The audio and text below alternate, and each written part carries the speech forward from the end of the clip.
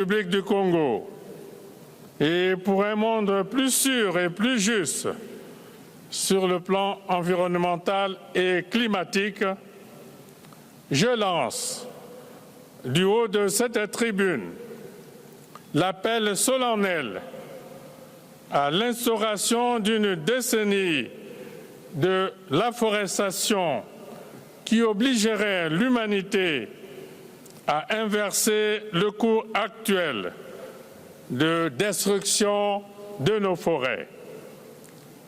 Bien plus qu'une solution, il s'agit d'un impératif de raison, l'afforestation apparaissant comme un réel cri de cœur qui nous interpelle tous. Et je vous remercie.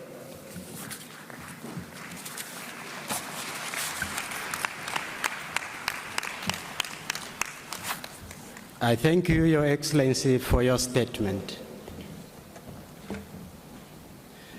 It is now my pleasure to welcome His Majesty King Abdullah II Ibn Al Hussein, King of the Hashemite Kingdom of Jordan.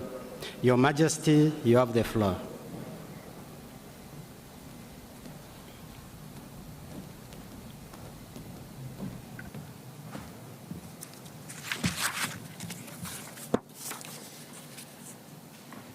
بسم الله الرحمن الرحيم. أخي فخامة الرئيس عبد الفتاح السيسي, Mr. Secretary General, Mr. President, my friends, يسرني في البداية أن أتوجه بالشكر والتقدير إلى أخي فخامة الرئيس عبد الفتاح السيسي وجمهورية مصر العربية الشقيقة حكومة وشعبا على حفاوة الاستقبال وحسن التنظيم لهذه القمة الدولية المهمة. Our meetings here carry forward 30 years of progress in the fight against climate change. Consensus has grown, goals have been set, yet the lethal dangers have been growing even faster. Every country is paying the price, and especially so in the developing world. COP27 now has an urgent task to kickstart a new level of climate action, transformative action that can achieve tangible results faster and more effectively. This is Jordan's commitment. Climate change is no stranger to us. We share similar climate threats with the entire region. Our rainfall average has dropped by almost half its levels over the past 5 decades, while the water share per capita fell by nearly 80%. The Dead Sea water levels are declining by 3 feet per year. Just around 7% of the water now flows in the Jordan River, compared to its historic average. Oases with rich biodiversity have disappeared within a few decades, while climate change and zero-sum policies are raising concerns for the future of the Nile and the historic rivers of Mesopotamia. In Jordan's case, rising temperatures and water scarcity have put heavy pressure on our limited resources strained further by unnatural population growth driven by the massive influx of refugees. The UN has recognized that global refugees and their hosts are among the most vulnerable to climate change. So to address this crisis, Jordan has put forward a climate refugee nexus initiative. It will prioritize support for host countries that bear the brunt of climate change. And I hope you will join us in endorsing this initiative. My friends, destructive climate change does not have to define our future. Today we have more expert knowledge, better practical tools, and more targeted approaches than ever before. The opportunities are immense if we will grasp them. Let me briefly touch on two important drivers of success. First is close integration between climate change action and economic development. This holistic approach reflects a basic reality in the 21st century. Sustainable economic development requires green resources and practices, and in turn, a greener world must provide for the aspirations of the world's people. We are starting to find solutions in renewable energy, water desalination, advanced irrigation technologies, and shifting to electric modes of transportation. Today, Jordan's Green Recovery Program goes hand in hand with our economic modernization vision. We are making the most of our country's significant solar and wind resources. Jordan is a leader in the region in clean energy production, with 29% of electricity powered by renewables, and we plan to reach 50% by 2030. In the meantime, Jordan has boosted our contribution to greenhouse gas reduction to double our 2030 goal. And across our economy, green-focused partnerships are set to create new jobs for a future of hope. And this brings me to a second driver of successful climate action: strong collaboration at the global and regional levels, as well as between public and private sectors, in order to target opportunities and match up resources and capabilities. And one critical area is financing for developing countries to mitigate climate damage and adapt to its impact. Jordan, with a track record of successful climate-responsive projects, is keen to serve as a regional hub for green growth. We are working in partnership with Egypt, Iraq, the United Arab Emirates, Saudi Arabia, Bahrain, and others to strengthen our entire region. In Jordan itself, we offer a wide array of opportunities for investment in climate-smart initiatives, green infrastructure, electric mobility, agriculture, and other sectors. We have joined with the UAE in Project Prosperity that will expand clean energy and water. Another innovative project is taking place at Aqaba's Marine Nature Reserve, where we and international partners will be helping find solutions to ocean climate crises far beyond our shores. And let me mention one more cause close to Jordan's heart: the urgent call to save World Heritage sites endangered by climate change. The Dead Sea and the sacred Jordan River are treasures of the past and legacies for our future. Our generation must not be the broken link. My friends, good or bad, the world's climate is indivisible. So must we be. In the fight for life on Earth, no one is a bystander. Every contribution counts. COP27 has brought us together to link forces and stand our ground.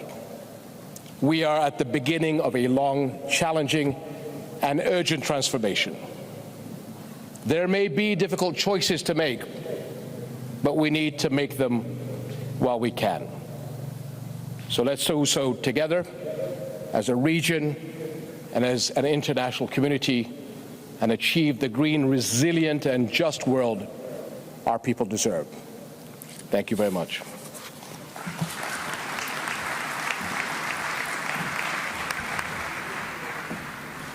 I thank you, Your Majesty, for your statement. It is my pleasure to welcome His Excellency Mr. Ali Bongo Ndimba, President of Gabon. Your Excellency, you have the floor.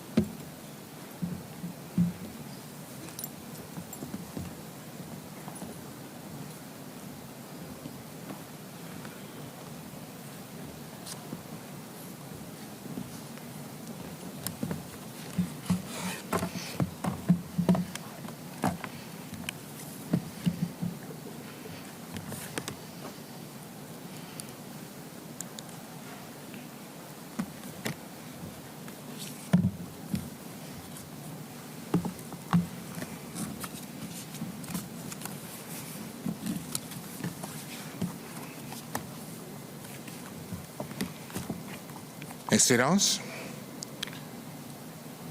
Mesdames et Messieurs les chefs d'État et de gouvernement, Mesdames et Messieurs, je tiens tout d'abord à adresser tous mes remerciements à mon très cher frère, Son Excellence M. Abdul al-Sisi, président de la République d'Égypte, pour l'organisation réussie de la 27e conférence des parties sur les changements climatiques. Un an après Glasgow et à quelques semaines avant la COP sur la biodiversité, la COP27 se tient à un moment crucial pour l'avenir de notre planète. Excellences, Mesdames et Messieurs, à Glasgow, nous avons constaté le gap considérable entre nos actions et nos engagements. Et c'est ici que nous devons rectifier cela.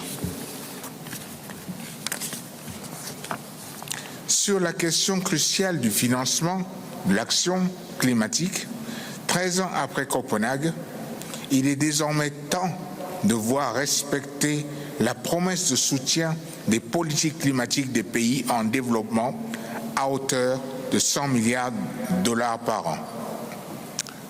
À titre d'exemple, la République gabonaise, comme les autres pays en développement, devrait pouvoir recevoir plusieurs centaines de millions de dollars par an issus de cette promesse. C'est ceci pour financer notre adaptation au changement climatique, notre juste transition énergétique et économique, et pour récompenser nos efforts de séquestration nette de carbone. Ce financement doit être transparent, effectif et surtout opérationnel. Malheureusement, la réalité sur le terrain en est très éloignée et l'Afrique consacre jusqu'à 9% de son PIB à la lutte contre le changement climatique. Cette question a été débattue au Gabon et dans le cadre de la Semaine africaine sur le climat, qui a réuni près de 2500 participants et dont je me fais aujourd'hui le porte-parole.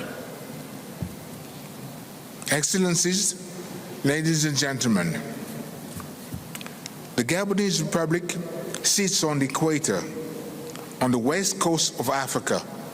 The tropical rainforests of the Ogwe Basin cover 88% of our country. As a result of 5 decades of strong forest governance, our deforestation rate has constantly remained well below 0.5%, and we are probably the most net carbon positive country on earth. Since I made a strong commitment to fighting climate change in Copenhagen, we have absorbed almost 1.5 billion tons of carbon dioxide from the atmosphere. As stated in our second NDC, Gabon has committed to remain carbon neutral beyond 2050. In addition, subject to investment in our forests and appropriate carbon payments, we hope to continue absorbing over 100 million tons of carbon dioxide per year. We are part of the Congo-Ogwe Basin, often referred to as the second lung of the planet. The Congo-Ogwe Basin stores almost 10 years of global carbon emissions. Our forests are proving more resilient to climate change than the other great forest basins, which makes us the healthier lung in the planet. Despite Gabon's high forest, low deforestation status, over the last decade, we have reduced our forest carbon emissions by 90 million tons, resulting in the recent validation by the UNFCCC of our Red Plus credit. This makes Gabon one of the Red Plus pioneers in Africa, and was evident during the Africa Climate Week that the eyes of the continent, and indeed the developing world, are focused on the efforts to commercialize these credits. If we are successful, it will encourage other nations to issue sovereign Red Plus credits, creating the enabling conditions for us to build on the modest voluntary forest carbon markets and capitalize on the potential of nature to join us in the fight against climate change. This will be a main theme during the One Forest Summit that I plan to co-host with President Macron in Libreville in March next year.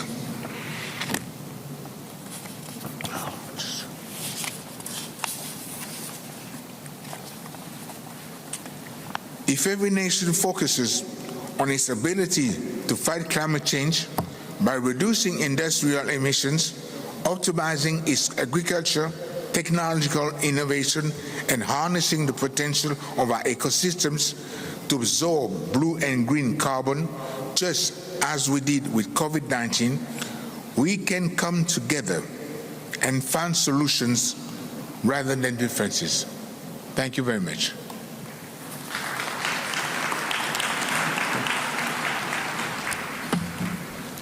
I thank you, Your Excellency, for your statement.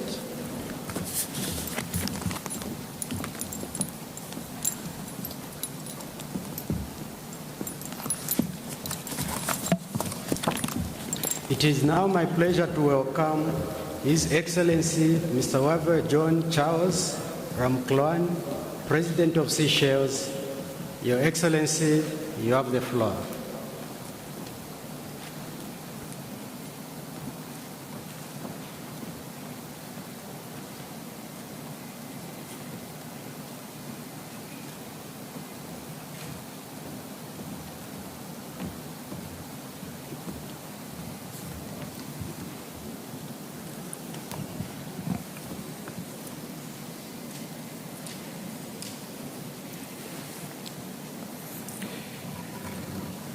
Mr. President, Excellencies, distinguished guests, ladies and gentlemen.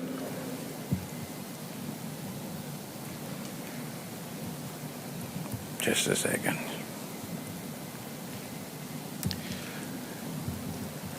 First of all, may I, on behalf of the people of Seychelles, express our support and solidarity with all nations that have experienced the terrible effects of climate change lately. We stand by you as you mourn those who have disappeared and as you rebuild your towns and villages. Many, especially our youth, are asking whether COP is a counting game. 26, 27, 28, or whether it is a real countdown to saving our planet. My wish and prayer is that we leave Sharm el-Sheikh, the city of peace, with a peace pact with our planet, that we make good decisions and pledges that will be followed by concrete actions instead of another set of promises that take too long to materialize. Like other islands, our contribution in the destruction of the planet is minimal, yet we suffer the most. For example, the carbon emissions of Seychelles are very low, and we clean up our CO2 plus that of the world through our mangroves and seagrass meadows, making us a zero contributor to the destruction of the planet. And yet, our islands are disappearing and our coasts are being destroyed.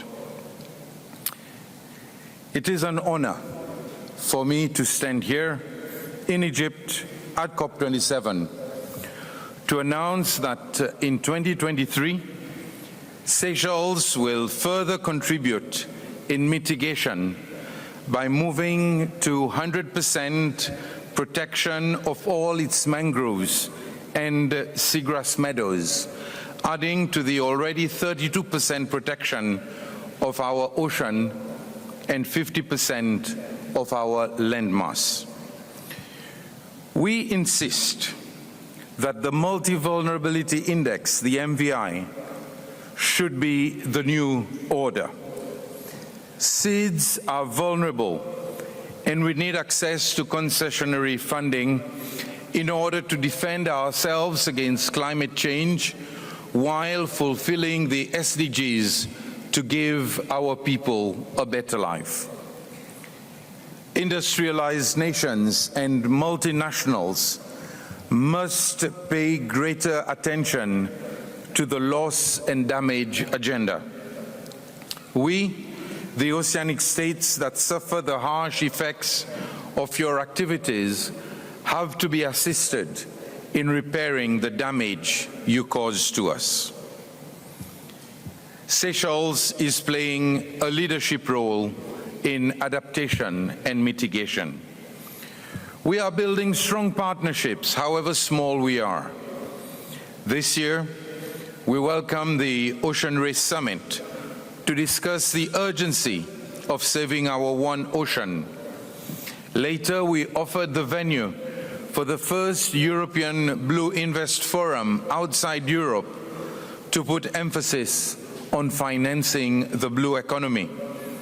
And late last month, we welcomed Prince Albert of Monaco and the Monaco Research Expedition in the search of resilient corals. And of course, we are also active in promoting the Great Blue Wall project. Seychelles remains a serious partner on whom the world can count on in the protection of the planet. My call is for us to be very good partners. Let us give our youth a better planet, and may we leave Egypt with enhanced hope and commitment to save our one and only blue planet. I thank you.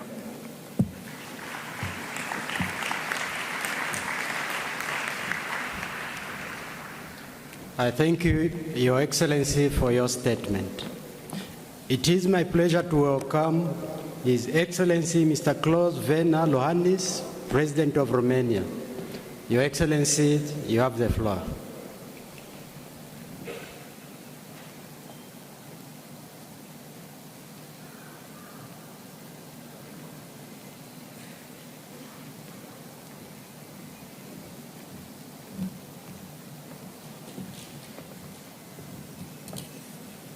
Mr. President, Excellencies, ladies and gentlemen, the times we live in are the most challenging in a generation. We face a war on the European continent with global effects, energy insecurity, food shortages, and economic instability. These should not divert our attention from climate change. On the contrary, delivering on climate is key to addressing many of these challenges and safeguarding the well-being of present and future generations. Climate change is not an abstract concept, but a daily reality with consequences on human health, nature, and the economy. My country, Romania, experienced this year severe drought with negative implications regarding access to water, food production, and power generation. Therefore, adaptation efforts are crucial to increase the resilience of societies and ecosystems facing climate risks.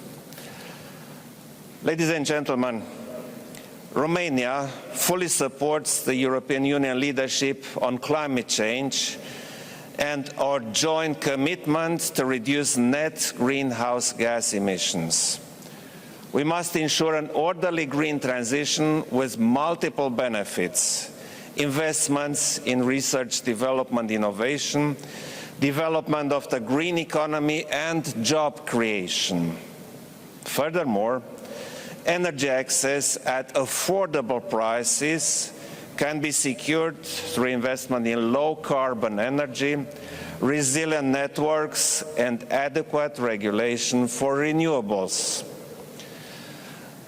The costs of climate inaction exceeds by far the cost of action.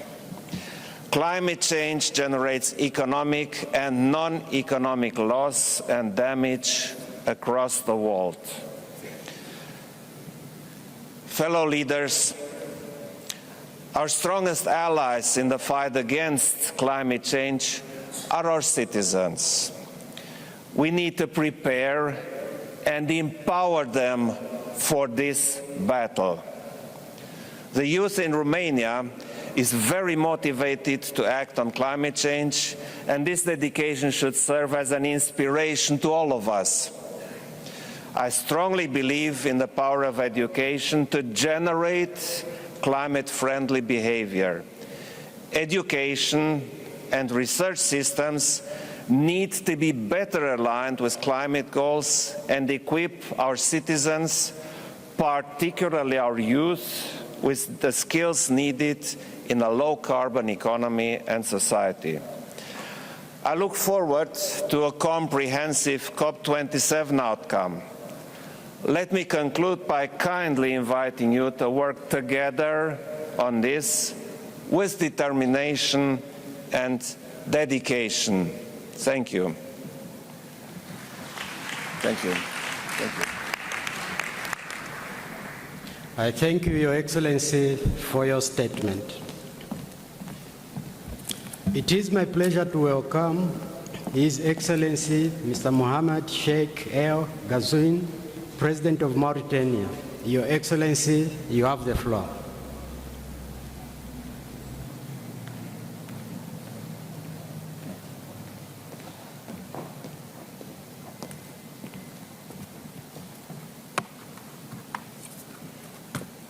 بسم الله الرحمن الرحيم.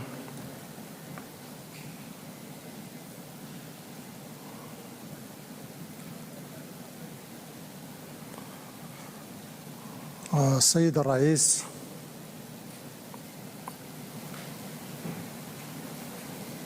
أصحاب الجلالة والفخامة والسمو،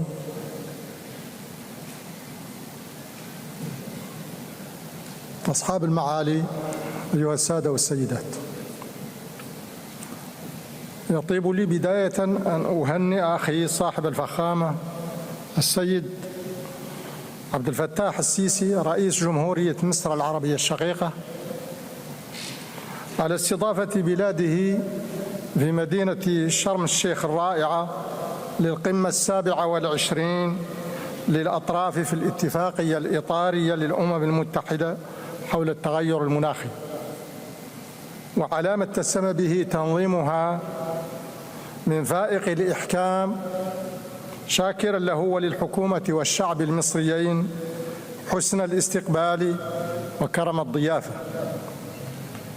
كما أود أن أعبر عن تقديرنا لمعالي الأمين العام للأمم المتحدة السيد أنطونيو غوتيريش وسائر معاونيه للجهود التي يبذلونها في تحفيز وتنسيق الجهود الدولية في سبيل مواجهة مختلف التحديات البيئية. أيها السادة والسيدات،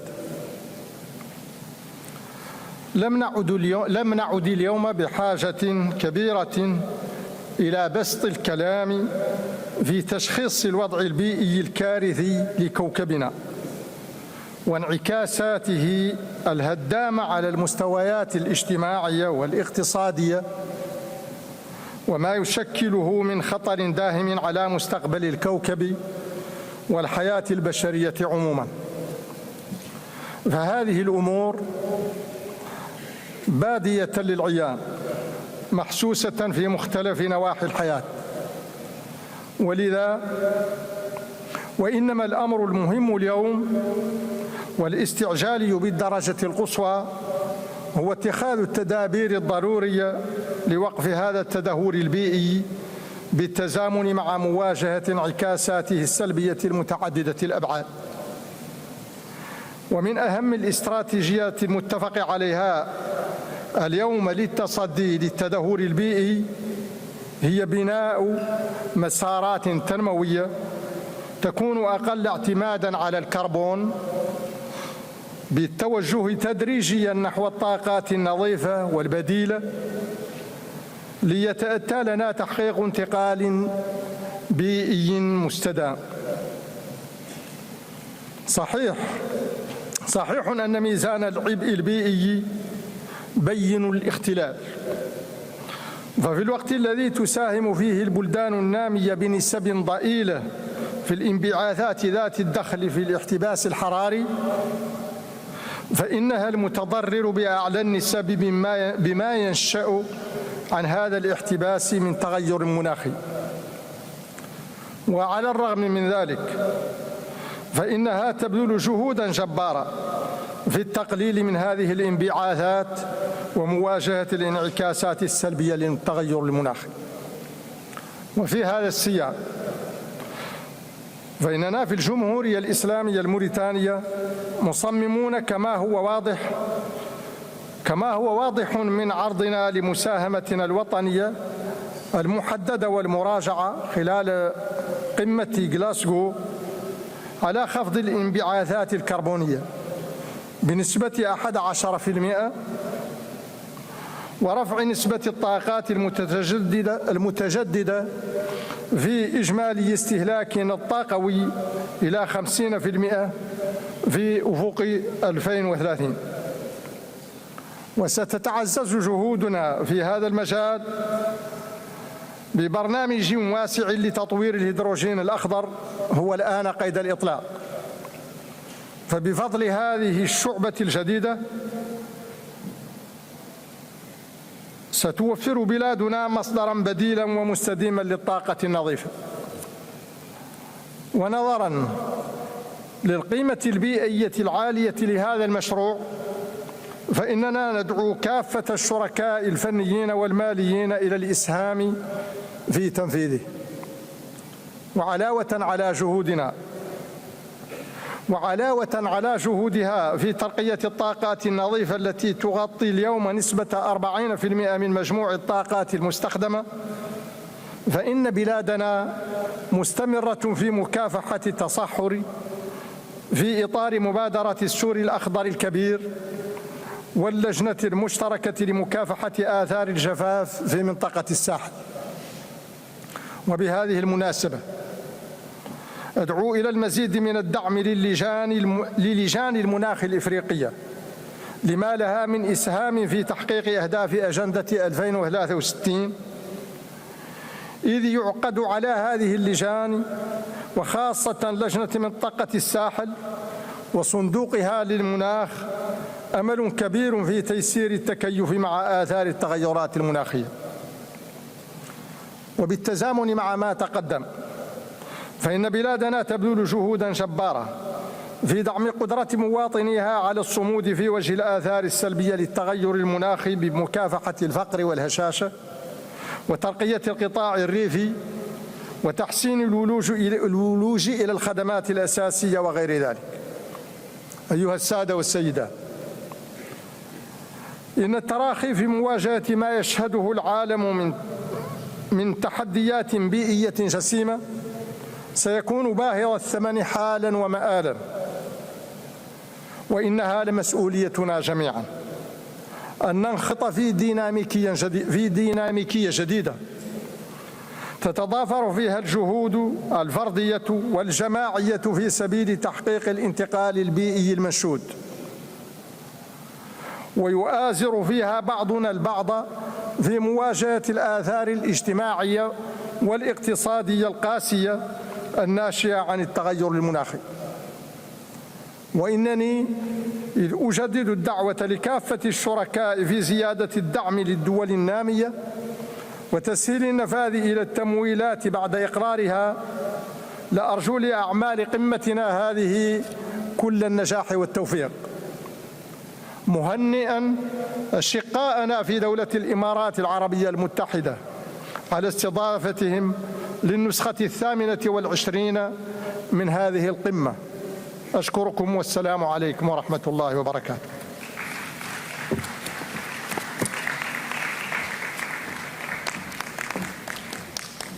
I thank you, Your Excellency, for your statement. It is my pleasure to welcome His Excellency Mr. Emmanuel Macron, President of France. Your Excellency, you have the floor.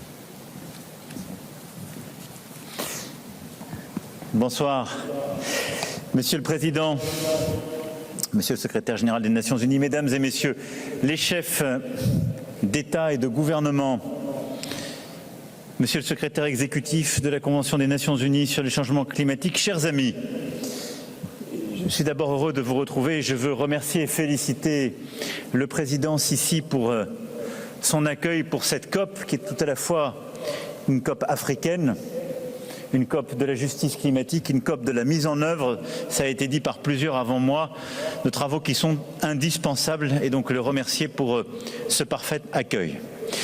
Nous étions ensemble il y a un an à Glasgow où nous avons ensemble relevé nos ambitions et où nous avons fait le constat des avancées mais également pris plusieurs dispositions. Tout ce qui a été dit à Glasgow reste et doit rester valable. Parce que même si notre monde n'est plus le même, le climat ne saurait être la variable d'ajustement de la guerre lancée par la Russie sur le sol ukrainien. En effet, l'agression de la Russie contre l'Ukraine a non seulement ramené la guerre sur le sol européen, mais elle a aussi plongé le monde entier dans une grave période d'incertitude, de tensions énergétiques, alimentaires, de difficultés ajoutées à difficultés, en particulier pour nombre de pays du continent africain et du pourtour méditerranéen. Et cette crise venant quelques mois après la pandémie, s'ajoutant aux autres crises, pourrait faire céder beaucoup en disant, au fond, nous avons d'autres priorités, le climat pourrait attendre. Mais dans le même temps, nous voyons nombre de nos États qui sont frappés par les conséquences même du dérèglement climatique et qui, si besoin en était, nous démontrent une fois encore que l'urgence climatique est bien là, elle n'est pas pour demain. Et donc nous n'avons au fond qu'une obligation, celle de continuer d'agir sur l'atténuation, sur l'adaptation, sur la préparation aux crises et la réparation face aux crises et aux dérèglements, tout en vivant cette période de choc, de retour de la guerre et de ses conséquences sur notre sol. Pour ce faire, je voulais ici, après les chefs d'État et de gouvernement qui m'ont précédé et avant plusieurs autres, dire quelques mots simples. Le premier, nous ne sacrifierons pas nos engagements climatiques sous la menace énergétique de la Russie. Et donc, l'ensemble des engagements tenus par les pays doivent se poursuivre. Pour les pays les plus riches, en particulier les pays européens dont la France, ça a été le dépôt de nos stratégies nationales conformément à nos engagements. Ça doit être maintenant le respect de celles-ci. C'est une ligne d'action qui est le Fit for 55 et le plan européen de réduction de nos émissions à hauteur de 55% de baisse pour 2030. Et c'est au fond une stratégie qui va beaucoup reposer sur la sobriété énergétique, sur le développement accéléré des renouvelables et des solutions qui permettent de nous passer manière durable des fossiles, comme l'accélération du nucléaire.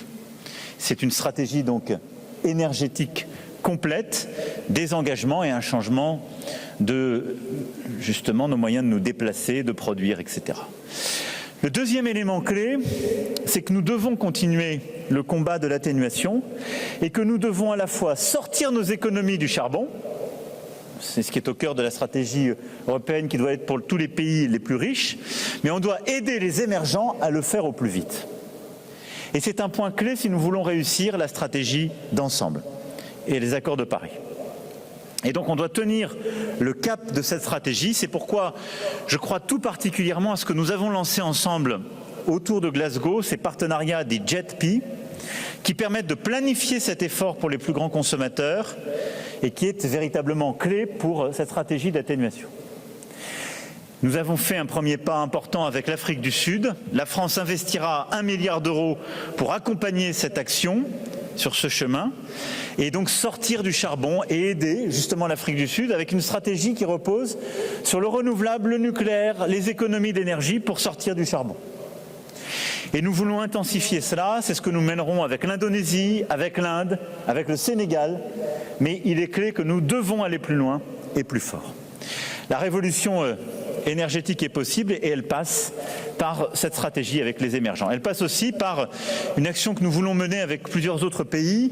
L'Inde a donné le là avec une stratégie très ambitieuse. Le Kenya comme le Rwanda ont aussi ouvert des stratégies très ambitieuses sur ces matières en ayant véritablement des stratégies renouvelables accélérées et que nous continuerons d'accompagner très fortement parce que, là aussi, les énergies renouvelables sont de moins en moins chères, de plus en plus sûres et évidemment moins carbonées que les autres. Et dans ce contexte que nous vivons, elles démontrent toute leur pertinence. Troisième grand message que je veux ici vous donner, c'est qu'au fond, nous ne devons pas oublier que cette bataille pour le climat, contre le dérèglement climatique, est de manière indissociable une bataille pour la biodiversité. Et que ces deux combats sont jumeaux. Et je le dis avant le rendez-vous important de Montréal, et je le dis après les One Planet Summit que nous avons tenus depuis le début de l'année 2021 sur ces sujets.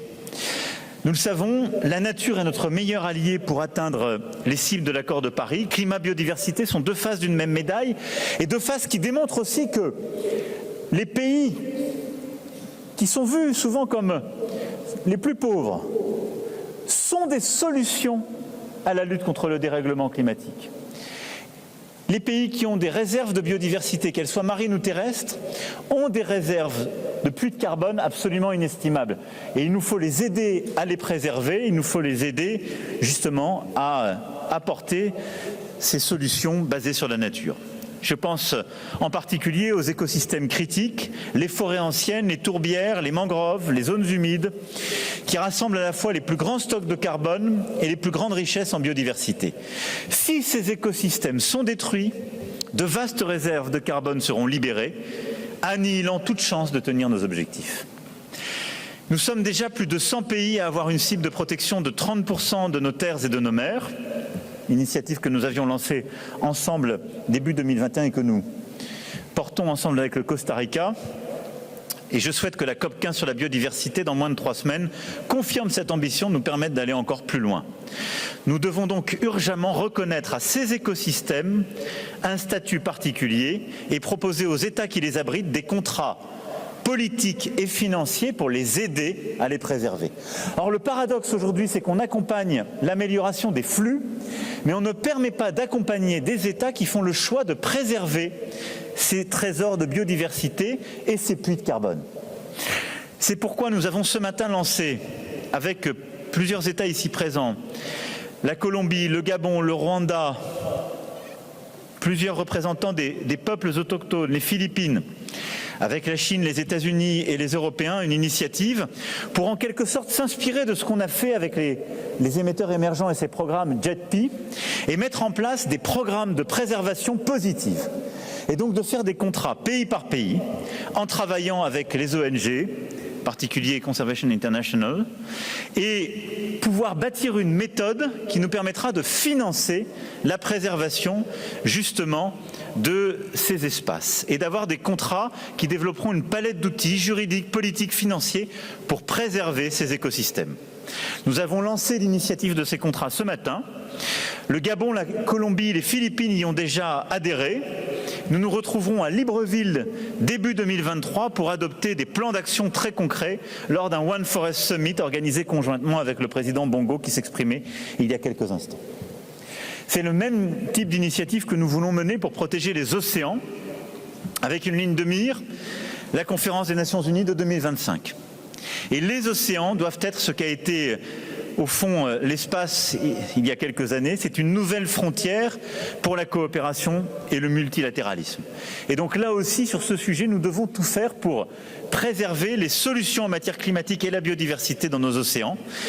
Et je veux ici être très clair, la France sera au rendez-vous de ses engagements et fidèle à ce que j'ai déjà dit. C'est pourquoi la France soutient l'interdiction de toute exploitation des grands fonds marins. J'assume cette position et la porterai dans les enceintes internationales. Plus largement, nous avons lancé ce matin un groupe de haut niveau pour bâtir une méthodologie pour les crédits biodiversité et pour permettre là aussi, à horizon premier trimestre 2023, d'avoir une méthode commune. Puis le dernier point, le quatrième que je souhaitais faire, c'est évidemment celui de la justice climatique. Nous avons pris des engagements et il y a aujourd'hui une confiance qui est en train de s'effriter, pour ne pas dire davantage, entre le Nord et le Sud. Et ce que j'ai dit il y a quelques semaines à la tribune des Nations Unies pour dire qu'il nous fallait éviter cette grande division du monde sur le sujet de la guerre est tout aussi vrai sur le sujet du climat. Au fond, beaucoup de pays nous entendent parler de 100 milliards depuis Copenhague et se disent on ne voit pas l'argent arriver. Nous devons aller au bout de la solidarité financière. On est à 82 milliards d'engagés. On doit, dans les tout prochains mois, aller aux 100 milliards, aider à convaincre les derniers pays riches qui n'ont pas pris tous leurs engagements. Mais surtout, on doit débourser beaucoup plus vite et trouver des mécanismes, qu'ils soient bilatéraux ou multilatéraux, pour être au rendez-vous de ces décaissements pour que cet argent arrive vers le Grand Sud. Sinon, la confiance s'effondrera. Et donc, les 100 milliards très vite, on n'est qu'à 82, mais surtout la réalité sur le terrain beaucoup plus vite encore pour être au rendez-vous. La deuxième chose, c'est qu'on doit être au rendez-vous dans cette solidarité de l'adaptation. La France s'y attelle en investissant chaque année 6 milliards d'euros, ce qui est notre juste part de ces efforts, conforme à nos engagements de Copenhague et de Paris. Et parmi ces 6 milliards, nous dédions 2 milliards sur l'adaptation. Là aussi, tous les pays riches doivent être au rendez-vous de ces engagements et je tâcherai dans les prochaines semaines avec plusieurs de mes camarades ici d'aller convaincre celles et ceux qui ne sont pas encore là parce qu'il y a parfois des blocages politiques et je veux saluer la bonne volonté de beaucoup de dirigeants qui sont aussi présents dans cette salle et qui sont parfois bloqués dans leur propre pays et qui ne peuvent pas avancer aussi vite qu'ils le voudraient. Au-delà de ces chiffres, nous devons avoir des projets concrets avec les zones les plus touchées, dans le cadre d'un partenariat qui fait vivre cette justice. C'est ce que nous avons voulu lancer avec la Grande Muraille Verte, du Sahel à la Corne de l'Afrique. Elle produit des résultats. Nous avons eu un niveau record d'engagement dès le début de l'année 2021 avec près de 19 milliards d'euros, mais surtout on a déjà, l'année dernière, décaissé 2,5 milliards d'euros sur le terrain,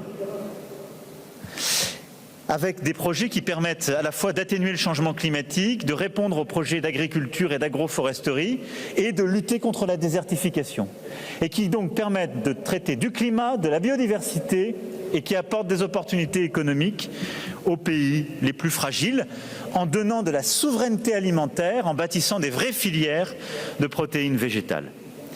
Là aussi, ce dont nous avons besoin, c'est d'aller plus vite, de bâtir des partenariats plus efficaces encore avec les organisations non gouvernementales de terrain, avec les entrepreneuses et entrepreneurs du terrain pour répondre à ce défi de la justice climatique. Mais nous devons aujourd'hui, je le disais, aller plus loin que les 100 milliards, plus loin que ces initiatives déjà prises. Et je finirai mon propos sur ce point. Nous avons besoin d'un grand choc de financement concessionnel. Et il est au cœur du débat qu'avec raison beaucoup ont mis sur la table, celui des pertes et préjudices. Et moi, je veux saluer le courage, la force de beaucoup de leaders africains, caribéens, pacifiques, latino-américains qui ont porté ce débat en nous disant « on pourrait vous parler du passé ». Parce que la justice n'a pas toujours été au rendez-vous.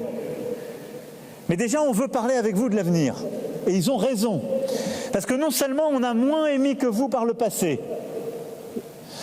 non seulement parfois vous nous avez empêchés de nous développer comme on voulait le faire, mais on va être touchés par les conséquences de ce qui arrive parfois plus vite que vous. Parce que nous sommes des petites îles vulnérables, parce que nous avons un trait de côte qui est plus bousculé, parce que nous avons des réalités géographiques qui nous rendent plus fragiles et vulnérables que vous. Et ils ont raison. C'est un débat qui est juste. Mais surtout, tous les pays à revenus intermédiaires, certains émergents, les pays les plus pauvres, ils nous ont tous vus, nous les pays les plus riches, au moment de la pandémie. Parce que nous avions un choc qui était un choc qui touchait tout le monde de manière, au fond, symétrique. Et on a fait des choses exceptionnelles.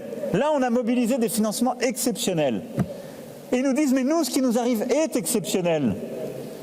La fin de l'eau sur notre sol, les bouleversements qui nous rendent la vie impossible. Et là, vous voulez nous expliquer qu'on revient au business as usual.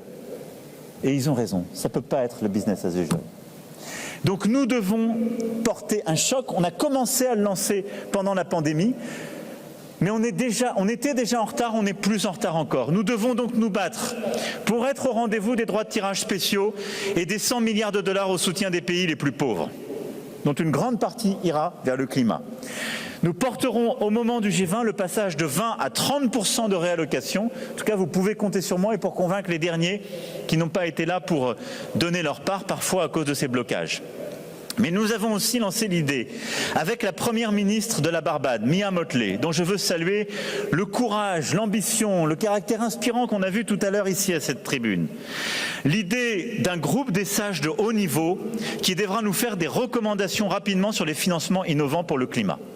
Et donc, au printemps prochain, pas dans 1 an, 2 ans, au printemps prochain, nous avons demandé au FMI, à la Banque mondiale, à l'OCDE, de nous proposer des solutions très concrètes pour activer ces mécanismes financiers innovants, pour nous permettre de développer l'accès à des liquidités nouvelles, des capacités de prêt nouvelles, pour des pays, y compris des pays à revenus intermédiaires, qui sont touchés par ces chocs, et pour ensemble aussi nous proposer des solutions qui prennent en compte la vulnérabilité climatique de beaucoup de pays. Et pour mobiliser des financements exceptionnels privés, des financements exceptionnels publics et privés, mais surtout pour nous tous ensemble changer nos règles, les règles de nos grandes banques internationales, de nos banques de développement, du FMI, de la Banque mondiale et de nos grands prêteurs. En disant ce qu'on vous demande sur la dette, ce qu'on vous demande sur les remboursements, ce qu'on vous demande en termes de garantie, quand vous êtes frappé par un choc climatique, quand vous êtes la victime d'un accident climatique, on doit en quelque sorte le suspendre et le prendre en compte. C'est ça le sujet des pertes et préjudices. Et donc nous devons, avec les émergents, avec les pays en développement, avec les pays à revenus intermédiaires, faire ce travail pour transformer complètement notre logique, sinon il sera trop tard. Le rendez-vous est pris. En partenariat avec la Première ministre de la Barbade, Mia Mottley, nous porterons cette initiative pour que le printemps prochain, on ait ce groupe de haut niveau qui nous fasse ces propositions et qu'on porte un changement de nos règles, de nos textes, de notre fonctionnement dès les journées de printemps du FMI, de la Banque mondiale et de tous nos grands acteurs institutionnels et de nos investisseurs. C'est ça la mise en œuvre pratique. On ne peut pas attendre la prochaine COP, il faut que ce soit dans 6 mois. J'ai déjà été trop long et je m'en excuse, mais la mise en œuvre a commencé. Ne nous laissons pas ralentir, parce qu'au fond, toutes ces crises successives nous disent la même chose. Les injustices du monde dans lequel nous vivons sont devenues insoutenables. Les crises aggravent ces injustices et donc nous ne pouvons nous en sortir que par une recomposition profonde de nos mécanismes de solidarité publics, privés et des règles qui sont les nôtres. C'est cela que nous devons changer, rien de moins. Et c'est cela que cette COP africaine, accueillie par l'Égypte, que je remercie une fois encore, doit nous permettre de faire. Merci à toutes et tous. Merci beaucoup. Merci, Madame la Présidente.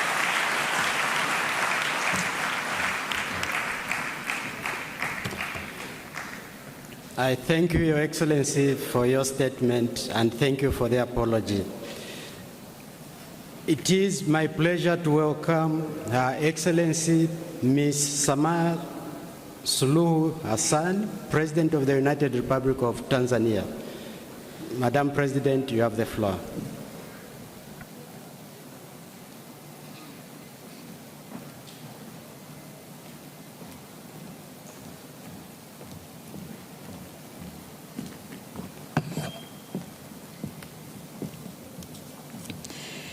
Your Excellency the President, Excellencies, heads of state and government, ladies and gentlemen, Mr. President, Sisi, thank you for convening us and for a timely theme, delivering for people and the planet.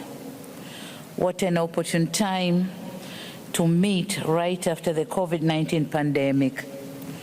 A time to reflect on COVID-19 effects to nature, people, and prosperity.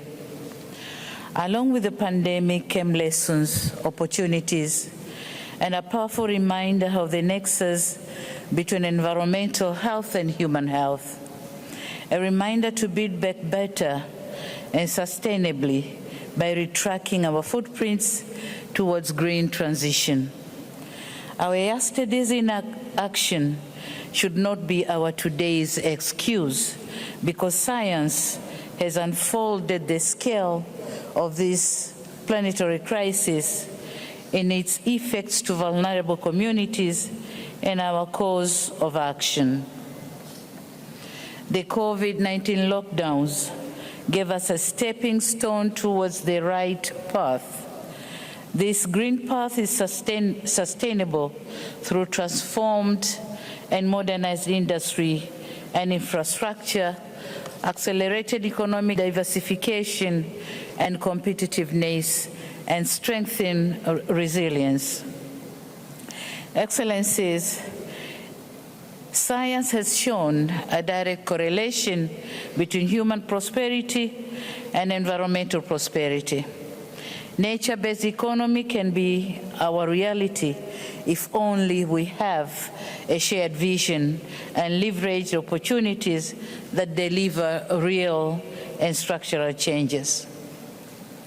We are in Sharm el-Sheikh, a city in a continent whose economy relies explicitly on natural resources, a continent where millions of its vulnerable communities are grappling with poor public health, greenhouse gas emissions, and loss of livelihoods due to severe climatic effects. Delays on concrete actions to address loss and damage leaves us with no choice but to realign our meager financial resources to build a climate-resilient economy that ensures survival of the bigger segment of our population that depends on agriculture for livelihood, and to save the looming decline of our gross national product, of which agriculture accounts for a greater share. On another hand, inaction means risking our development agenda and prosperity.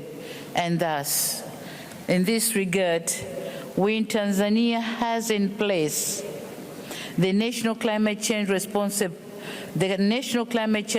Strategy and the National Determined Contributions, which set targets of reducing greenhouse gases emissions economy-wide between 30 to 35% by 2030. With an estimated $19.2 billion as cost of implementation. Now the question is, how on earth the country like Tanzania raise this amount of money for mitigation and adaptation of the climate effects. Nevertheless, showing the political will, Tanzania is continuing to construct and expand rapid transport networks that are expected to reduce more than 900 million tons of carbon generated each year. We are also determined to increase the use of renewable energy sources from 60% in 2015 to 80% in 2025. Tanzania also is committed to preserve 48 million hectares of forest, and this is about 55% of the total land area of the country. And on top of that, we are planting 200 million trees in every 3 years. All we are asking here is for an alignment of global carbon prices to help generate resources from these carbon sinks. Excellencies, this is the type of leadership exhibited by the developing countries that lack technological know-how, lacking financial and human capacities, having limited scientific information at our fingertips. Yet with these limitations, our part of the world is asked to choose life or death. The question is, do we have an option? Unless we do it together. And in this regard, we urge developed countries, especially the G20, to fulfill their commitments. We call upon effective implementation of technology transfer while unlocking climate finance to fund our national determined contributions. We are also urging the developed world to raise their subsequent NDC's ambitions to halt greenhouse gas emissions from crossing the irreversible tipping point of atmospheric concentration of carbon dioxide. Having said that, Excellencies, I thank you for your kind attention. Thank you very much.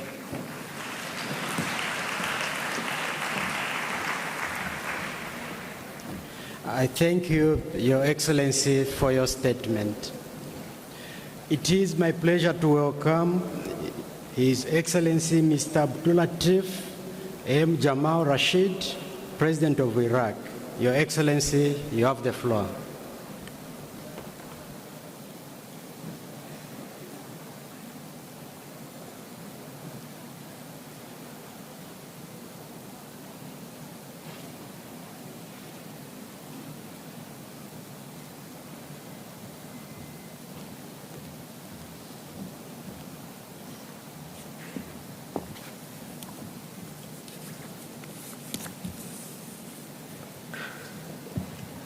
سيد الرئيس، اسمح لي في البداية بأن نحيي الرئيس عبد الفتاح السيسي ونؤيد باسم جمهورية العراق مقترح الرئيس السيسي لوقف الحرب في أوكرانيا ونشكره على هذا المقترح.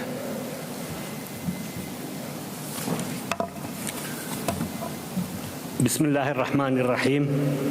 فخامة الأخ الرئيس عبد الفتاح السيسي رئيس جمهورية مصر العربية المحترم، الأخوة أصحاب الجلالة والفخامة والسمو والمعالي الملوك والرؤساء والأمراء ورؤساء الحكومات والوزراء المحترمين، السادة الحضور الكرام، اسمحوا لي بالتعبير عن الشكر والامتنان للأخوة في جمهورية مصر العربية لحسن استقبالهم وما بذلوا من جهد لنجاح المؤتمر الذي يشكل علامة مهمة في مساعينا لمواجهة التحديات المناخ والحرص على خلق استجابات البيئية الفعالة تجاه ما يواجه الكوكب من التغييرات في المناخ وما ينتج عن ذلك من آثار أخرى على الاقتصاد والصحة. على هذا الصعيد فإن التحدي الأبرز الذي نواجهه في العراق هو مشكلة المياه، وهذا ما قد يثير الدهشة فعلا. إذن ما كان في فكرنا بأن بلاد الرافدين تواجه الشحة في المياه بعد فترات طويلة كانت الفيضانات فيها مشكلة أساسية للسكان والزراعة والحياة. لقد دفعت هذه الأزمة الجهات الحكومية إلى تقنين السياسة الزراعية وتقليصها في المناطق التي تعتمد الري في الزراعة، وهذا ما يلقي بظلاله على الحياة والأرزاق المجتمع الزراعي العراقي وعلى عموم السكان، بالإضافة إلى ما ينتج من ارتفاع نسبة التصحر ومضار البيئية والصحية والاقتصادية أخرى. في هذا الجانب فإن مساحات شاسعة من أهوال الجنوب العراق التي تم تجفيفها في الفترات الدكتاتورية والتي سعينا ما بعد 2003 إلى أحيائها عادت مؤخرا لتواجه مشكلات الجفاف تحت تأثير انحسار مناسيب المياه الواردة لتلك المساحات. تضاعفت الأزمة مع شحة الأمطار والجفاف خلال الأعوام الأخيرة، فتضررت الزراعة بسبب ذلك مباشرة، وكان هذا أيضا ما ضاعف مشكلات التصحر وفرض تحديات الخطيرة على الثروة الزراعية والحيوانية. وبموجب هذا فقد عملت السلطات المائية في الحكومة العراقية مع الأخوة في الجمهورية التركية والجمهورية الإسلامية الإيرانية من أجل حصة عادلة من المياه لنهري دجلة والفرات والروافد، وبعد ذلك للأهوار التي تشكل جزءا حيويا من تاريخ الحضارات البشرية وجانبا أساسيا في تدعيم الحياة ببلدنا، حيث كانت دائما عاملا أساسيا في الحفاظ على التوازن البيئي ليس للعراق فحسب وإنما لعموم المنطقة. الجفاف المتزايد في بلدنا يشكل تحديا خطيرا لمعيشة المواطنين واقتصاد الدولة، لكن أيضا يؤثر على الحياة والبيئة في المنطقة بشكل عام وحتى على نقص المساحات الخضراء من العالم. وما زلنا نأمل بتعاون أوسع ننتظره من السلطات المائية والسياسية في البلدين الجارين وخصوصا من الأخوة في تركيا. لقد كان من المؤسف أن كثير من الخطط التنمية الزراعية وتحسين البيئة انتكست بظروف العنف والإرهاب، وكانت صفحة الاحتلال بعض المدن والقرى العراقية من قبل التنظيم الإجرامي الداعش من أخطر التحديات التي تضررت بموجبها مساحات كبيرة من الحقول والبساتين. أشير هذا إلى أن التصحر بات يهدد ما يقارب 40% من مساحة بلدنا، من بعد ما كان واحدا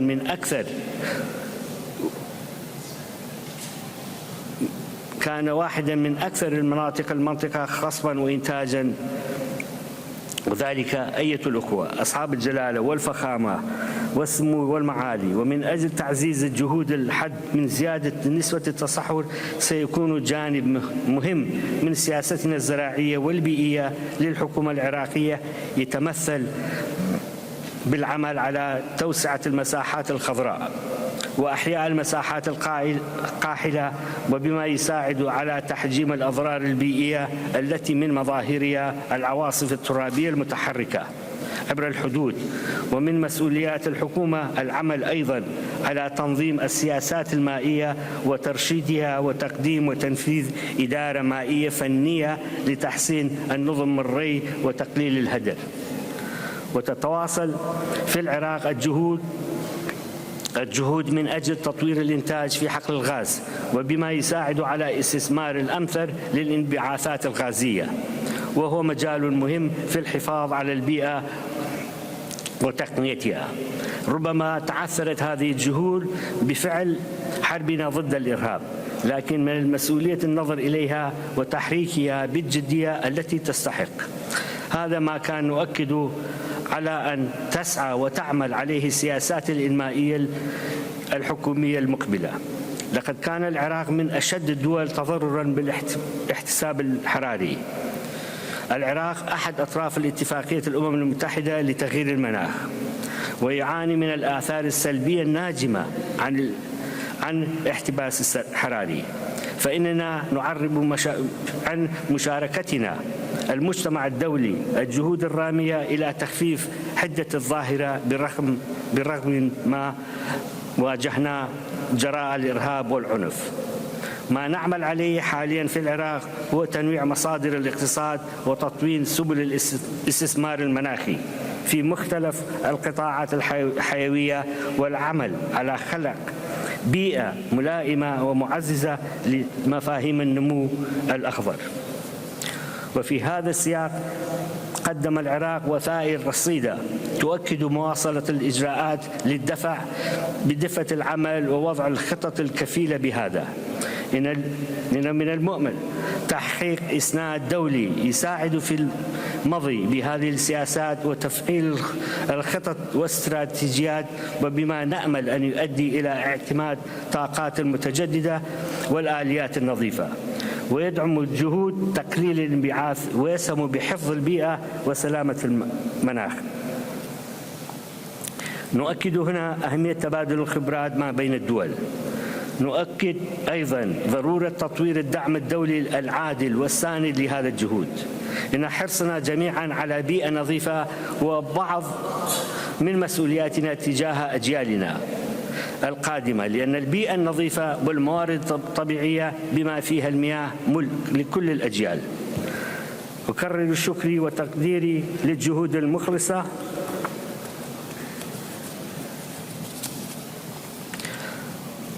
وأحر تمنياتي بالنجاح للمؤتمر، وأن يكون خطوة مهمة في إطار الجهد الإنساني الرامي إلى تكريس الشراكة الفاعلة والمنتجة ما بين الجميع من أجل الحفاظ على حياة ونقاء المناخ للكوكب. والسلام عليكم ورحمة الله وبركاته.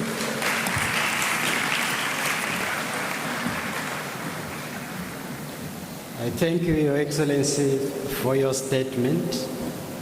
It is now my pleasure to welcome Her Excellency Ms. Suzanne Kaptuvo, President of Slovakia. Your Excellency, you have the floor.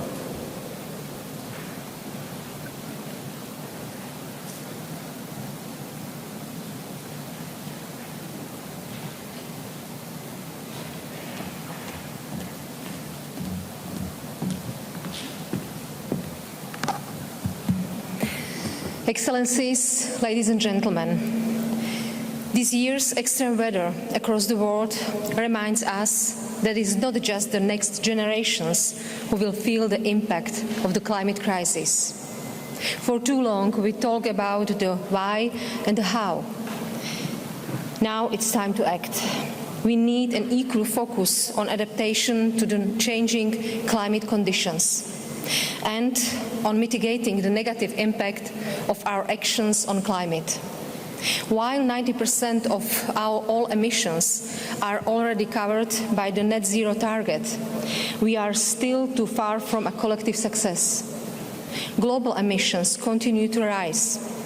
It's not enough to have targets. We must turn them into concrete national steps that will lead us to net zero. By 2030, Slovakia will cut our greenhouse gas emissions by 55% compared to 2005 level. We are joining the Global Methane Pledge initiative, and we are starting the biggest decarbonization of our economy. This will reduce our industrial CO2 emissions by more than 40% by 2030. It's clear that the climate emergency will not wait until the current energy crisis is over. Short-sighted solutions, such as switching from gas to coal, will only speed up our planet's destruction. In Slovakia, we are sticking to the plan to close down coal power plants next year, despite the record energy prices. We must move faster towards clean energy and renewables, including geothermal.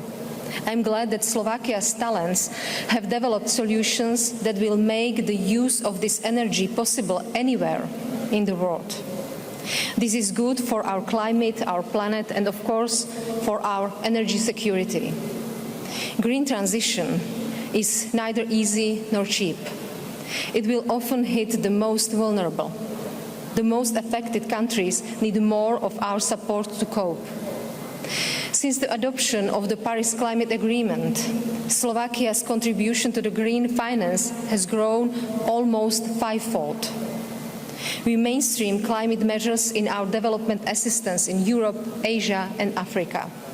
In Kenya alone, we supported 16,000 farmers by planting 1 million cashew trees so their produce is local and sustainable. But governments alone won't address the climate crisis. Private and innovative financing must step in so everyone does their fair share. Excellencies, the climate emergency is here and now. The ocean levels are rising. We are losing biodiversity at record speed. The global food crisis, induced by the climate change and worsened by Russia's weaponization of grain exports, is forcing millions of people out of their homes. These crises demonstrate our collective fragility. Our bolder commitments, our better and faster delivery on our climate targets must make this COP a milestone. The milestone which will transform our collective fragility into our collective resilience. Thank you.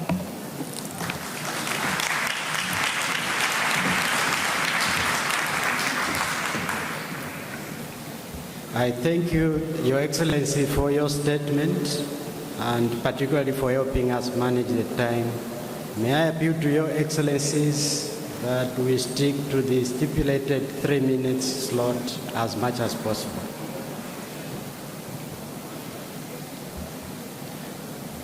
It is now my pleasure to welcome His Excellency Mr. Faustin Archange Touadera, President of the Central African Republic. Your Excellency, you have the floor.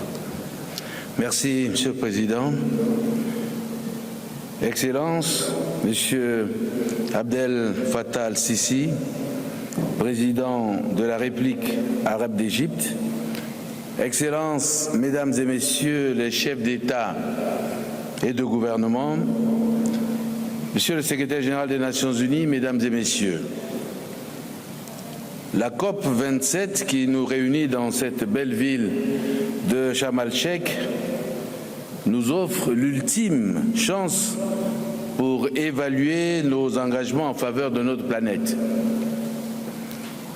Les crises climatiques exceptionnelles de ces dernières années ont eu des effets dévastateurs de grande portée sur la survie de l'humanité, sur l'économie et le social, sur la viabilité de l'environnement, sur la gouvernance, sur la paix et la sécurité mondiale. Disons-le clairement, les pays riches, grands pollueurs, sont les principaux auteurs de cette mise en danger de l'humanité. L'Afrique, dont la contribution aux émissions des gaz à effet de serre est négligeable, car inférieure à 4%, ne doit pas continuer à payer pour des crimes qu'elle n'a pas commis. En vertu de leur responsabilité historique dans la détérioration du climat, les pays riches doivent aider les pays pauvres à appliquer leur plan d'action national de réduction à caractère volontaire. Excellences, Mesdames et Messieurs, pays sous-développés, la République centrafricaine compte exercer son droit de souveraineté permanente sur les ressources naturelles pour exploiter ses forêts dans l'intérêt du développement national et du bien-être de sa population. Cependant, fidèle à ses engagements internationaux et conscient de ses responsabilités dans la préservation du second massif forestier du monde, véritable poumon écologique de la planète, mon pays poursuit les efforts aux côtés des autres pays du bassin du Congo pour une exploitation rationnelle et durable des ressources forestières à travers la mise en œuvre des plans d'aménagement. Malheureusement, la promesse de Glasgow de 1,5 milliard de dollars américains destinés aux pays du bassin du Congo n'a pas été équitablement répartie, afin de permettre à chaque pays de créer les conditions de résilience climatique et favoriser un développement sobre en carbone. Par ailleurs, nous demandons la réalisation des promesses faites par les pays développés, les organisations internationales et les secteurs privés de mobiliser 100 milliards de dollars américains par an afin de répondre aux besoins prioritaires des pays en développement. La République centrafricaine réaffirme ici son adhésion à la position commune africaine et à celle du groupe des 77 plus la Chine sur les négociations du nouveau régime climat. Il s'agit ici de prendre en compte les financements des actions climatiques, de doubler l'enveloppe de l'adaptation décidée lors de la COP26, de sortir de cette conférence avec une décision sur les financements des pertes et préjudices ainsi que les moyens nécessaires pour assurer la mise en œuvre de nos contributions déterminées au niveau national. Du haut de cette tribune, je demande la prise en compte de la situation particulière de l'Afrique dans le cadre de la lutte contre les changements climatiques. C'est la condition sine qua non pour atteindre la neutralité carbone en 2050, enrayer l'érosion de la biodiversité et sauver notre planète qui s'effondre. Que Dieu protège l'humanité tout entière. Je vous remercie. Merci. I thank you, Your Excellency, for your statement. It is my pleasure to welcome His Excellency, Mr. Felipe Jacinto Nyusi, President of Mozambique. Your Excellency, you have the floor.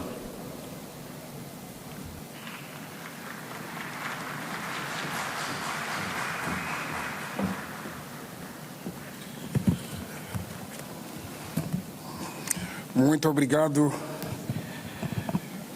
Senhor Presidente desta sessão, Excelências Chefes de Estado e de Governo, minhas senhoras e meus senhores. Tenho o privilégio singular de, em nome dos moçambicanos e do meu governo, dirigir-me a este debate da COP27 num contexto de recuperação pós-Covid-19 e de eventos climáticos extremos que minam a agenda global do desenvolvimento sustentável.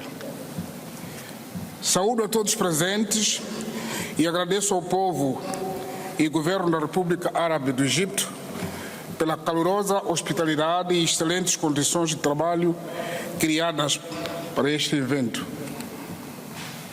Senhor Presidente, felicito pela sua nomeação. Moçambique é um dos países mais expostos a ameaças decorrentes das mudanças climáticas, caracterizadas por ciclones tropicais, cheias e secas cíclicas que exigem medidas de adaptação e de resiliência mais assertivas. Por este motivo, muitas ações temos estado a desenvolver.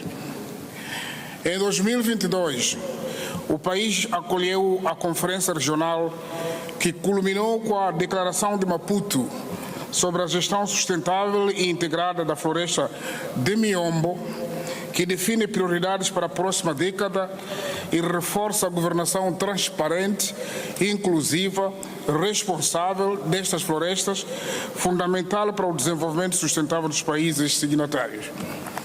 Recordamos-vos que em África as florestas de Miombo formam o maior ecossistema de florestas tropicais, essencial para o sequestro do carbono. Igualmente, Moçambique acolheu em setembro a reunião ministerial da SADC, que aprovou a declaração de Maputo sobre aviso prévio e ação antecipada da SADC, essencial na resposta com base no impacto, demonstrando o empenho individual e coletivo dos Estados-membros na defesa da natureza e redução do risco de desastres decorrentes de mudanças climáticas.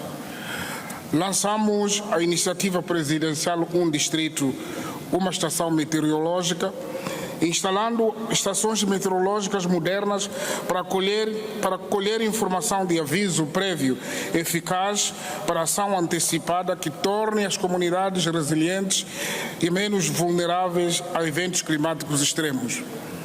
Acolhemos o Centro de Operações Humanitárias e de Emergência da SADC desde 2021, em Nacala, para coordenar a resposta a emergências na África Austral, com apoio e colaboração de parceiros bilaterais e multilaterais de desenvolvimento e da sociedade civil, evitando perda de vidas e danos devido a desastres.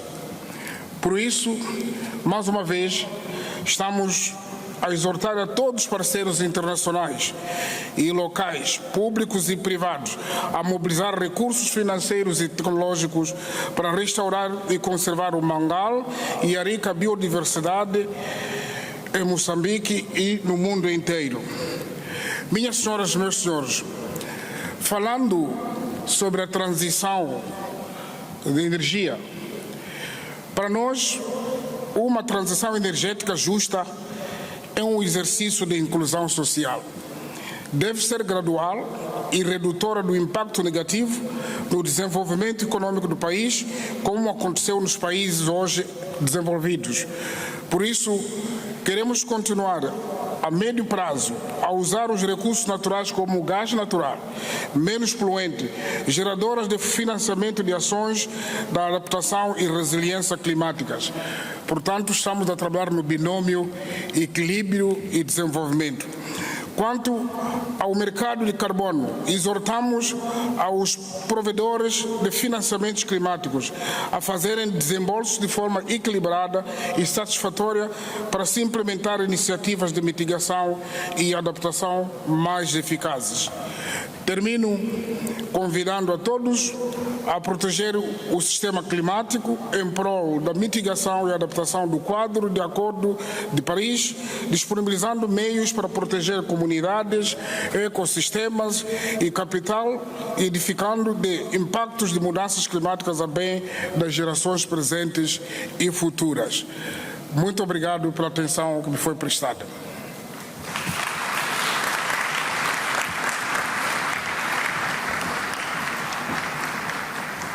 I thank you, Your Excellency, for your statement. It is now my pleasure to welcome His Excellency Mr. Taneti Mau, President of Kiribati. Your Excellency, you have the floor.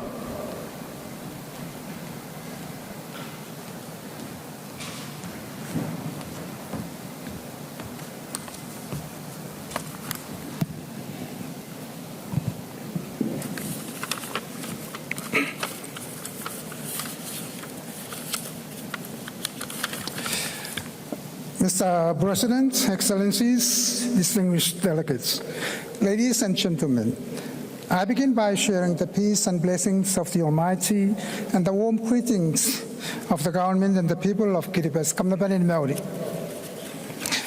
Mr. President, I acknowledge the government and the people of Egypt for the warm hospitality and commend the exceptional leadership in hosting this action-oriented COP27.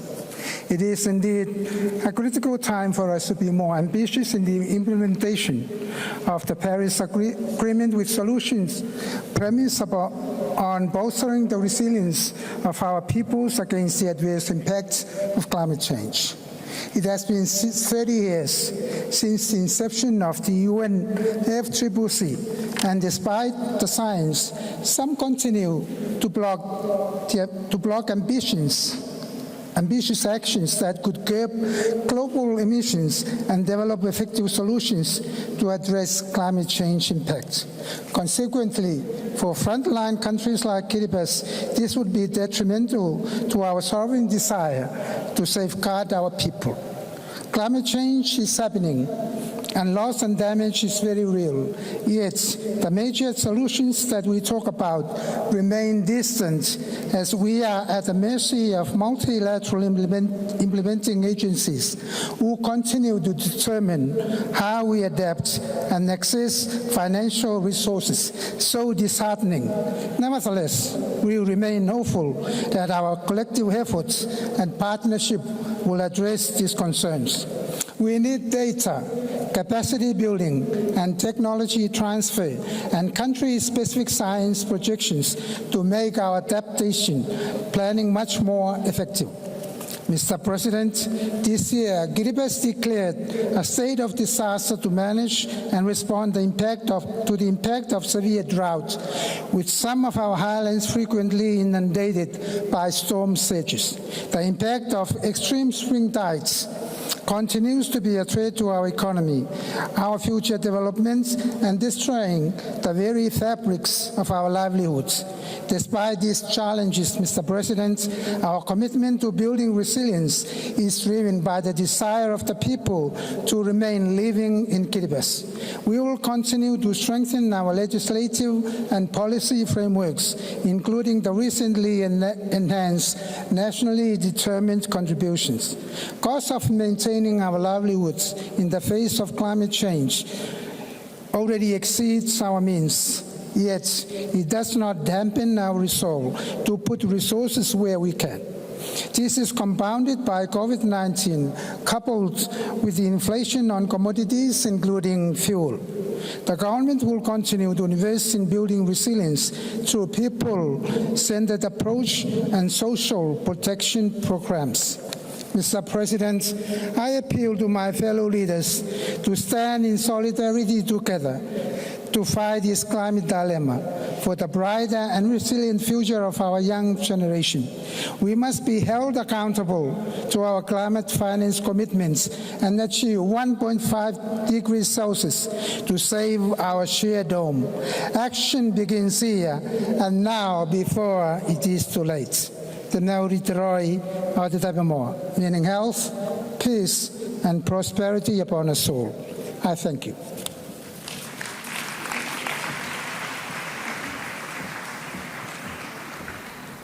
I thank you, Your Excellency, for your statement. It is now my pleasure to welcome His Excellency Mr. William K. Rutte, President of Kenya, speaking on behalf of the African Group. Your Excellency, you have the floor.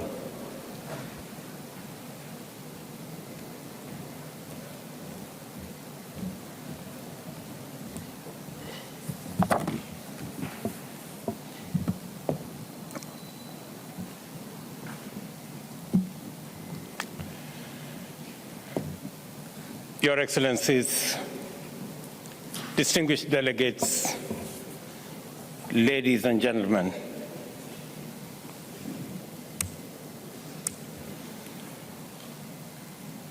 we come together for the 27th annual climate meeting 30 years after the adoption of the UN Framework Convention on Climate Change in 1992, 25 years since we adopted the Kyoto Protocol in 1997, and 7 years following yet another historic milestone, the Paris Agreement adopted in 2015. When the convention was adopted in 1992, global emissions were approximately 27 gigatons annually. This has risen to about 40 gigatons, while carbon dioxide accumulation in the atmosphere has also steadily increased. For the past 8 consecutive years, documented by the UN to be the hottest years in recorded history, each new year has been hotter than the previous year. The whole world is reeling from the staggering impact of climate change. The spread, scale, and frequency of disasters like hurricanes, typhoons, wildfires, and heat waves, melting sea ice and glaciers, droughts and desertification, floods and rising sea levels in numerous regions of all continents indicate that humanity is confronting unprecedented devastation on a global scale. The state of climate and of climate in Africa reports lay it bare. High water stress is estimated to affect about 250 million people in Africa and is expected to displace up to 700 million people by 2030. In the past 50 years, drought-related hazards have claimed the lives of over 500,000 people and led to economic losses of over $70 billion in the region. More than 1,000 flood-related disasters were reported involving more than 20,000 deaths in Africa alone over this period. It is estimated that by 2050, climate impacts could cost African nations $50 billion annually. The Horn of Africa region, including Kenya, is experiencing the worst drought in 40 years. 2 consecutive years without rain have visited misery on millions of people. 2.5 million livestock have died in Kenya this year alone, causing economic losses of more than $1.5 billion. 2 days ago, we went to distribute food relief to 4.3 million affected Kenyans in an emergency program that has forced us to reallocate funds budgeted for education and health. The trade-offs we are forced to make between indispensable public goods is evident that climate change is directly threatening our people's lives, health, and future. Moreover, due to drought, many children have now dropped out of school. We have been compelled to make school feeding a priority in order to keep our children in class. Kenya's world-renowned wildlife heritage has not been spared either, and carcasses of elephants, zebras, wildebeest, and many other wild fauna litter our parks. We have had to spend $3 million to supply feed and water to wildlife in the last 3 months. Again, this backdrop, the lengthy discussions at COPs with its stalling, delaying tactics and procrastination that have hampered implementation and delivery is simply cruel and unjust. We cannot afford to spend more time skirting around the real issues, and we must break out of the open-ended, process-focused discussions we are trapped in. Further delay will make us busy spectators as calamity wipes out lives and livelihoods. As we speak, Mr. Chairman, the pledge made 13 years ago in Copenhagen, committing $100 billion annually, remains unfulfilled. Such a gracious and unexplained default is a major cause of persisting distrust, and neither is there any sound reason for the continuing pollution. In stark contrast, Kenya, a country with far less resources than the average developed country, has foregone pollution industrialization and growth opportunities and intentionally invested in green energy. It must be recalled that Kenya has tremendous hydrocarbon and coal deposits which could go a long way in fueling the engines of our development. Nevertheless, due to resolute commitment, our electricity grid is 93% green. This morning, We signed a framework agreement for collaboration on the development of sustainable green industries in Kenya with an investor to produce 30 gigawatts of green hydrogen in Kenya. There exists opportunities in Kenya to produce 20 gigawatts of wind power, 10 gigawatts of geothermal electricity, and being at the equator, considerable amount of solar energy. Green energy production opportunities are vast in Kenya and throughout Africa. In the East Africa alone, for example, there exists sufficient hydroelectric potential to produce 100,000 megawatts, and if properly exploited, could generate enough clean energy for the whole of the continent. Instead of struggling to power industrialization using dirty energy, which is costly and destroying our planet, we want to make a case for developed economies to decarbonize their production by directing industrial investments to Africa and making use of clean energy to manufacture for the whole world. COP26 established the Glasgow Dialogue to formulate funding arrangements for measures to prevent, mitigate, and remedy loss and damage associated with adverse effects of climate change. Loss and damage is not an abstract topic of endless dialogue. It is our daily experience and the living nightmare of millions of Kenyans and hundreds of millions of Africans. A phenomenon of rising water levels in Rift Valley lakes was experienced in Kenya in 2020 and generated humanitarian crisis of unprecedented levels. Approximately 75,000 households were displaced in 13 counties, with a total population of 379,000 requiring urgent humanitarian assistance. The affected communities endured disruption for their livelihoods, losing homes, grazing lands, and farming fields, while social amenities like schools, health facilities, markets, fish landings, and processing facilities, once thriving hotels, curio shops, resorts, and lodges, electricity lines, and water supply and sanitation units were swallowed by water bodies. Loss and damage must therefore be addressed with a level of seriousness which demonstrates fairness, urgency, and consideration. Africa contributes less than 3% of the pollution responsible for climate change, but is most severely impacted by the ensuing crisis. Africa, and it is therefore only fair and proper that this conference takes necessary measures to recognize Africa's special needs and circumstances under the Paris Agreement, in line with the Convention and relevant decisions adopted by previous COPs.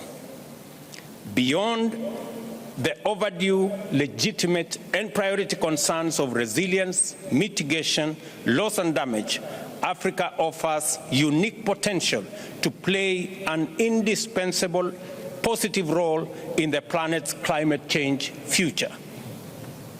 Africa's vast tracts of land, deep treasures of diverse natural resources, tremendous untapped renewable energy potential, and a youthful, dynamic, and skilled workforce constitute the continent's irresistible credentials. Properly deployed, these assets could be crucial in driving global mitigation efforts while creating new economic opportunities in the continent. I am convinced of the need to more comprehensively showcase the opportunities that abound in Africa, such as green energy, smart agriculture, decarbonized manufacturing, e-mobility, and green building, all aimed at the attainment of zero carbon by 2050. As the coordinator of the Committee of African Heads of State and Governments on Climate Change, I therefore plan to convene a continental summit focusing on climate action next year. Accordingly, you are all invited to take part in Africa's march to sustainable economic transformation and green growth. Kenya's next significant export will be carbon credits. This is why we call for simplified, more transparent carbon market systems that directly benefit communities and not just intermediaries. Back home, I just launched an ambitious project to increase the national tree cover from the current 12% to 30% in 10 years.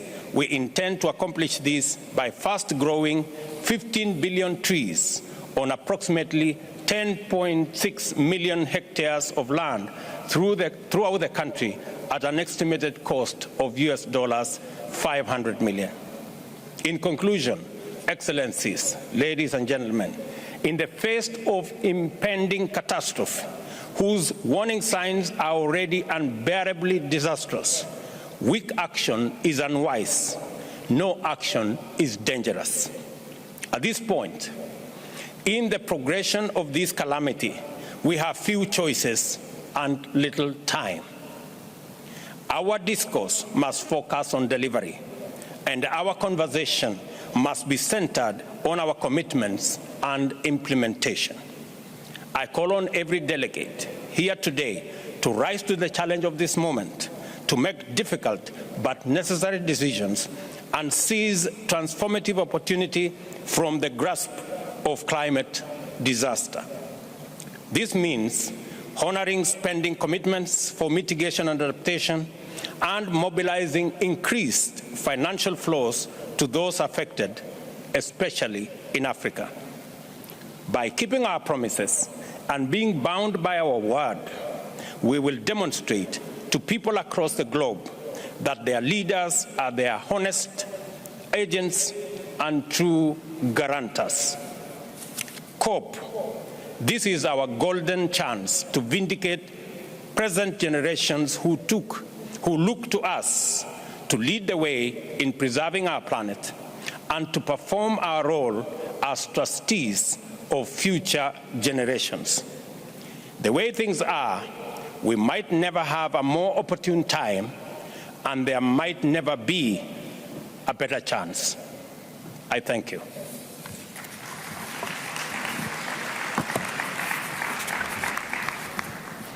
I thank you, Your Excellency, for your statement. It is now my pleasure to welcome His Excellency Mr. Ignacio Cassis, President of Switzerland. Your Excellency, you have the floor.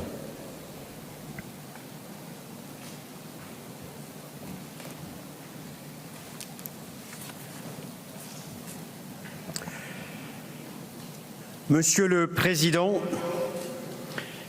Mesdames et Messieurs les chefs d'État et de gouvernement, Excellences, Mesdames et Messieurs, le changement climatique est un immense défi. Cette année, il a laissé derrière lui des ravages dévastateurs, par exemple au Pakistan ou lors de vagues de chaleur et de sécheresse au continent européen. Le message des scientifiques est clair. Nous devons plafonner nos émissions globales au plus tard d'ici 2025. Chers collègues, la COP27 doit renforcer l'objectif des 1,5 degrés et avec conviction. Mais soyons clairs, sans effort renforcé des pays membres du G20 qui représentent 80% des émissions globales, nous ne pouvons pas limiter le réchauffement climatique en dessous de 1,5 degré.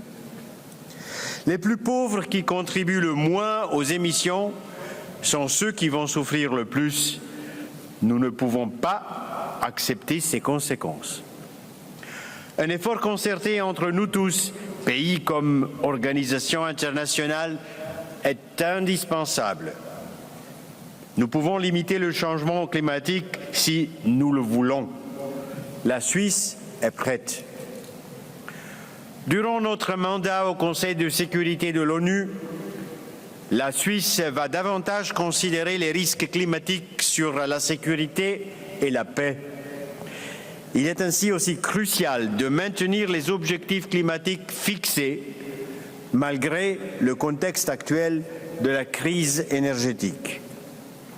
Si la Suisse ne va pas dévier de ses objectifs, mon pays a répondu à l'appel de Glasgow en communiquant de nouvelles mesures qui permettront de renforcer la mise en œuvre de notre contribution déterminée au niveau national.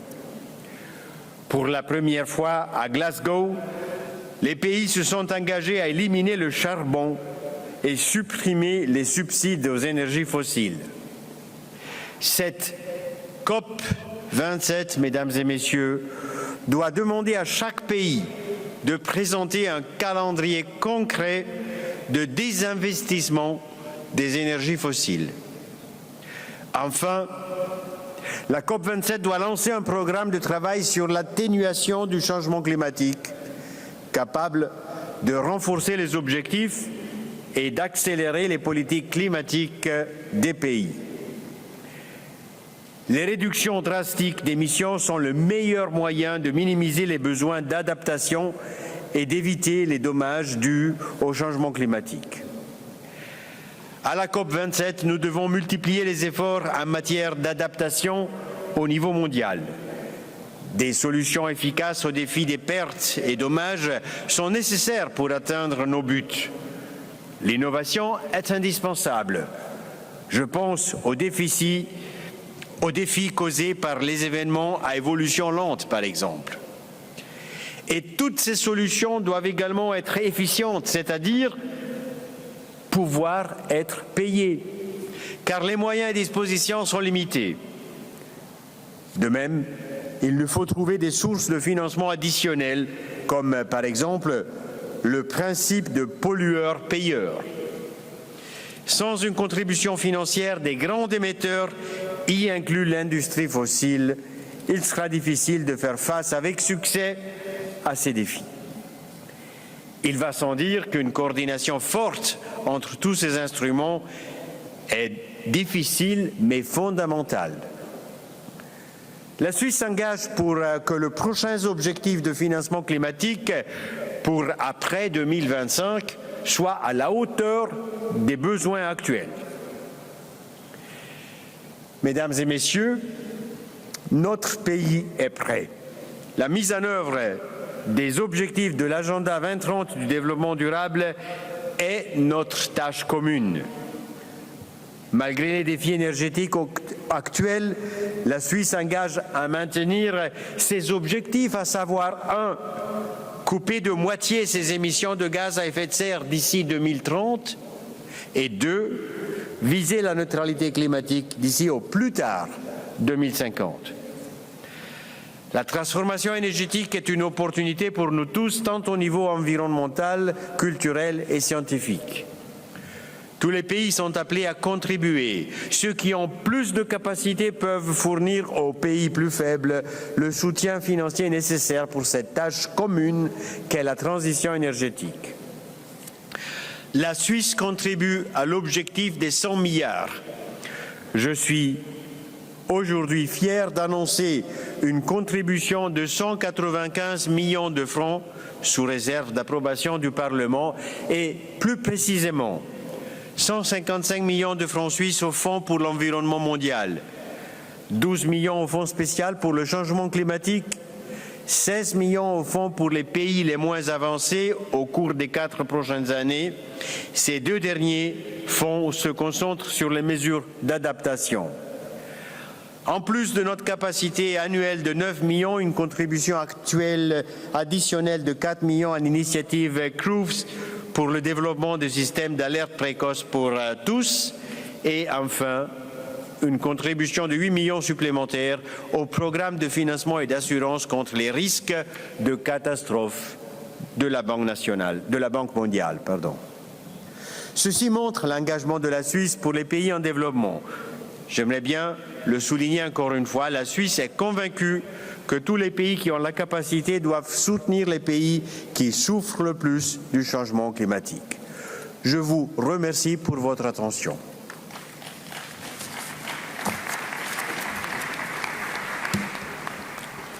I thank you, Your Excellency, for your statement. It is now my pleasure to welcome His Majesty King Topu VI, the King of Tonga. Your Majesty, you have the floor.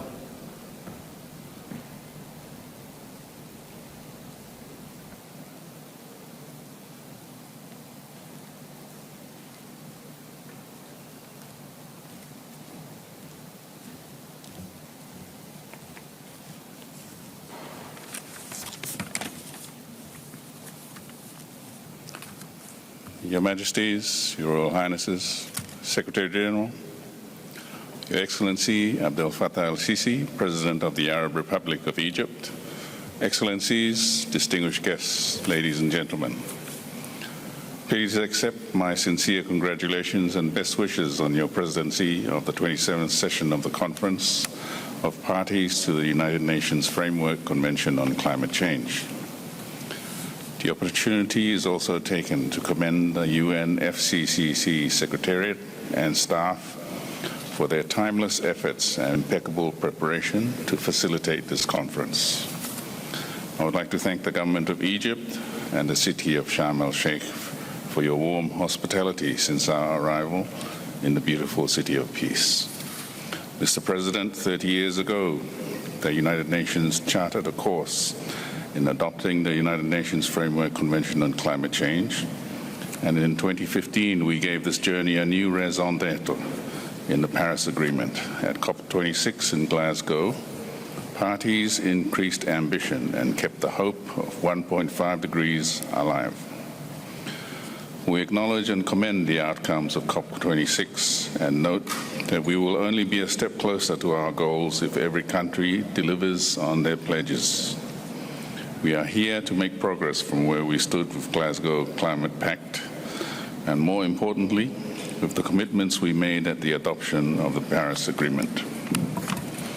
The theme chosen for the 27th session of the Conference of Parties, Delivering for People and the Planet, is both a timely and an essential reminder of the urgency of the task at hand for the survival of the Earth and for us, its inhabitants. Our task in delivering for our people and our planet is to agree to goals with the highest ambition possible and to act together and before the impacts become irreversible for all of us. We no longer have the luxury of time. The inherent physical attributes of our islands in the Pacific Ocean make climate change the single greatest threat that will determine the future of small island developing states like the Kingdom of Tonga. My kingdom is the third most vulnerable country in the world to the adverse effects of climate change. As a people, we share a deep connection to the ocean. As with many other Pacific Island countries, Tonga is heavily dependent upon its fisheries and ocean resources for food, transport, economic development, and culture. Historically, the Tongan people have always shown resilience in the face of such natural disasters. However, the record rates of increased coastal erosion, ocean acidification, the loss of coral reefs, coupled with ever-present rising sea levels, 3 times higher than the global average. Our ability to respond to the increasing multiplicity of disasters and the increasing severity and intensity of extreme weather patterns is now undermined. On the 15th of January this year, Tonga experienced a volcanic explosion equal to none in our living history. Homes were destroyed, lives were lost, and entire communities are deeply traumatized by sonic explosions and the resulting tsunami waves. Population displacement has now become a permanent feature for my people. In the aftermath of the explosion, we experienced the care, compassion, and support of the global community and our neighboring countries in response and recovery efforts. Mr. President, I would like to take this opportunity to thank each and every one of you who have made a contribution to the recovery efforts of my people. I acknowledge your kindness and the compassion shown towards the people of the Kingdom of Tonga. Please allow me to highlight 2 key future challenges resulting from this unprecedented volcanic explosion. The first is our access to clean, safe drinking water. The pollution of rainwater in the aftermath of the explosion highlighted the vulnerability of water storage sites in the outer islands. This urgent reality places greater importance on the access to available water desalination technologies that can operate on renewable energy. The second challenge as an ocean state is to offer affordable transportation that does not add to our greenhouse gas emissions. Our culture and history as people of the ocean has taught us to live in harmony with our environment. In the near future, we will need to reacquaint our people with such livelihoods and use cutting-edge technologies that promote wind-powered, low-carbon emitting modes of transport. As small island developing states, we cannot face the challenges presented to all of us alone. We are firmly committed to international goals. In 2020, the government of Tonga submitted its second nationally determined contribution under the Paris Agreement, setting ambitious mitigation and adoption goals. In addition, Tonga's long-term low-emission development strategy sets targets in sectors including energy, transport, waste management, and the resettlement of communities. Global objectives must be directly translated into our mission and journey, charting a pathway for a resilient, sustainable, and inclusive future for Tonga. Such goals and measures also support the implementation of the Tonga climate change policy from 2016 and uphold the overarching goal of a climate change resilient Tonga by 2035. For small island developing states like Tonga, adoption to climate change generates larger benefits when delivered in conjunction with other development activities such as disaster risk reduction and community-based approaches to development. My kingdom shares the concerns of other countries in the Pacific Islands Forum. In solidarity, we endorsed the 2050 strategy for the Blue Pacific continent that highlights the challenges that we face as a region and symbolizes our drive to respond to our ever-changing environment. As the impacts of climate change are intergenerational and our actions and decisions today will have a major bearing on the future of our people, I'm encouraged by the agendas at COP27 over the coming days. I hope that all of us here present will be inspired, motivated, and driven into action on firm commitments, a sense of shared responsibility and connection with the global community. This will be a testament to the genuine partnerships of all parties in raising ambitions and actions towards achieving the goals of the Paris Agreement. May we always keep in mind the impacts of our decisions and actions here at COP27 as we chart our course towards a successful, prosperous, and sustainable future. A future where the well-being, survival, and peace of future generations are their inheritance. Thank you.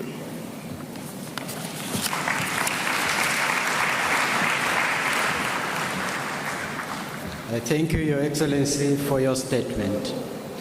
It is my pleasure to welcome His Excellency, Mr. Agius Levites, President of Latvia. Your Excellency, you have the floor.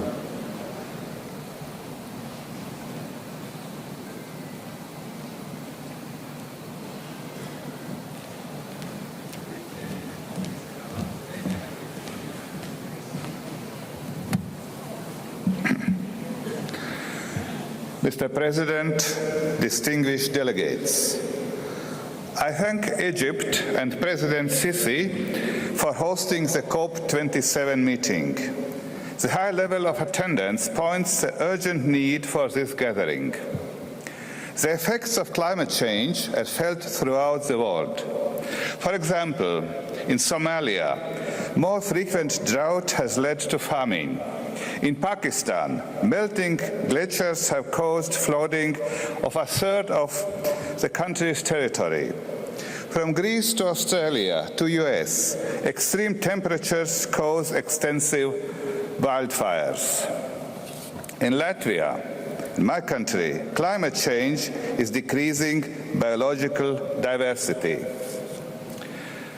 To make matters worse, Russia's illegal war in Ukraine directly impacts food and energy security, the environment, and distracts attention and resources from climate actions.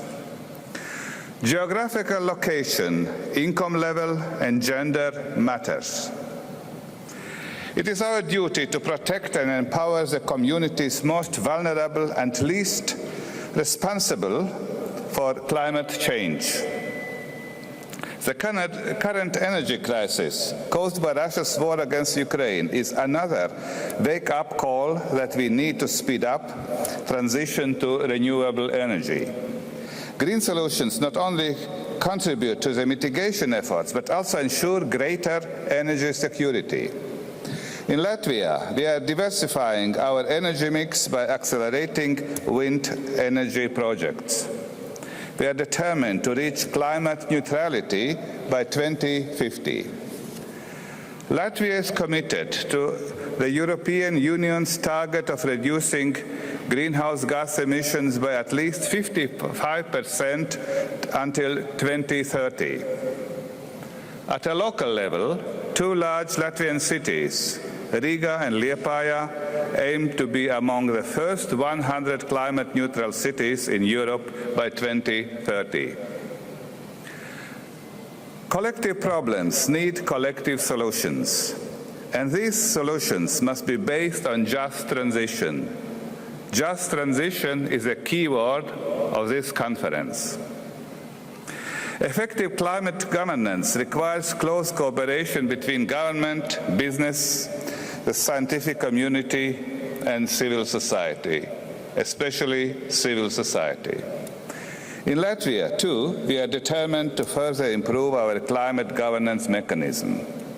Mr. President, COP27 should be aimed at bridging our differences in mitigation, adaptation, loss and damage, and climate finance. Delay in the mitigation efforts will only increase the need for adaptation measures and financial resources. The outcome of Sharm el-Sheikh must be an ambitious, comprehensive global response to climate change. As Secretary General Guterres already said, the world needs a pact between developed, emerging, and developing economies in order to save our planet. Thank you.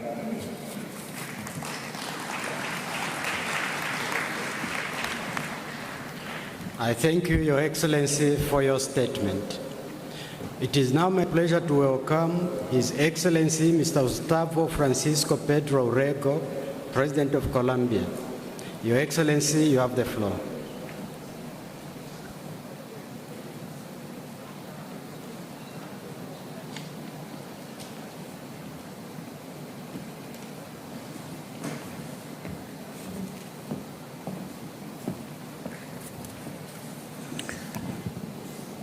Señor Secretario Ejecutivo de la Convención Marco de las Naciones Unidas sobre el Cambio Climático, Simon Still, Presidente de la República Árabe de Egipto, Abdel Fattah el-Sisi, excelentísimos jefes de Estado, majestades, primeros ministros, medios de comunicación y en general a toda la ciudadanía.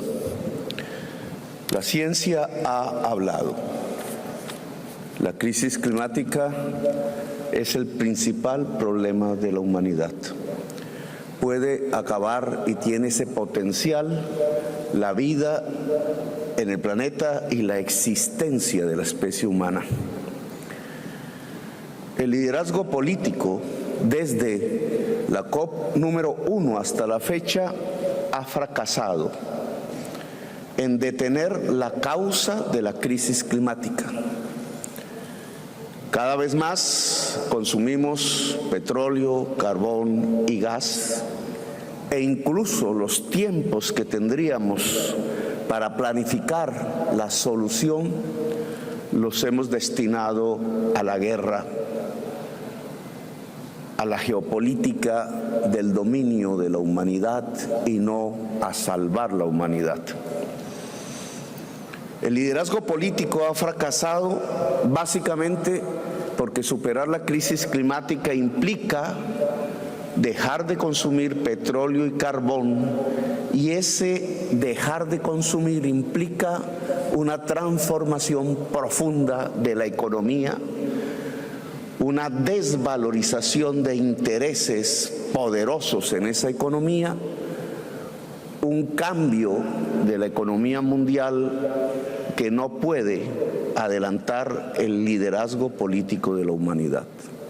Por tanto, nos acercamos año tras año al final. Desde Colombia les propongo un decálogo. Este es un decálogo que Colombia propone para enfrentar desde los gobiernos y desde la humanidad la crisis climática. Las COP ya no dan respuestas y el tiempo se agotó. Las conferencias globales de gobiernos deben poner la política al mando para generar el plan global de desconexión de los hidrocarburos. La descarbonización es un cambio real y profundo del sistema económico que domina. Es la hora de la humanidad y no de los mercados. Este es el decálogo que proponemos. 1. La humanidad debe saber que si la política mundial no supera la crisis climática, se extinguirá. Los tiempos de la extinción que vivimos deben empujarnos a actuar ya y globalmente como seres humanos, con o sin permiso de los gobiernos. Es la hora de la movilización de la humanidad toda. 2. El mercado no es el mecanismo principal para superar la crisis climática. Es el mercado y la acumulación de capital quien la produjo y no serán jamás su remedio. 3. Solo es la planificación pública y global, multilateral, la que permite pasar a una economía descarbonizada mundial.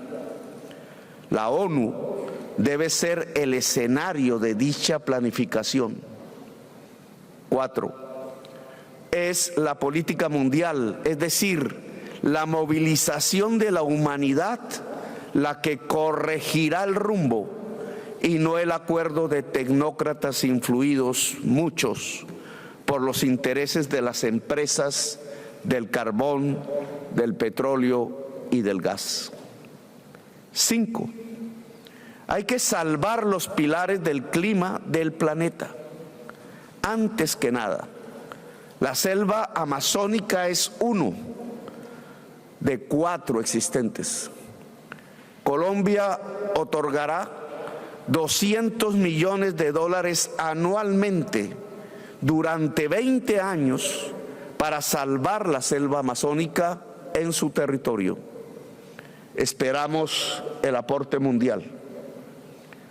6. La crisis climática solo se supera si dejamos de consumir hidrocarburos. Es hora de desvalorizar la economía de los hidrocarburos con fechas definidas para su final y valorizar las ramas de la economía descarbonizada. La solución es un mundo sin petróleo y sin carbón. 7. Los tratados constitutivos de la Organización Mundial del Comercio y del Fondo Monetario Internacional van en contra de la solución de la crisis climática y por tanto se deben supeditar y reformar a los acuerdos de la COP y no al revés. Mientras mantengamos el actual tratado de la Organización Mundial del Comercio, no avanzaremos, retrocederemos en la solución de la crisis climática y nos acercaremos cada vez más al final. 8. El Fondo Monetario Internacional debe iniciar el programa de cambio de deuda por inversión en la adaptación y mitigación del cambio climático en todos los países en desarrollo del mundo. Las políticas de bloqueo económico hoy no favorecen la democracia y van en contra de los tiempos de la humanidad para actuar contra la crisis. 9. La banca privada y multilateral del mundo debe dejar de financiar la economía de los hidrocarburos. 10. De inmediato hay que iniciar las negociaciones de la paz. La guerra quita el tiempo vital de la humanidad para evitar su extinción. Este es el decálogo que Colombia les propone para actuar de manera más contundente en el mundo y salvar la vida del planeta y evitar la extinción de la especie humana. Gracias, muy amables.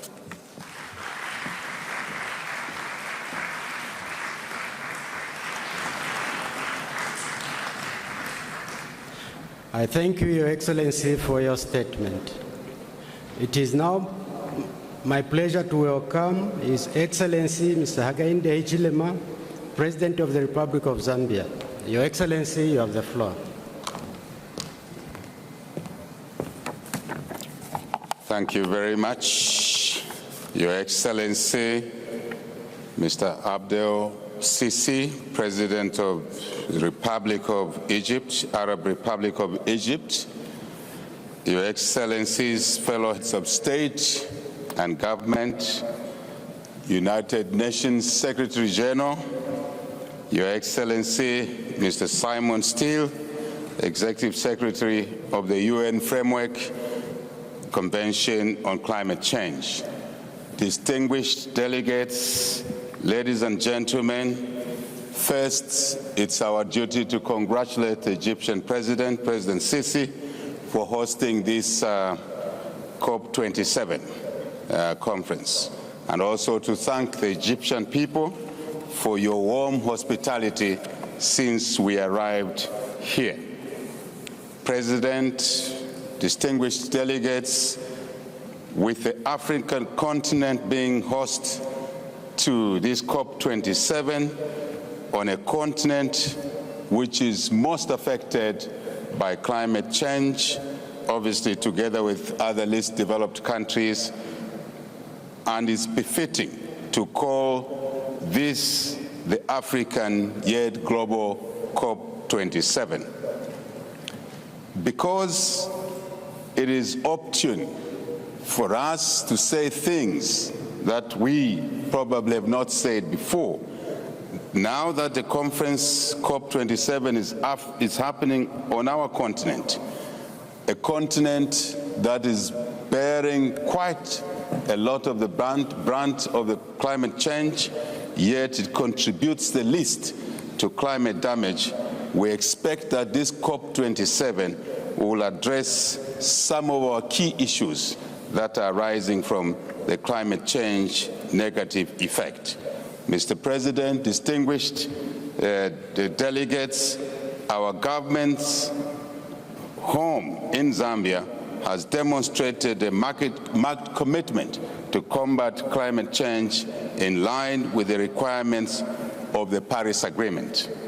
However, in order for us to be able to maximize on our contributions to ameliorating the negative effects of climate change, and yet at the same time meeting our people's minimum requirements to maintain their livelihoods, we need strong and enduring international partnership and support which deliver on its commitments. I think the key word here is to deliver on our commitments, the commitments of us, of course, the commitments of our partners.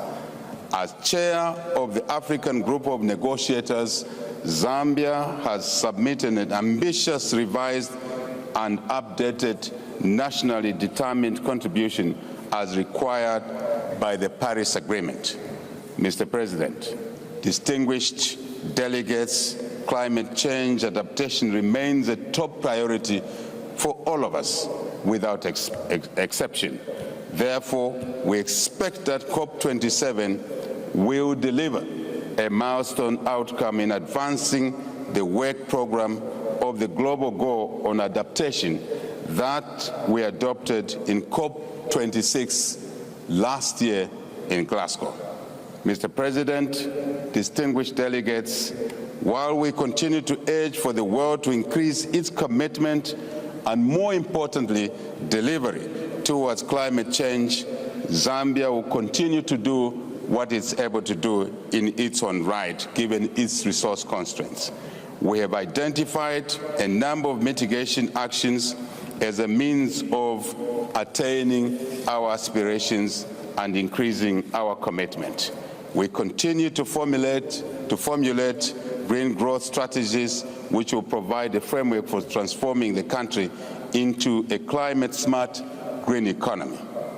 Mr. President, distinguished delegates, we call on all our esteemed partners to fulfill their pledge of $100 billion per year of funding for us all to meet our intended goals around this challenge, climate change. This is a very important motivation for us all to continue with our climate change mitigation efforts, in addition to, honestly speaking, to making this contribution, commitment, obligation met as a measure of credibility. If we don't meet our commitments, we make the various commitments, we don't meet them, obviously our credibility as individual countries, but also as a group of nations, a League of Nations, global League of Nations, is at question. And I believe that we'll address this issue after this COP27. We have an obligation and a noble task to deliver for the future generations, for our planet, especially that we are meeting here once more on the African continent. As we conclude, Mr. President, fellow delegates, there are times when we as individual countries have a decision to support or not to support certain commitments. In this particular case, I'm afraid to say that option to decide not to does not exist, is not available to any one of us. It is important, therefore, for us to accept and understand that a crisis like this one should not divide us, should not move us away from each other. It does not matter what discussions we're having individually in our countries. It does not matter what issues face us as regions, as continents, but also as a global community. We have an obligation to work together and cooperate even more than ever before. And this way is the most assured way of defeating the negative effects of climate change. As I said, let us come out of this COP27 more united and work together in many spheres, including joint investments, trading, making carbon trading as is possible. And we shouldn't leave the ascension steps to carbon trading, for example, to individual states. Let's work out a template on how to engage in carbon trade much easier, including working on the regulations that affect this important revenue-based activity, which will help us ameliorate the negative effects of climate change. Mr. President, distinguished guests, a lot has been said. I choose to say these few words and ask all of us to rededicate our efforts and, more important, accelerate implementation of mitigation factors. All of us, without exception. I thank you for your kindest attention. Merci beaucoup. I thank you, Your Excellency, for your statement. It is now my pleasure to welcome His Excellency Mr. Ismail Omar Guelleh, President of Djibouti. Your Excellency, you have the floor.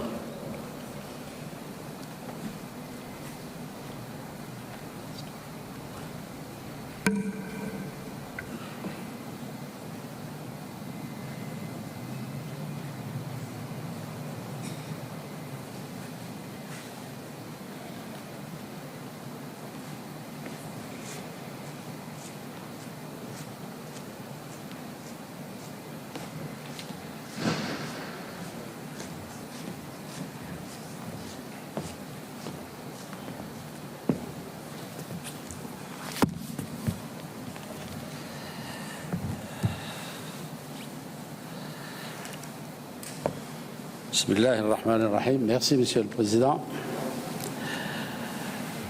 Excellences, Monsieur le Président, Monsieur Abdul Fattah al-Sisi, président de la République arabe d'Égypte et président de la COP27, Mesdames et Messieurs les chefs d'État et de gouvernement, Monsieur le secrétaire exécutif de la Convention cadre des Nations Unies sur le changement climatique, Mesdames et Messieurs, qu'il me soit tout d'abord permis de remercier le président de la République arabe d'Égypte, Son Excellence Abdul Fattah al-Sisi, et le peuple égyptien pour l'accueil chaleureux qui nous a été réservé depuis notre arrivée dans cette belle cité de Sharm el-Sheikh.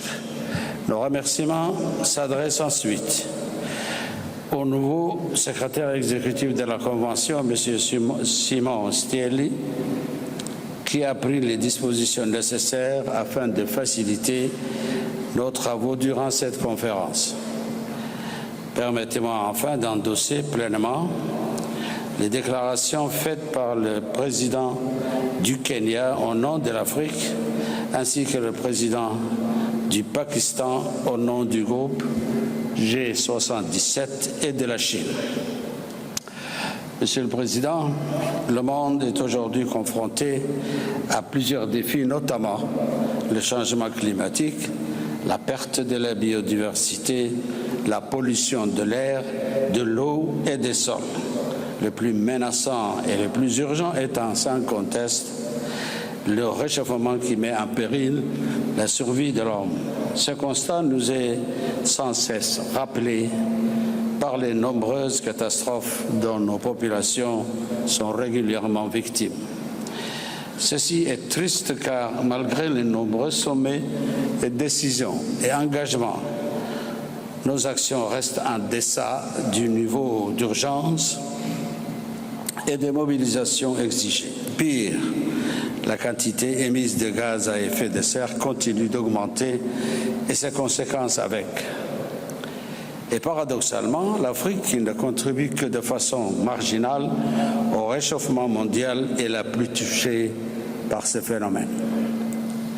En ce qui nous concerne, la République de Djibouti, de par sa position géographique dans la zone intertropicale aride, est particulièrement vulnérable aux risques induits par les changements climatiques tels que les inondations, les sécheresses et l'élévation du niveau de la mer. Ces risques se traduisent par la rareté des ressources en eau, l'érosion du sol et les dégâts sur les infrastructures. Les impacts de ces risques sont particulièrement préjudiciables pour le secteur de l'eau, de l'agriculture et la santé publique à Djibouti. Pour cela, nous avons réalisé un projet d'adduction d'eau entre l'Éthiopie et Djibouti et un projet de dessalement de l'eau de mer permettant ainsi à notre capitale, pôle économique et démographique majeur, de s'affranchir des aléas du climat et renforcer la résilience de la population urbaine dans l'accès sécurisé aux ressources en eau. Djibouti a également construit plusieurs digues et barrages afin de protéger nos populations et nos infrastructures contre les inondations. Monsieur le Président, dans sa contribution déterminée nationale, Djibouti a pris l'engagement de réduire les émissions de CO2 de 40% à l'horizon 2030 par rapport au scénario de référence. Pour ce faire, nous avons mis en œuvre le projet d'interconnexion électrique avec l'Éthiopie qui a permis de réduire annuellement de plus de 150 kilotonnes les émissions de CO2 du pays et initier plusieurs projets d'énergie géothermique, éolien et solaire en vue de réduire de façon substantielle les émissions de gaz à effet de serre. Toujours dans le cadre de sa contribution à la lutte contre le changement climatique, il n'y a pas plus d'une semaine encore, Djibouti a organisé un sommet mondial sur la recherche sur le climat qui a permis aux chercheurs venus des différents pays d'échanger sur la problématique du changement climatique. C'est dans cet esprit que nous avons créé un observatoire régional sur le changement climatique qui permettra aux chercheurs africains de contribuer à une meilleure connaissance du dérèglement climatique. Compte tenu des nombreux engagements non contraignants, Monsieur le Président, nous ne sommes pas surpris du peu de progrès accomplis. C'est pourquoi nous rappelons à ce que la COP27 adopte une décision contraignante reconnaissant les besoins et les circonstances spécifiques de l'Afrique. Nous rappelons aussi que l'accès à un financement additionnel et prévisible reste primordial pour mettre en œuvre les actions d'atténuation et d'adaptation. En conséquence, nous exhortons les pays développés à respecter leurs engagements, de mobiliser 100 milliards de dollars par an. Enfin, nous demandons que 50% de ce financement soit consacré à l'adaptation. Il est temps de passer des discours à l'action en réduisant de façon drastique les émissions de gaz à effet de serre et en mobilisant le financement nécessaire pour augmenter la résilience des populations au changement climatique. Je vous remercie de votre attention.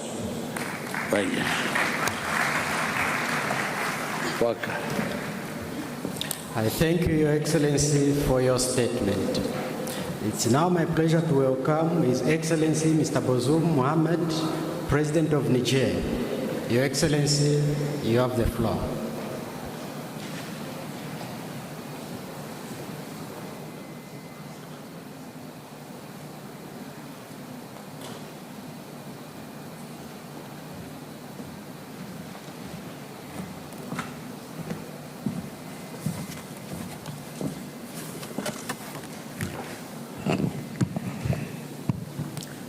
Monsieur le Président, Mesdames et Messieurs, distingués participants, pour consolider le compromis de Glasgow, le groupe d'experts intergouvernemental sur l'évolution du climat a publié 2 rapports cette année.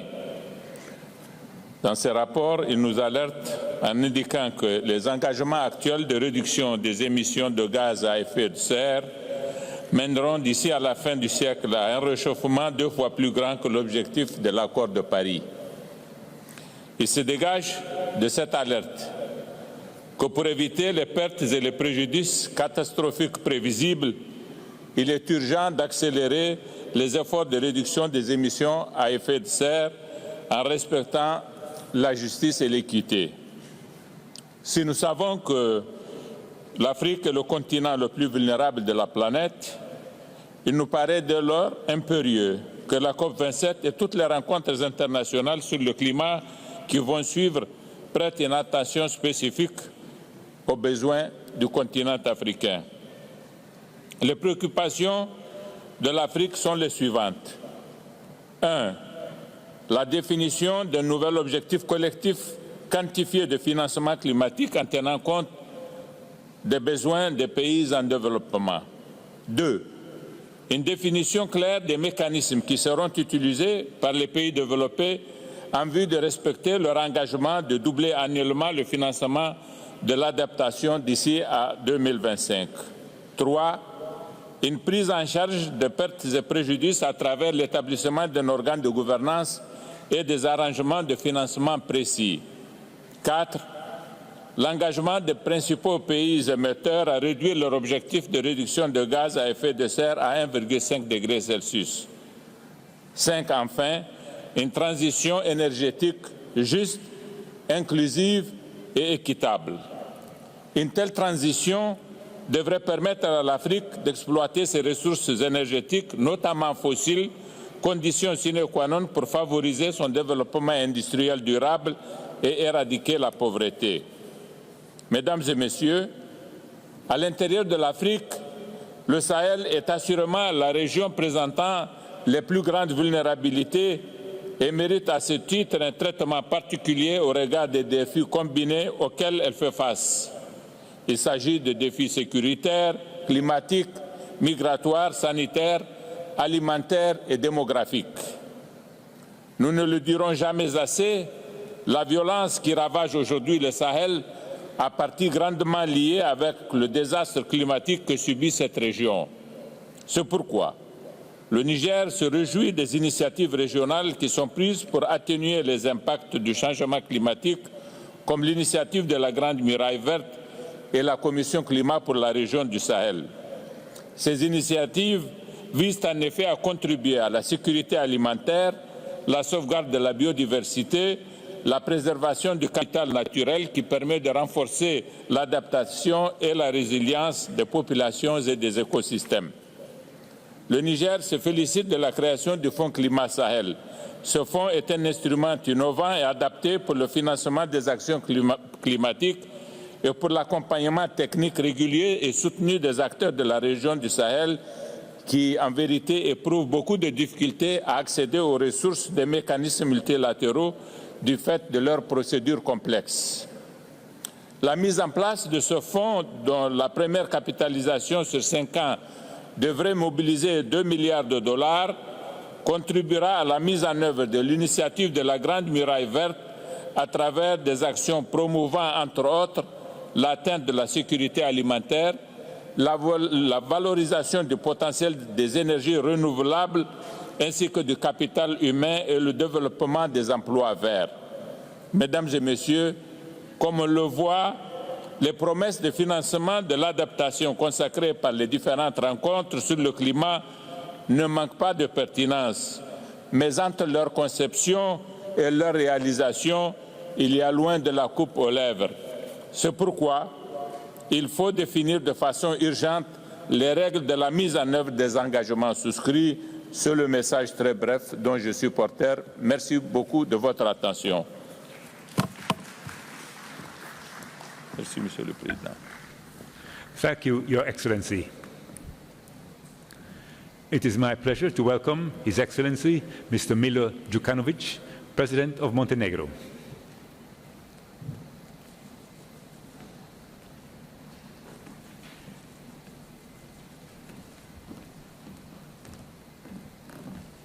Your Excellency, you have the floor. Thank you.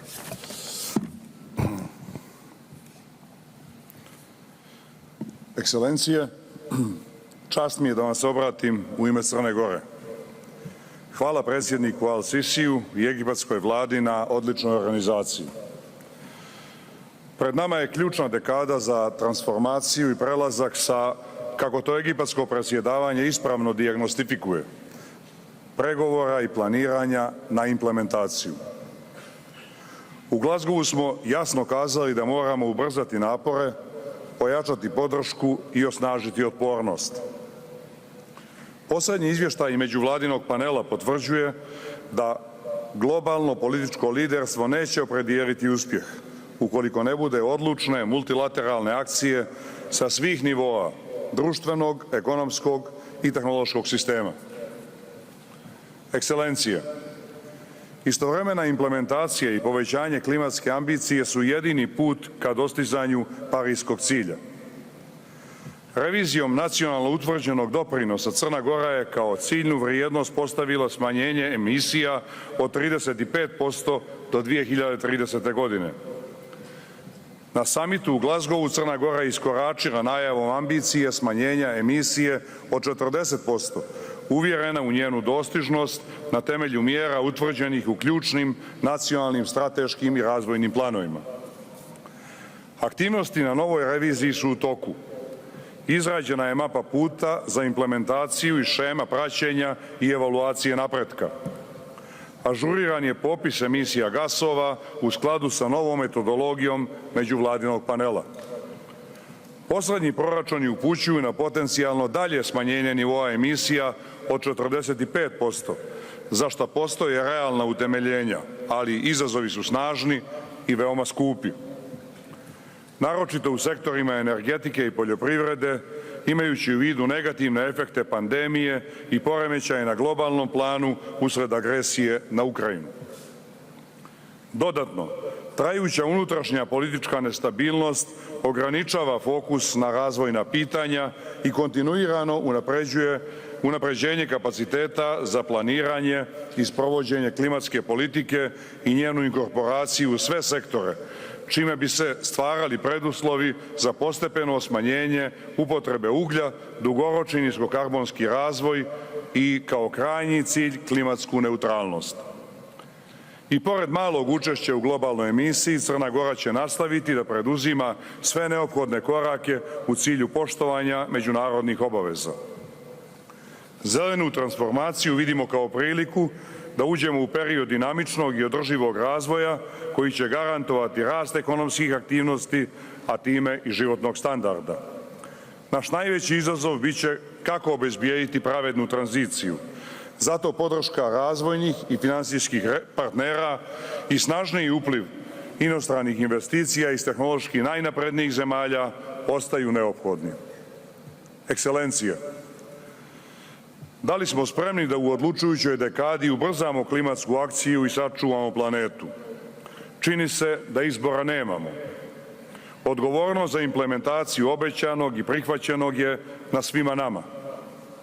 Ne samo na globalnom političkom liderstvu i partnerstvu između razvijenog svijeta i zemalja u razvoju.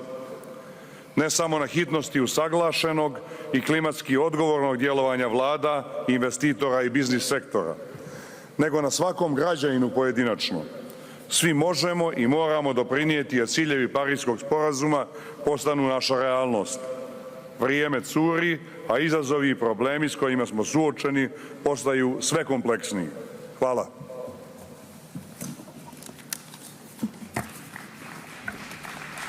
Thank you, Your Excellency.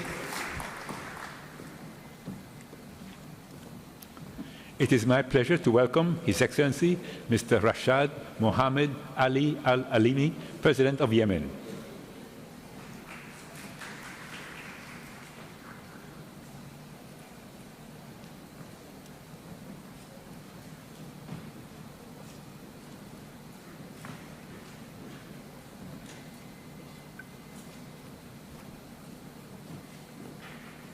Your Excellency, you have the floor.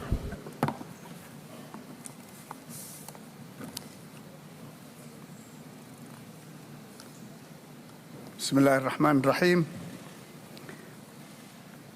السيد الرئيس، السيدات والسادة، السلام عليكم ورحمة الله وبركاته. أود في البداية أن نعرب عن خالص التقدير وأصدق التمنيات على حسن التنظيم والاستضافة لهذه القمة الرفيعة،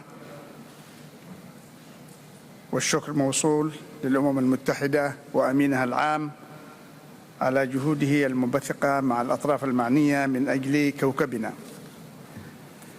الأخوة والأخوات الحاضرون جميعا، تجتمع دولنا اليوم في ظل تحديات متعددة، من أزمة الغذاء إلى ارتفاع قياسي في درجات الحرارة إلى الحروب المشتعلة حول العالم، لكننا ندرك أن تداعيات التغير المناخي هو التحدي الأخطر خصوصا في البلدان التي تعاني من نزاعات مسلحة.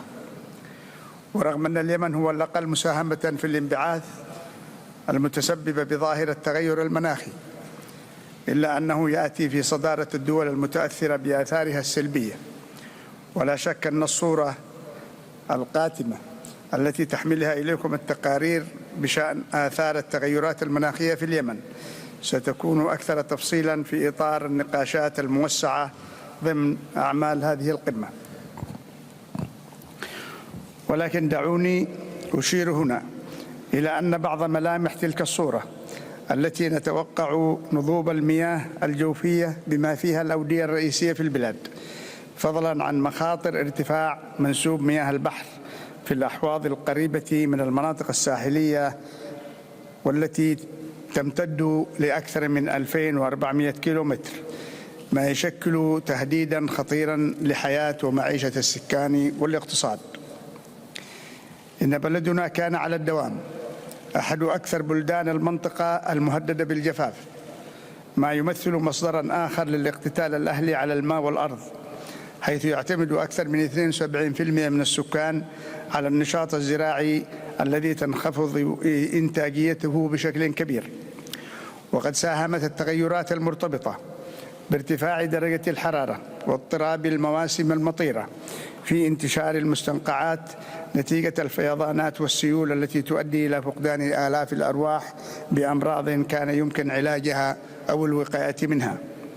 وإضافة إلى ذلك فإن مقوماتنا البيئية والسياحية تتعرض لآثار مدمرة جراء هذه التغيرات في ظل انهيار شبكة الحماية تحت وطأة الحرب التي أشعلتها الميليشيات الحوثية الإرهابية المدعومة من النظام الإيراني، وهو ما يتطلب التسريع بتعهدات خفض الانبعاثات وبناء القدرات على التكيف ومضاعفة التمويلات لهذا الغرض، وقبل ذلك تعزيز فرص السلام وبموجب قرارات الشرعية الدولية والمرجعيات وخاصة المبادرة الخليجية وآليتها التنفيذية ومخرجات الحوار الوطني وقرارات مجلس الأمن ذات الصلة وخاصة القرار 2216. الأخوة والأخوات، إننا في مجلس القيادة الرئاسي والحكومة على إدراك تام بهذه التداعيات الخطيرة للتغيرات المناخية، كما نعي بنفس القدر واجباتنا المشتركة للحد من تأثيراتها، ولكنني على ثقة أنكم أيضا على دراية عميقة بالطريقة الأضمن لإحداث التحول في هذا المسار. إنه طريق السلام وإنهاء الانقلاب واستعادة مؤسسات الدولة الوطنية العضو في الأمم المتحدة وتمكينها من إدارة حصتها العادلة من المبادرة التمويلية للدول النامية والأقل نمواً لمواجهة تحديات المناخ والحد من نتائج الممارسات التدميرية التي تنتهجها الميليشيات الإرهابية، بما في ذلك تحويل البلاد إلى أكبر حقل للألغام منذ الحرب العالمية الثانية، والمماطلة في إنهاء خطر الانسكاب النفطي المحتمل من الخزان العائم صافر الذي يهدد بأعظم كارثة بيئية في العالم. وبالنسبة لليمنيين فإن هذا الجمع الموقر يتحمل مسؤوليات متداخلة تتلخص بمساعدة الحكومة اليمنية على بناء قدراتها وإعادة إعمار مؤسساتها وردع تهديدات الميليشيات الإرهابية المدعومة من النظام الإيراني لأمن واستقرار البلاد وخطوط الملاحة الدولية وإمدادات الطاقة العالمية. ومن جانبنا كما تعلمون فقد ذهبنا إلى أبعد مدى في التعاطي مع جهود السلام كافة، سعيا منا إلى تخفيف المعاناة الإنسانية وإعادة اليمن إلى مساره الطبيعي كعضو فاعل في محيطه الإقليمي والدولي. لكن الميليشيات الإرهابية وقفت على الدوام عائقا أمام فرص التقدم في جهود السلام، وآخرها رفض تجديد الهدنة الإنسانية واستهداف المنشآت النفطية والملاحة في محافظتي حضرموت وشبوة، والتهديد بتوسيع هذه الهجمات عبر الحدود بمنطقة تقع في قلب الممرات التجارية الرئيسية في العالم. الأخوة والأخوات، إن القرارات التي ستتخذونها في هذه القمة من شأنها أن تؤثر إيجاباً على حياة ملايين اليمنيين الذين فقدوا نصف ناتجهم القومي المقدر بنحو 126 مليار دولار خلال ال8 سنوات الماضية، ناهيكم عن الدمار الهائل ومخيمات النزوح المكتظة والخدمات التي لا تعمل سوى بأقل من نصف طاقتها. وإنها لمناسبة جيدة أن نجدد الشكر والثناء لأشقائنا في تحالف دعم الشرعية بقيادة المملكة العربية السعودية والإمارات العربية المتحدة على جهودهم المقدرة في التخفيف من هذه الكارثة ومنع انهيار شامل للمؤسسات التي تستجيب اليوم لجهودكم في الحد من إضرار التغيرات المناخية على مختلف المستويات. كما نشيد في هذه المناسبة بالمبادرات الدولية والإقليمية في السياق المناخي، وعلى وجه الخصوص مبادرة الشرق الأوسط الأخضر التي أعلنتها المملكة العربية السعودية الشقيقة بهدف الوصول إلى تخفيضات قياسية في الانبعاثات الكربونية. كما ندعم مبادرة جمهورية مصر العربية للتكيف والقدرة على الصمود في قطاع المياه. الأخوات والأخوة، إن الحضارة الإنسانية مدينة لليمن بأشياء كثيرة باعتباره حلقة هامة من حلقات التراث البيئي العالمي، وقد آن الأوان للاستجابة إلى نداءات الأمهات والآباء الذين يتوقون رؤية أبنائهم يمضون دون خوف نحو مستقبل حافل بالأمل والحيلولة دون تدمير إرثهم الحضاري والمبني والبيئي العريق. ولهذا أنا هنا اليوم لأطلب منكم آلية سريعة لإنهاء معاناة الشعب اليمني وبناء مدنه المدمرة وحماية تنوعه الحيوي وموارده البيئية واستعادة وهج ثقافته المفعمة بالحياة. كل الشكر لكم مجددا أخي فخامة الأخ الرئيس عبد الفتاح السوسي، وكل التمنيات أن يمضي مؤتمرنا الرفيع هذا إلى قرارات مشجعة لمصلحة شعوبنا وكوكبنا، وأن نثمن للأمم المتحدة الدعم المستمر لرئاسة مصر لمؤتمر الأطراف 27 الخاص بتغير المناخ، فإننا نتطلع أيضا إلى دعم الدولة الإمارات العربية المتحدة لتنظيم المؤتمر 28. كما أني نعلن هنا تأييدنا لمبادرة فخامة الرئيس السيسي بالمبادرة التي أعلنها اليوم في الدعوة إلى إيقاف الحرب في أوكرانيا، من منطلق أننا نعرف ما تعني الحروب وما هي الآثار المدمرة التي تترتب على الحروب في كل مكان. شكرا لكم والسلام عليكم ورحمة الله وبركاته. Thank you, Your Excellency.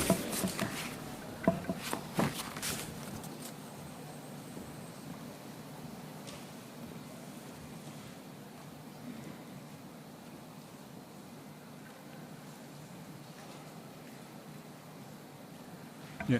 It is my pleasure to welcome His Excellency Mr. Rishi Sunak, Prime Minister of the United Kingdom of Great Britain and Northern Ireland. Your Excellency, you have the floor.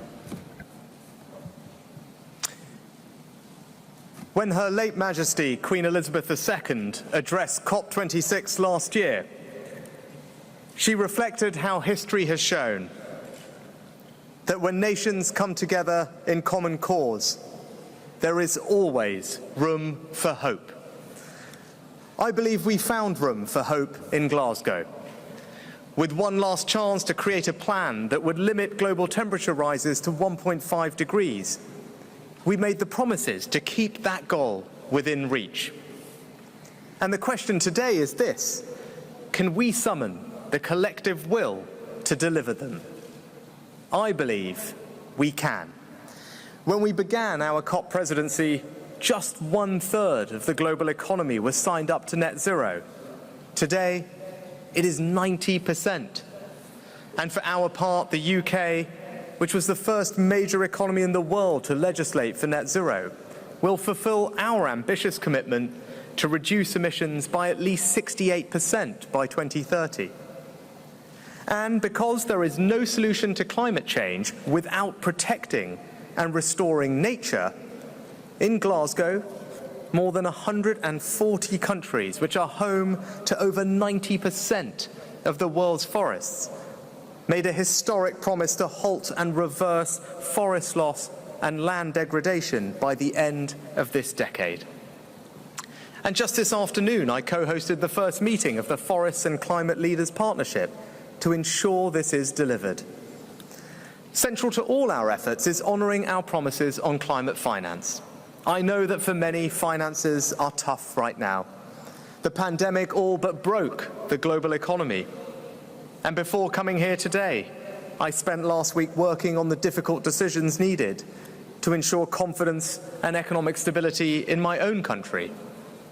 But I can tell you today that the United Kingdom is delivering on our commitment of £11.6 billion. And as part of this, we will now triple our funding on adaptation to £1.5 billion by 2025. But let me tell you why. First, I profoundly believe it is the right thing to do. Listen to Prime Minister Motley of Barbados as she describes the existential threat posed by the ravages of climate change.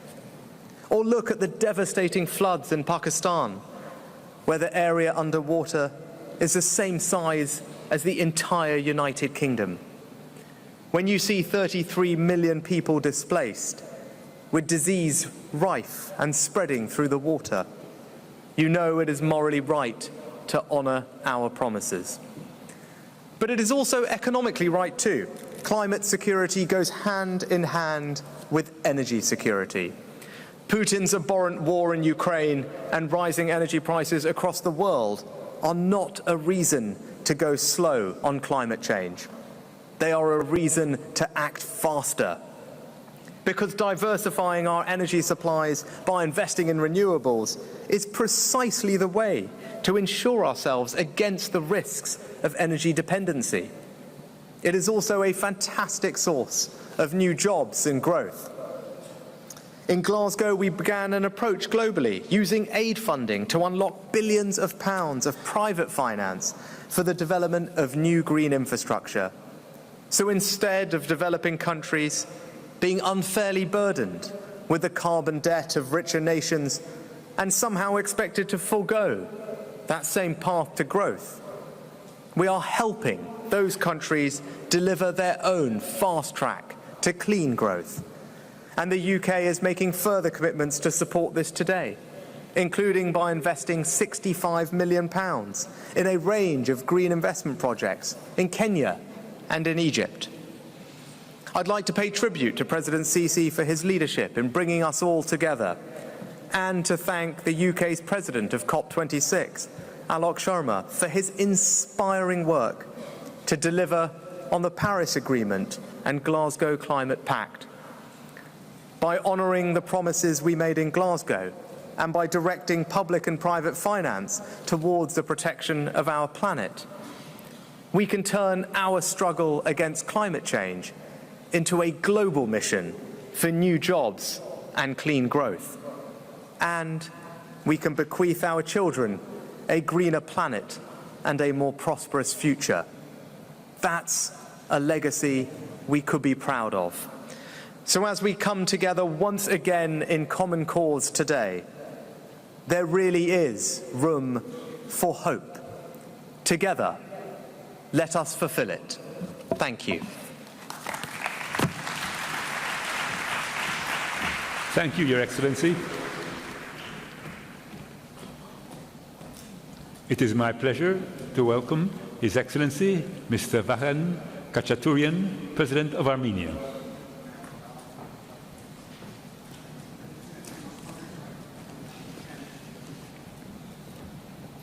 Your Excellency, you have the floor.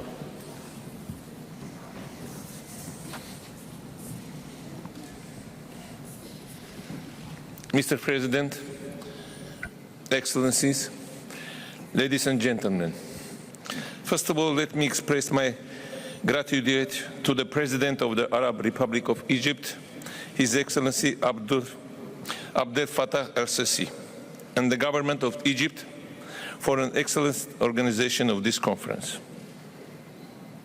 Պարոն նախագահող, Կլիմայի փոփոխության դեմ պայքարը համաշխարհային օրակարգի կարևորագույն բաղկացուցիչն է, որը պահանջում է բոլորիս համատեղ հանձնառություն։ Հայաստանը, որպես զարգացող երկիր, մեծապես հանձնառու է առավել ինտեգրվելու կլիմայի փոփոխությանը դիմագրավելու համաշխարհային գործընթացներում, ոչ միայն կլիմայական հավակնոտ օրակարգի հռչակմամբ, այլև դեպի ավելի կայուն, դիմացկուն եւ ցածր ածխածնային տնտեսական համակարգում ներգրավմամբ։ Կլիմայի փոփոխությունն ընթանում է նույնիսկ ավելի արագ, քան նախկինում գնահատվում էր։ Ամենաառաջադեմից մինչև նվազ զարգացած, փոքր կղզիներից մինչև լեռնային դեպի ծով երկչունեցող երկրներ, ինչպիսին Հայաստանն է։ Համայն մարդկությունը ոչ միայն ականատեսն է այս փոփոխության, այլև անմիջապես կրում է վերջինիս ազդեցությունը։ Վտանգված են էկոհամակարգերը, սպառվում են ջրային ռեսուրսները, առավել հաճախակի են դառնում ջրհեղեղները, փոթորիկները, անտառային հրդեհները, տապի եւ երաշտի դեպքերը։ Հայաստանն իր խոցելի լեռնային էկոհամակարգերով արդեն իսկ բախվել է կլիմայի փոփոխության բացասական ազդեցությանը։ Մեր երկիրն արձանագրել է միջին ջերմաստիճանի 1.3% աստիճանով բարձրացում եւ տեղումների 9% նվազում, այն դարձնելով Արևելյան Եվրոպայի եւ Կենտրոնական Ասիայի տարածաշրջանի կլիմայի փոփոխության ամենախոցելի երկրներից մեկը։ Պարոն նախագահող, մենք բոլորս քաջատեղյակ ենք շրջակա միջավայրի վերջինիս ռեսուրսների ու արտադրողականության վրա ունեցած հակամարտությունների կործանարար ուժի մասին։ Պատերազմի ազդեցությունը էկոհամակարգերի վրա տարբեր է եւ պայմանավորված է հակամարտության ծավալով եւ տեղողությամբ, ինչպես նաեւ կիրառված զենքի տեսակներով։ Ցավոք, վերջերս Հայաստանն առերեսվեց նման մարտահրավերի։ Այս տարվա սեպտեմբերի 13-ին Հայաստանը ագրեսիայի ենթարկվեց Ադրբեջանի կողմից։ Թիրախը Հայաստանի ինքնիշխան տարածքն էր։ Հայաստանի արևելյան եւ հարավ-արևելյան շրջանների խիտ բնակեցված քաղաքները, այդ թվում Ջերմուկ քաղաքը, որը հայտնի է որպես լեռնային առողջապահական եւ բժշկական զբոսաշրջության վայր, ենթարկվել էր ծանր հրթիռակոծության։ Նշված շրջանների դեմ ռազմական գործողություններ ուղեկցվել էին լայն սպառազինության, այդ թվում հրետանային ու մարտական անօդաչու թռչող սարքերի կիրառմամբ, զգալի վնաս պատճառելով եզակի բնապահպանական համալիրին։ Այդ տարածքում գտնվող Կեչուտի ջրամբարի հրետանակոծությունը եւս կարող էր հանգեցնել մեծաթիվ մարդկային զոհերի, իսկ շրջակա միջավայրի վրա ունենալ աղետարի հետևանքներ։ Պարոն նախագահող, չնայած Հայաստանում առկա մարտահրավերներին ու անվտանգային խնդիրներին, կլիմայի փոփոխության օրակարգը շարունակում է առաջնային տեղ զբաղեցնել մեր կառավարության համար։ Մասնավորապես, որպես առաջնահերթություն է ճանաչվել կլիմայապես դիմացկուն եւ ցածր ածխածնային զարգացումը, որը հիմնված է կայուն եւ երկարաժամկետ կլիմայի փոփոխության հարմարվողականության ռազմավարության։ Լայնածավալ անտառապատման, վերականգնվող էներգիա եւ էներգոարդյունավետության ոլորտում ներդրումների, նորարարական եւ ժամանակակից կլիմայական տեխնոլոգիաների կիրառման, էլեկտրական շարժունակության խթանման եւ միջուկային էներգիայի զարգացման վրա։ Մեր երկիրը վճռական է Փարիզյան համաձայնագրով ստանձնած իր հանձնառությունները կատարելու գործում։ Փարիզյան համաձայնագրի ներքո Հայաստանի Հանրապետության 2021-2030 թվականների ազգային մակարդակով սահմանված գործողությունների ռազմավարությամբ Հայաստանը սահմանել է ամբողջ տնտեսության մասշտաբով կլիմայի փոփոխության մեղման նոր թիրախ, այն է, մինչև 2030 թվականի ջերմոցային գազերի արտանետումների 40%-ի նվազեցում եւ էներգիայի արտադրության մեջ վերականգնվող էներգիայի մասնաբաժնի կրկնապատկում։ Այս առումով նորարարական լուծումները ներառյալ պարզ կլիմայի դիմաց նախաձեռնությունը կարևոր նշանակություն ունեն մի աշխարհում, որտեղ կուտակված պետական պարտքը խոչընդոտում է զարգացող տնտեսությունների մեծամասնությանը ստանալ կլիմայական ֆինանսավորում։ Մենք ողջունում ենք Փարիզյան համաձայնագրի 6-րդ հոդվածի միջազգային կանոնների հաստատման առաջընթացը։ Մեկ տարի առաջ Գլազգոյում ձեռք բերված մեր դրական, չնայած խրուն ձեռքբերումները եւ ակնկալում զարգացող երկրների հավասար եւ արդար մասնակցությունը, նպաստելով պետությունների տնտեսությունների լիարժեք անցումը դեպի կայուն եւ ածխածնային չեզոք զարգացման։ Պարոն նախագահող, եզրափակելով խոսքս ուզում եմ իմ համոզմունքը հայտնել, որ գործելով միասին մենք անշուշտ բավականաչափ հզոր ենք փոփոխություն անելու համար։ Ուստի եկեք համատեղ պայքարենք հանուն կայուն զարգացման եւ նոր կանաչ դարաշրջանի, որտեղ բնությունն ու մարդկությունը ներդաշնակորեն կգոյակցեն։ Շնորհակալություն. Thank you very much. Thank you, Your Excellency.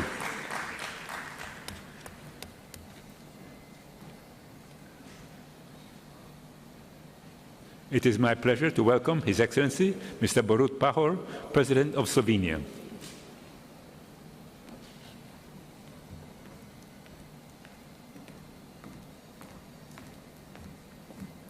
Your Excellency, you have the floor.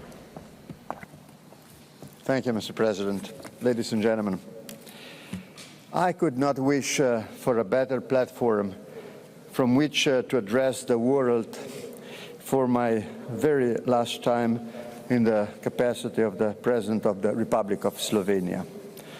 I express my sincere gratitude to Egypt for its hospitality and for its tireless efforts to make COP27 a success. Ladies and gentlemen, climate breakdown is the essential issue of our times, both globally and locally.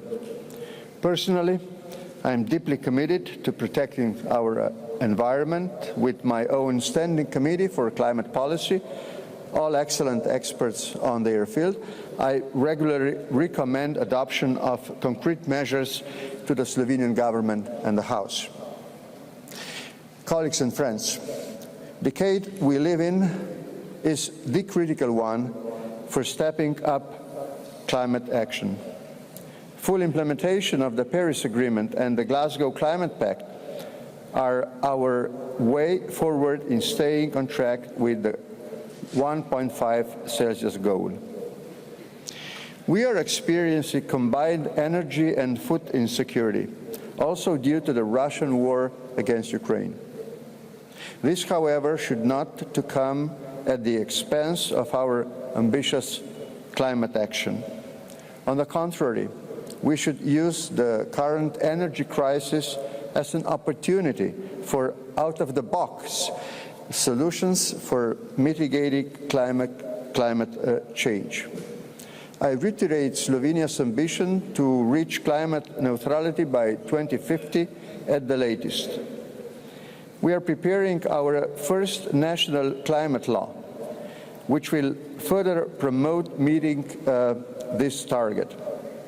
At the same time, we are well aware of the great diversity of needs of developing countries and communities. We therefore wish to substantial progress on the global goal on adaptation. We support efforts to find solutions for founding arrangements for loss and damage. We also support the call of the United Nations Secretary General to expand early warning coverage throughout the world. Excellencies, climate breakdown is increasingly a factor of instability, violence, and war. As a candidate for a non-permanent seat of the United Nations Security Council for the period of 2045-2025, Slovenia aims for integration climate action into prevention, peaceful building, and peacemaking. We are committed to solidarity. This year, we doubled our climate finance through multilateral channels in support for the least developed states and smallest developing states. Ladies and gentlemen, climate breakdown is happening here and now. We shall either stand together or fall together. We only have this one motherland. Our generation has the possibility and duty to act and leave the planet in a better shape for our children. Again, failure is not an option. We are talking of a man-made problem. We have a man-made solution for it. So let's get to work together for implementation. Mr. President, thank you for your attention. Thank you, Your Excellency.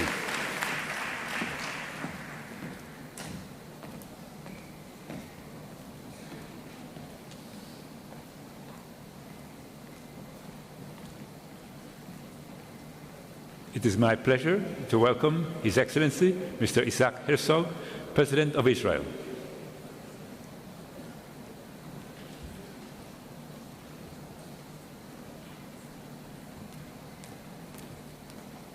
Your Excellency, you have the floor. Thank you, dear Excellencies, ladies and gentlemen. I'm so very honored to join you today from across the globe, so many friends at the COP27. I thank the President of the Arab Republic of Egypt, His Excellency Abdul Fattah al-Sisi, and his government for hosting us here in this beautiful Sharm el-Sheikh. As neighboring nations, Israel and Egypt are both fortunate to call this beautiful region, the Middle East, our home. However, this home we all love is also a global hotspot for climate change, with studies forecasting imminent severe consequences of our region. The Middle East is on the brink of catastrophe, and you could have heard it in the speeches of my predecessors. Here in Sharm el-Sheikh, I wish to reiterate the State of Israel's solid commitment, as relayed last year in Glasgow, to achieving net zero carbon emissions and to transitioning from fossil fuels to renewable energy by 2050. But Israel is prepared to assume far greater responsibility. Israel is prepared to lead the effort towards regional climate resilience. I intend to spearhead the development of what I term as Renewable Middle East, a regional ecosystem of sustainable peace. I envision that in the foreseeable future, the solar energy produced in the deserts of the Middle East will be available for exportation to Europe, Asia, and Africa. If, for example, Israel and Greece are already working on electricity connectors to supply green electricity from Israel to Europe, I believe that the entire Middle East, all Middle East nations, abundant with sun and technology, will have the ability to connect the rest of the world to a magnificent source of renewable energy.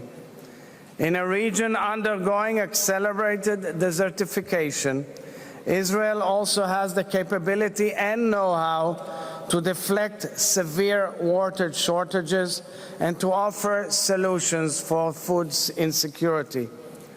We are eager to share all our expertise and practical tools.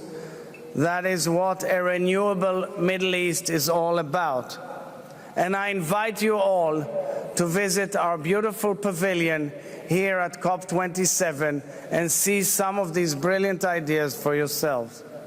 Dear friends, this crisis threatens the very existence of the future which we wish for our children. It transcends politics and geographic margins, and so must we. I say to all nations at the COP27, and particularly to our neighbors near and far, this state of emergency demands we work together, not tomorrow, today.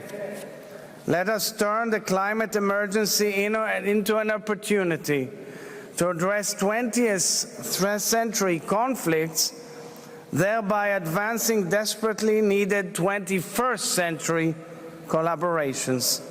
Let us leverage vital regional partnerships as a path towards inclusivity, stability, and prosperity to form this shared renewable Middle East. The Prosperity Green and Prosperity Blue Partnership, reflecting Jordan's intention to supply Israel with green electricity and Israel's intention to supply Jordan with desalinated water, with the direct involvement and support of the United States of America and the United Arab Emirates, is the ultimate example of creative win-win partnerships which will contribute to the stability of the entire region. In the spirit of our hosts in the region, I would like to teach from the Quran that, as said, to be good to others as Allah has been good to us, and to not seek to corrupt the land. As said in Arabic, وَأَحْسِنْ كَمَا أَحْسَنَ اللَّهُ عَلَيْكَ وَلَا تَبْغِي الْفَسَادَ فِي الْأَرْضِ. And as our Holy Bible says, may you work, toil, and protect the land. וَيِكَחَ אדוני אלוהים את האדם ויניחהו בגן עדן לעובדה ולשומרה. Let us save the world God gave us, for we are all have been created in His image. Thank you very much.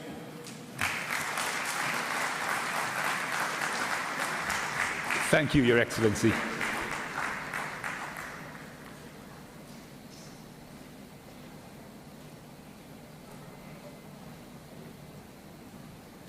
It is my pleasure to welcome His Excellency, Mr. Umaro Sissoko Embalo, President of Guinea-Bissau.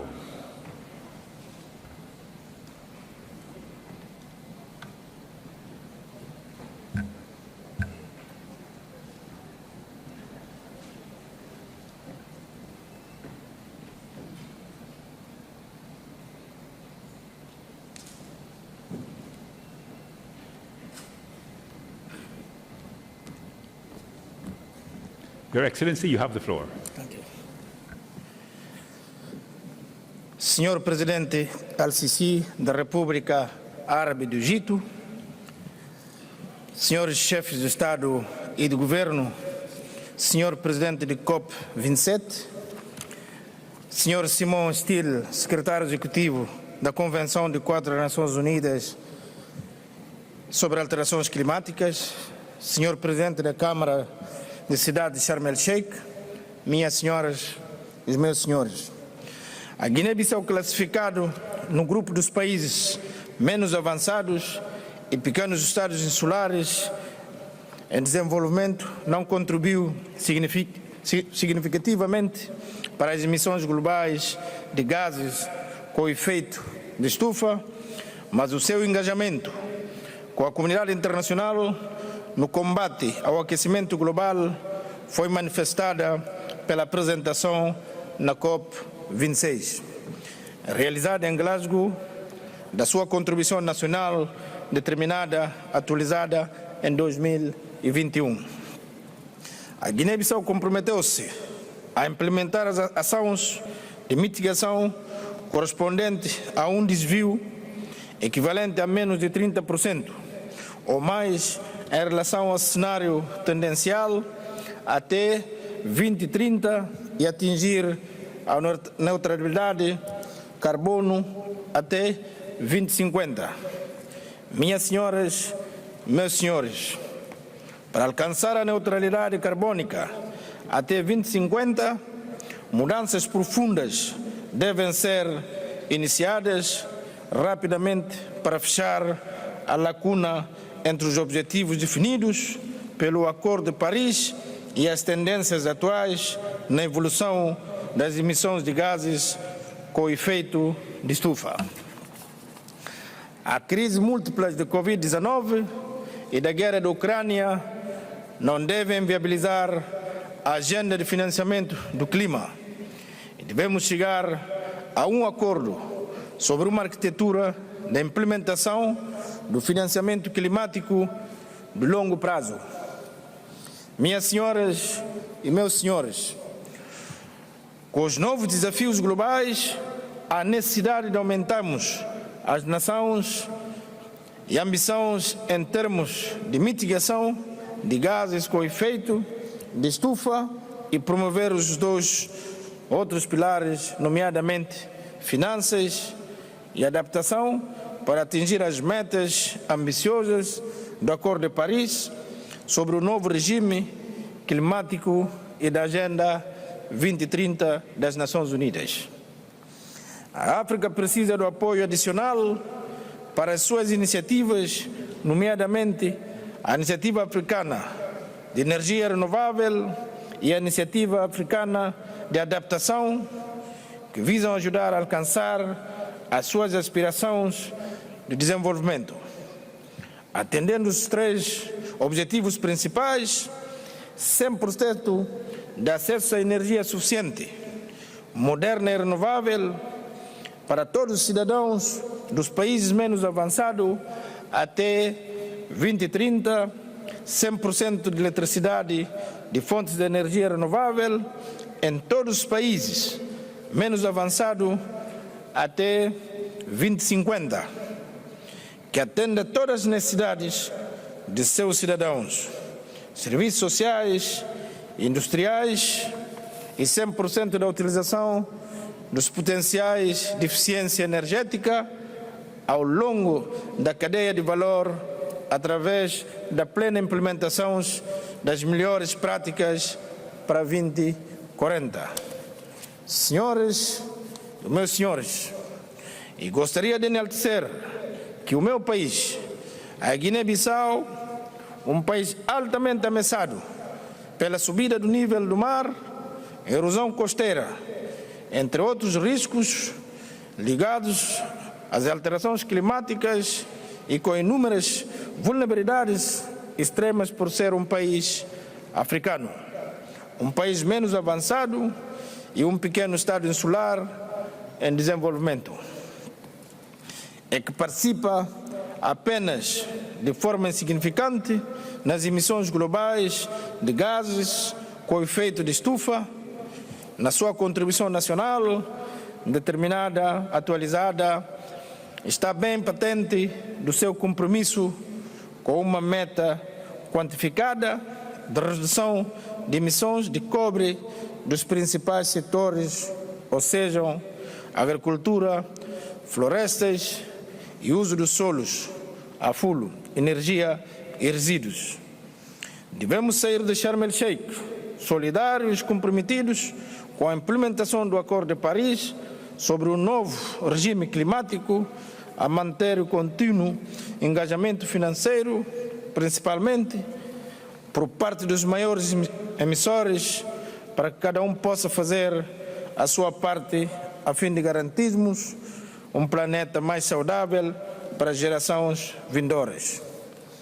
Minhas senhoras, meus senhores, para concluir, reafirmo o engajamento da Guiné-Bissau no âmbito da Convenção do Quadro das Nações Unidas sobre as alterações climáticas e na implementação dos objetivos fixados no Acordo de Paris sobre o novo regime climático. E como passo essencial na luta contra as alterações climáticas, de aumentar as ambições e ações progressivamente a nível nacional, subnacional e coletivo nas futuras contribuições nacionais. Muito obrigado.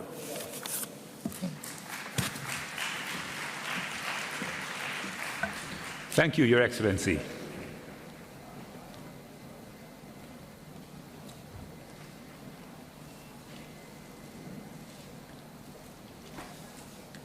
It is my pleasure to welcome His Excellency, Mr. Emomali Rahmon, President of Tajikistan.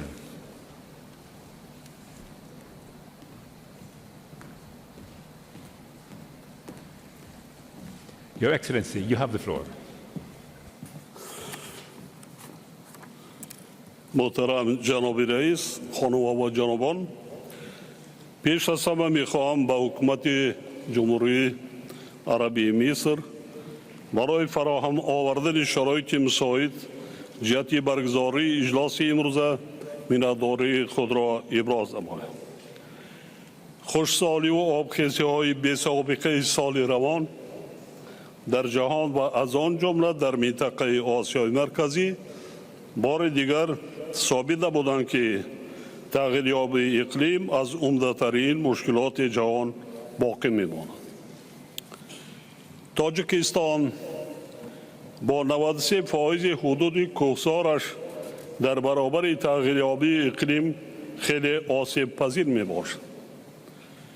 آفت‌های طبیعی وابسته به این روند همه ساله به اقتصاد کشور ما صدها میلیون دلار خسارات وارد کرده در بسیار حالت باعث تلفات جانی می گردند. قابل ذکر است که حصه تاجیکستان در حجم پرتوهای گازهای گلخانه‌ای خیلی ناچیز است و در این رده‌بندی کشور ما در جای 130 قرار دارد، یعنی از روی اندازه پس چنین پرتوها موقع پیشرفت را اشغال می‌نماید. زیاده از 98% نیروی برق در تاجیکستان از حساب ذخیره‌های برقرار شونده، یعنی انرژی سبز بخصوص هیدروانرژتیک به دست می آید و از روی این نشان دهنده ما در جهان در مقام ششم قرار داریم. همزمان ما نقشه داریم که تا سال 2050 حصه خود را در اجرای استراتژی صفر پرتو توسط رشد انرژی سبز باز هم افزایش دهیم. حکومت تاجیکستان استراتژی ملی مطابق شوی با تغییریابی اقلیم 2030 و یک قطع صنعت‌های دیگر را قبول نموده است. محترم جناب رئیس، ذخیره‌های آب در روند مطابق شوی و استوارناکی با تغییریابی اقلیم، همچنین کاهش دادن عاقبت‌های آن نقش کلیدی دارند. افزایش آفت‌های طبیعی وابسته به آب رابطه ناگسستنی ذخیره‌های آن را با تغییریابی اقلیم تأکید می‌نماید. امروز ذخیره‌های آب زیر تاثیر جدی تغییرات اقلیم قرار دارند. نمونه واضح این پدیده را ما در آبشوی با سرعت پیریخ‌ها در سطح گلوبالی از جمله پیریخ‌های تاجیکستان مشاهده می‌نماییم. طی چند ده ساله اخیر از 13,000 پیریخ ما 1,000 پوره از بین رفته است. با در نظر داشت آنکه پیریخ‌ها و دیگر منبع‌های آبی تاجیکستان که در حدودش 60% ذخیره‌های آبی آسیای مرکزی تشکل می‌یابند، این روند به نقشه‌های استفاده‌بری آب در کشورهای منطقه مشکلات علاوه‌ای را به بار خواهد آورد. در این زمینه ما در دایره ائتلاف آب و اقلیم پیشنهاد نمودیم که سال 2025 سال بین المللی حفظ پیریخ‌ها اعلام کرده شود.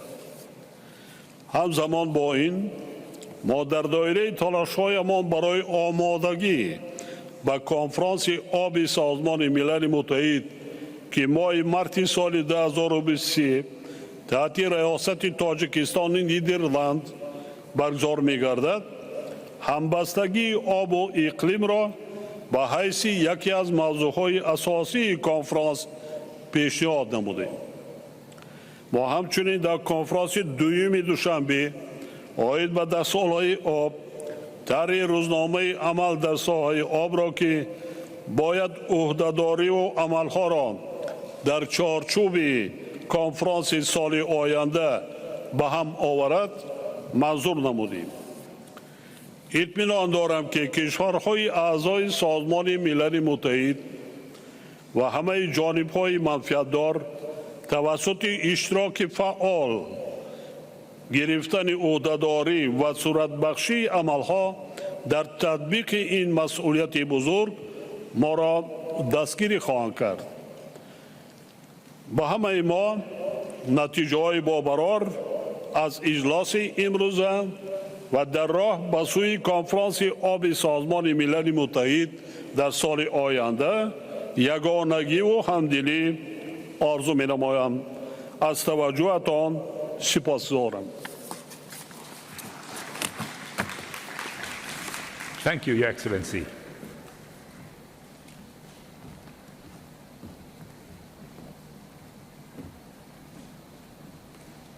It is my pleasure to welcome His Excellency Mr. Pedro Sanchez Pérez Castejón, President of the Government of Spain.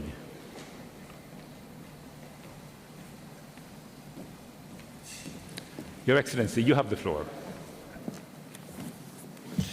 Muchas gracias, señoras, señores. Hemos llegado a un momento de la historia en que debemos orientar nuestros actos atendiendo a sus consecuencias para el medio. Por ignorancia o indiferencia podemos causar daños inmensos o irreparables al planeta del que depende nuestra vida y nuestro bienestar. Estas palabras están recogidas en la declaración final de la primera cumbre de la Tierra, hace ya medio siglo en Estocolmo. Su vigencia debería sobrecogernos, porque 5 décadas después el mundo sigue dando pasos hacia lo que ha denominado hoy el secretario general Antonio Guterres el infierno climático, a pesar del certero diagnóstico de la ciencia. Ignorancia o indiferencia, afirmaba la declaración de Estocolmo. La primera pudo ser esgrimida durante un tiempo como atenuante. La indiferencia, en cambio, no absuelve ante el tribunal de la posteridad.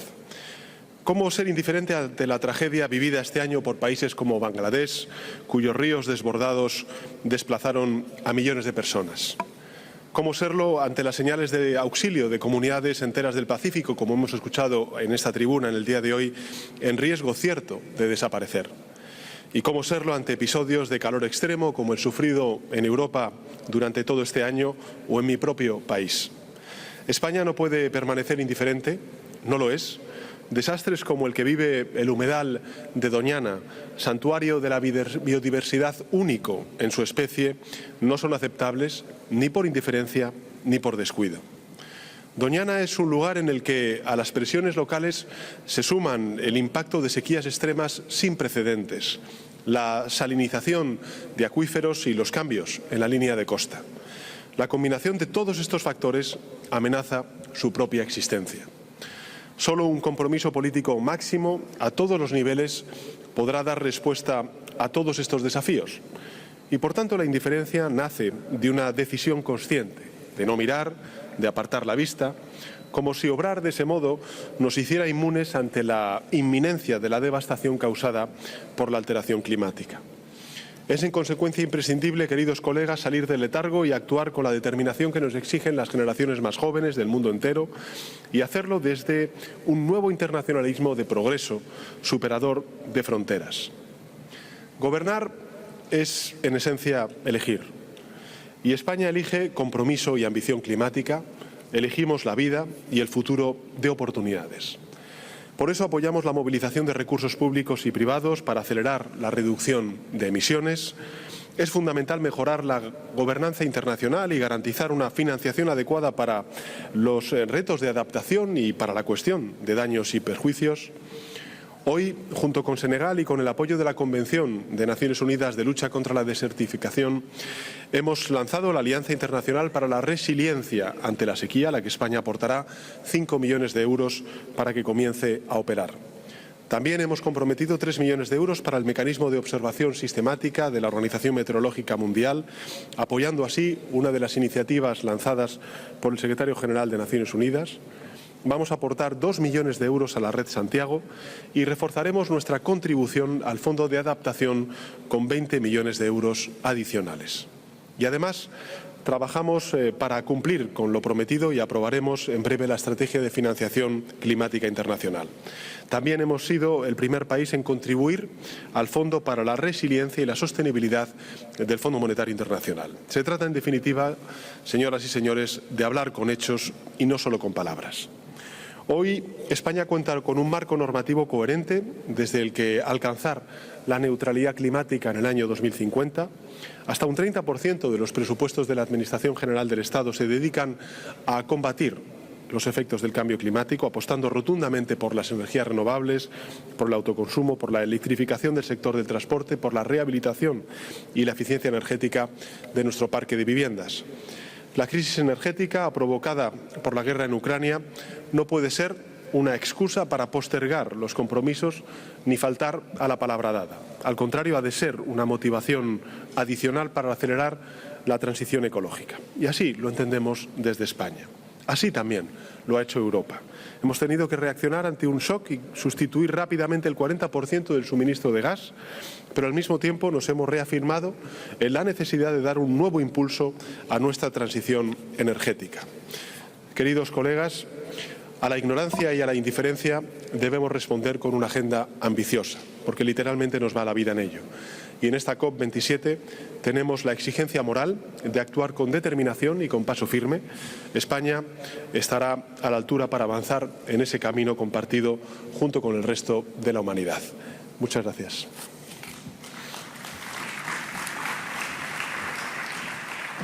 Thank you, Your Excellency.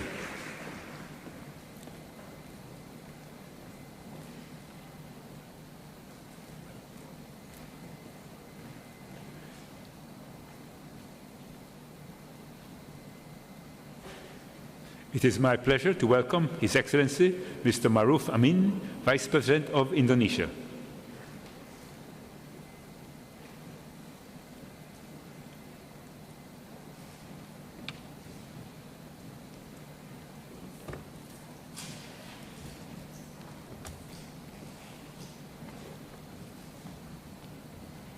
Your Excellency, you have the floor.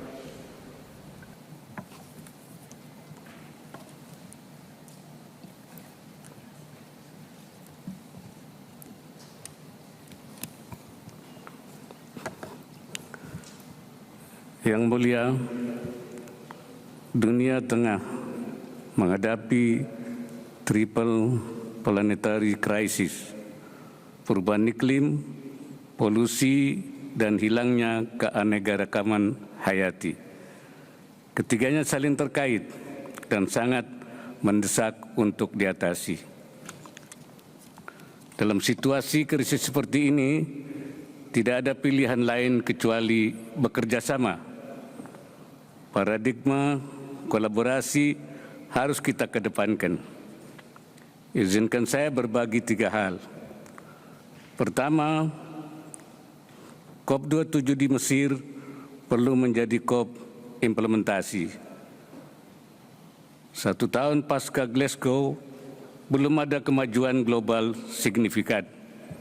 Untuk itu, COP27 harus dimanfaatkan, tidak hanya untuk memajukan ambisi, namun juga implementasi, termasuk pemenuhan dukungan dari negara maju kepada negara berkembang. Kedua, kita semua harus menjadi bagian dari solusi. Semua negara harus berkontribusi sesuai kapasitas masing-masing, dengan semangat burden sharing, bukan burden shifting. Negara yang lebih maju, yang lebih mampu, harus membantu dan memberdayakan negara lainnya. Ketiga, Indonesia terus berupaya untuk lead by example. 2 bulan lalu kami telah sampaikan Enhanced Nationally Determined Contribution yang memuat peningkatan target penurunan emisi Indonesia menjadi 31,8% dengan kemampuan sendiri dan 43,20% untuk dukungan internasional. Peningkatan ini selaras dengan perkembangan signifikan kebijakan kami, antara lain perluasan konservasi dan restorasi alam, penerapan pajak karbon, mencapai full net sink 2030, pengembangan ekosistem kendaraan listrik, serta inisiasi program biodiesel B40. Guna memastikan pendanaan transisi energi, Indonesia telah meluncurkan Country Platform for Energy Transition Mechanism.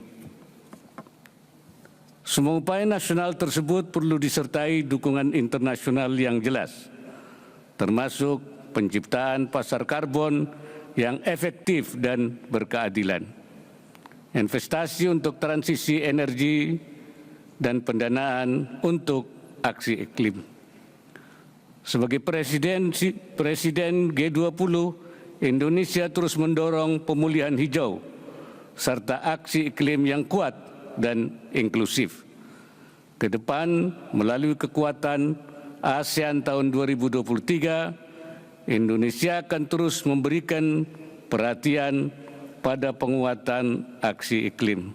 Yang mulia, kita harus mengambil langkah konkret dan memperkuat kolaborasi berdasarkan dialog dan kepercayaan. Demikian, menjadi dunia yang lebih baik dan berkelanjutan. Terima kasih. Wassalamualaikum warahmatullahi wabarakatuh.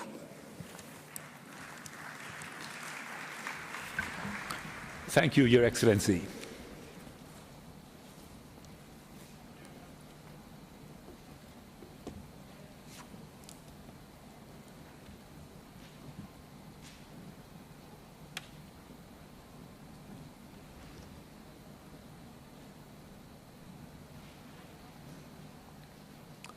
It is my pleasure to welcome His Excellency Mr. Tiemoko Meliet Kone, Vice President of Côte d'Ivoire.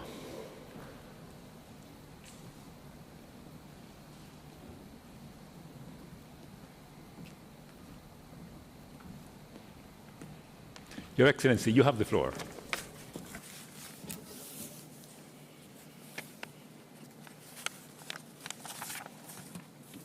Merci, Monsieur le Président. Monsieur le Président de la République arabe d'Égypte, Excellences, Mesdames et Messieurs les Présidents, Vice-présidents et chefs de gouvernement, Monsieur le Secrétaire exécutif de la Convention cadre des Nations Unies sur les changements climatiques, Monsieur le Président de la COP27, Il m'est particulièrement agréable de vous adresser les salutations de son Excellence M. Alassane Ouattara, président de la République de Côte d'Ivoire, ainsi que ses vœux de succès à nos travaux. Excellences, Mesdames et Messieurs, mon pays, la Côte d'Ivoire, a décidé de rehausser son ambition climatique à travers ses nouvelles contributions déterminées au niveau national afin d'œuvrer pleinement à la préservation de notre planète. La Côte d'Ivoire entend ainsi réduire ses émissions de gaz à effet de serre de 30,4% d'ici 2030. Ramener et porter le taux de couverture forestière de 10% actuellement à 20% à l'horizon 2030.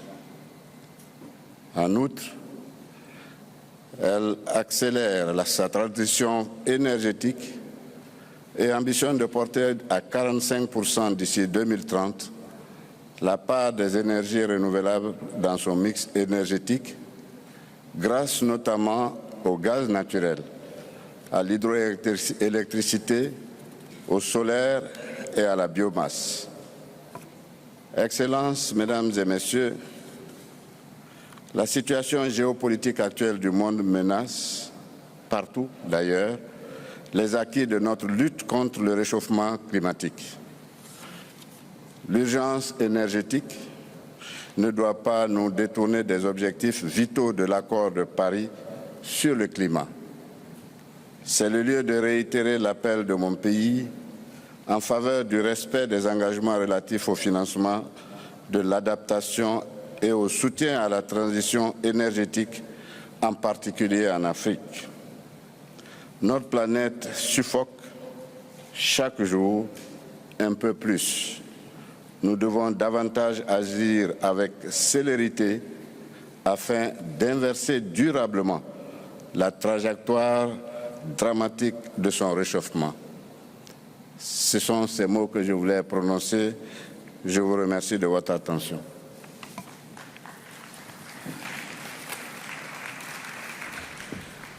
Thank you, Your Excellency.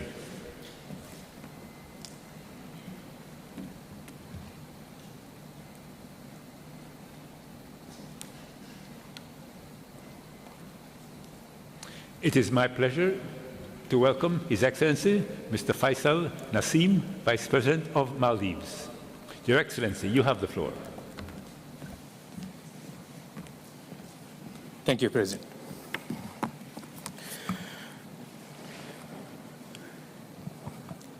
Your Excellency, Mr. Abdul Fattah al-Sisi, President of the Arab Republic of Egypt, Your Excellency, Mr. Antonio Guterres, Secretary General of the United Nations, Excellencies, ladies and gentlemen, I would like to thank the government and the people of Egypt for hosting COP27 in such a breathtaking location. All of us can learn from Egypt's rich history and ancient civilization about how humanity can create wonderful marvels with creativity and ingenuity. Once again, we gather here together to strengthen our commitment to climate action. The stake could not be higher. Climate change has already remade the world in ways that we could not imagine just a few years ago. We need to act decisively to fully address the climate emergency. If we look back just at the last 6 months, the floods in Pakistan have wreaked havoc, erasing years of development and causing over 1,000 deaths. Europe has experienced its worst heat wave ever. Here in the African continent, people have felt the combined effects of the Ukraine war and climate change, where 82 million people are now acutely food insecure. These effects are felt most strongly by the most vulnerable members of societies, especially women and children. In the Maldives, our lives are also affected daily by climate change because the ocean is changing. The ocean is our nation's source of nourishment and income. Each year, our fishermen need to travel further and further to find abundant fisheries. Unpredictable monsoon shifts have risen in frequency and intensity, causing storm surges and flooding that have had irreparable damage to property and livelihoods. Our coral reefs, drawing tourists from around the world, are on life support. And every single island has lost its freshwater supply, so we are dependent on technology to provide fresh water.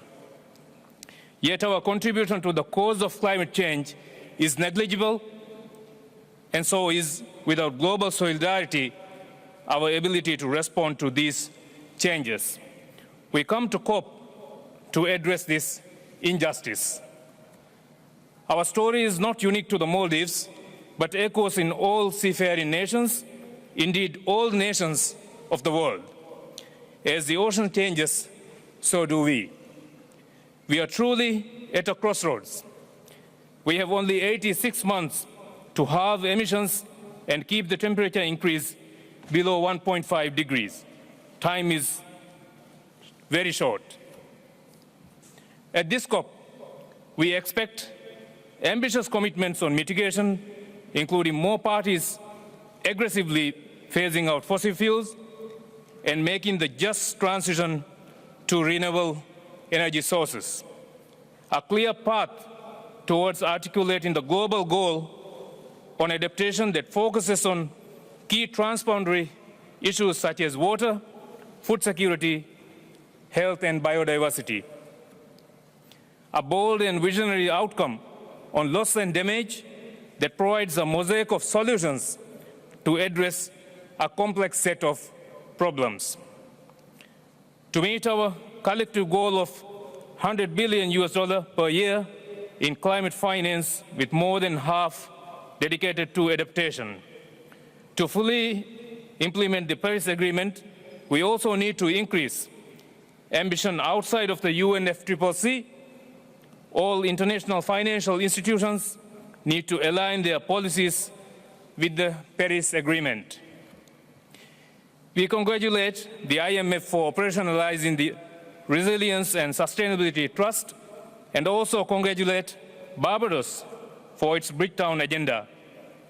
The World Bank can also play an important role by relaxing its current capital restraint to increase its lending capacity, leading the way towards a decarbonized world. Excellencies, climate change is remaking the world. It's our responsibility and why we have gathered here to ensure that the remade world is equitable, just, and allows all of us to live well. I thank you. Thank you, Your Excellency. It is my pleasure to welcome His Excellency, Mr. Badara A. Diouf, Vice President of Gambia. Your Excellency, you have the floor.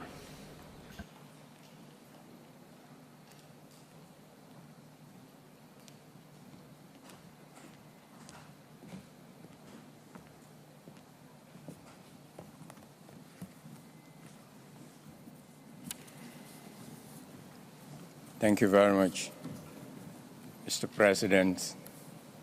Distinguished ladies and gentlemen, Your Excellencies, on behalf of His Excellency President Adam Barrow, the government and the people of the Gambia, we wish to extend our gratitude to His Excellency President Sisi and the people of Egypt and the government of Egypt for inviting the Gambia to this auspicious occasion, and also for the gratitude that is extended to the Gambian delegation. Mr. President, the Gambia is on track to meet SDG 13 on climate action.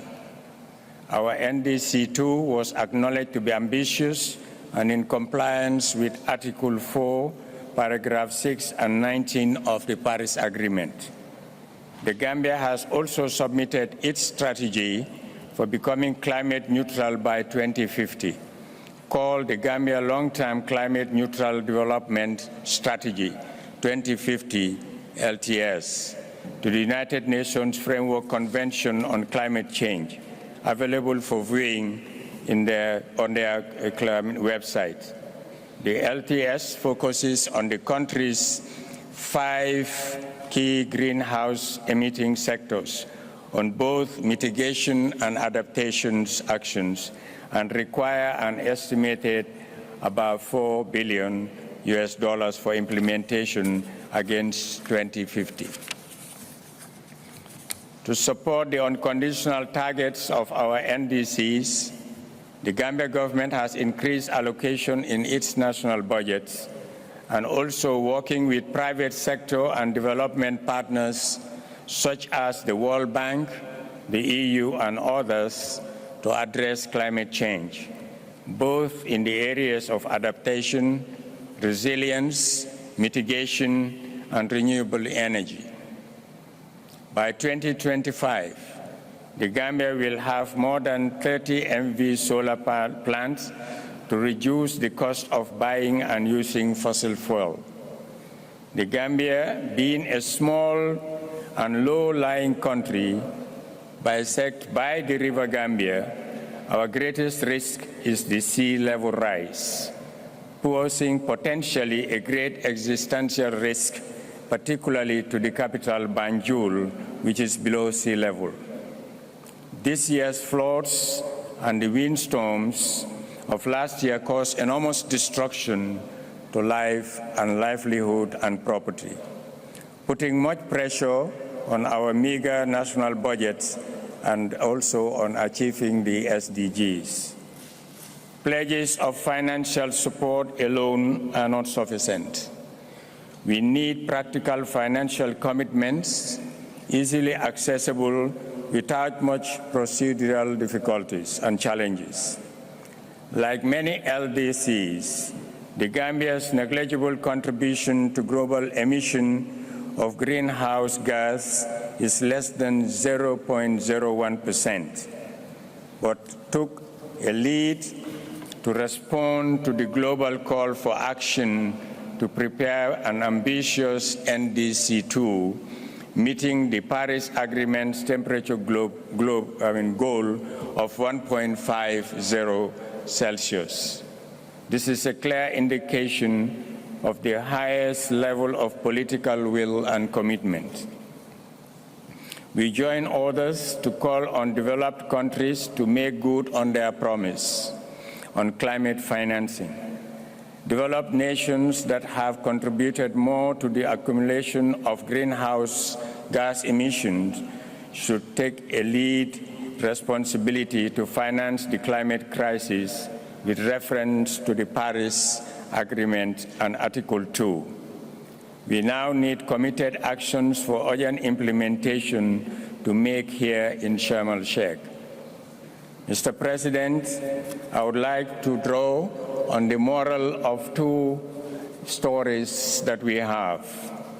One is that there were 2 sets of groups of people, some of them very lean and hungry looking, with arms 2 meters long and spoons 2 meters long. The others are fat and healthy looking with arms 2 meters long and spoons 2 meters long. And the question was posed, why are you so thin? They said because they have arms 2 meters long and they could not feed. And the second group that is fat and good looking, they were asked the same question and they said they feed each other. The moral of that story is together for the implementation of climate plan that we have, we can survive and save the planet. The other is Usain Bolt ran 100 meters in 9.5. The Jamaican 400 meters team ran it in 9.2. So Usain Bolt in the Jamaican team together ran 9.2, but alone he ran 9.5. So as a team, with commitment and collaboration and determination, working together for the implementation of the Paris Agreement, it means we are on course to win the climate gold medal, and we will prevail. Thank you. Thank you, Your Excellency.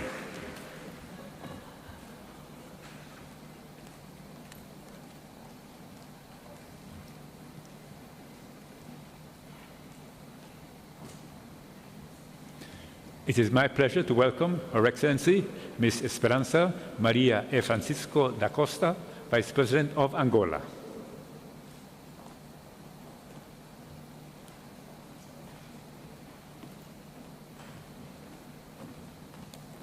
Your Excellency, you have the floor.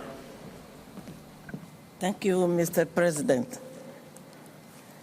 Excelências, chefes de Estado e de Governo, distintos convidados, minhas senhoras e meus senhores, é com elevada honra que, em representação de Sua Excelência João Manuel Gonçalves Lourenço, Presidente da República de Angola, dirijo-me a esta magna cimeira no sentido de contribuir efetivamente para a identificação de soluções duradouras que respondam aos desafios globais relacionados com as alterações climáticas. Permitam-me agradecer ao Governo da República Árabe do Egito pelo acolhimento reservado à minha delegação, bem como ao Secretariado da Convenção pela escolha assertiva das temáticas em desenvolvimento, orientando a cada um de nós a refletir em torno da alarmante emergência climática que a humanidade enfrenta. A COP26, realizada em Glasgow, veio reforçar que a união de sinergias e a coordenação de estratégias conjuntas para combater a crise climática, que é transversal, é o único caminho para alcançarmos o bem comum e salvarmos o nosso planeta. Excelências, minhas senhoras e meus senhores, a República de Angola, reconhecendo que as alterações climáticas têm impactado negativamente na concretização dos diferentes planos de desenvolvimento, aprovou a Estratégia Nacional para as Alterações Climáticas, que estabelece uma visão até 2035, com o objetivo de assegurar a adaptação do território angolano e contribuir no esforço mundial de combate às suas causas. No âmbito do Programa de Combate à Seca no sul do país, temos implementado infraestruturas de armazenamento de água, com o sistema de transferência de água do Rio do Cunene, o primeiro de vários projetos estruturantes de combate à seca, com criação de condições de desenvolvimento da agropecuária, garantindo maior resiliência às comunidades. Angola está alinhada com o posicionamento do Grupo Africano, que tem levado grandes iniciativas com vista a honrar com os compromissos assumidos durante a COP26, estando empenhada no aumento até 70% das fontes de energias renováveis até 2025. Relativamente à preservação da biodiversidade, Angola aumentou as suas áreas de conservação. Destacamos as iniciativas de proteção florestal transfronteiriça do Mayombe, que integra planos de ação inseridos nos esforços da Iniciativa Africana Climática da Preservação da Bacia do Congo. Uma iniciativa dos chefes de Estado e de Governo de países da África Central, reafirmando o seu engajamento e responsabilidade na luta contra as alterações climáticas e desflorestação, com vista a garantir a proteção ambiental e evitar catástrofes naturais. Minhas senhoras e meus senhores, permitam-me afirmar que quaisquer estratégias de combate às alterações climáticas não serão bem-sucedidas se não reforçarmos a cooperação internacional, que atribua um papel central na partilha de conhecimento e na transferência de recursos tecnológicos e financeiros dos países industrializados para os países menos avançados, com destaque para a África, que é um continente que menos polui e mais sofre com as consequências das alterações climáticas. Relembro que no transato mês de maio, durante a Cimeira Extraordinária e Humanitária e Conferência de Doadores da União Africana realizada em Malabo, que contou também com a presença de empresas do setor privado, parceiros e doadores, foram feitas promessas de financiamento orçadas em mais de 100 milhões de dólares americanos, visando combater os problemas ligados às alterações climáticas e à crise humanitária em África. Verificando-se, no entanto, uma atitude algo tímida quanto à sua materialização. Importa sublinhar que, em relação ao continente africano, a criação de um sistema de alerta prévio e a operacionalização da Agência Humanitária Africana são de extrema urgência, porquanto irão permitir identificar os múltiplos perigos relacionados com as alterações climáticas, recolher e partilhar dados para responder aos diferentes problemas ligados às alterações climáticas, incluindo as deslocações forçadas da população. Minhas senhoras e meus senhores, ao terminar, auguramos que, durante a Cimeira, os Estados-membros assumam compromissos pragmáticos e coordenem ações para estancar a emissão de carbono, por via da aposta em fontes de energias alternativas, que são o garante da sobrevivência do nosso planeta. Muito obrigada. Thank you, Your Excellency.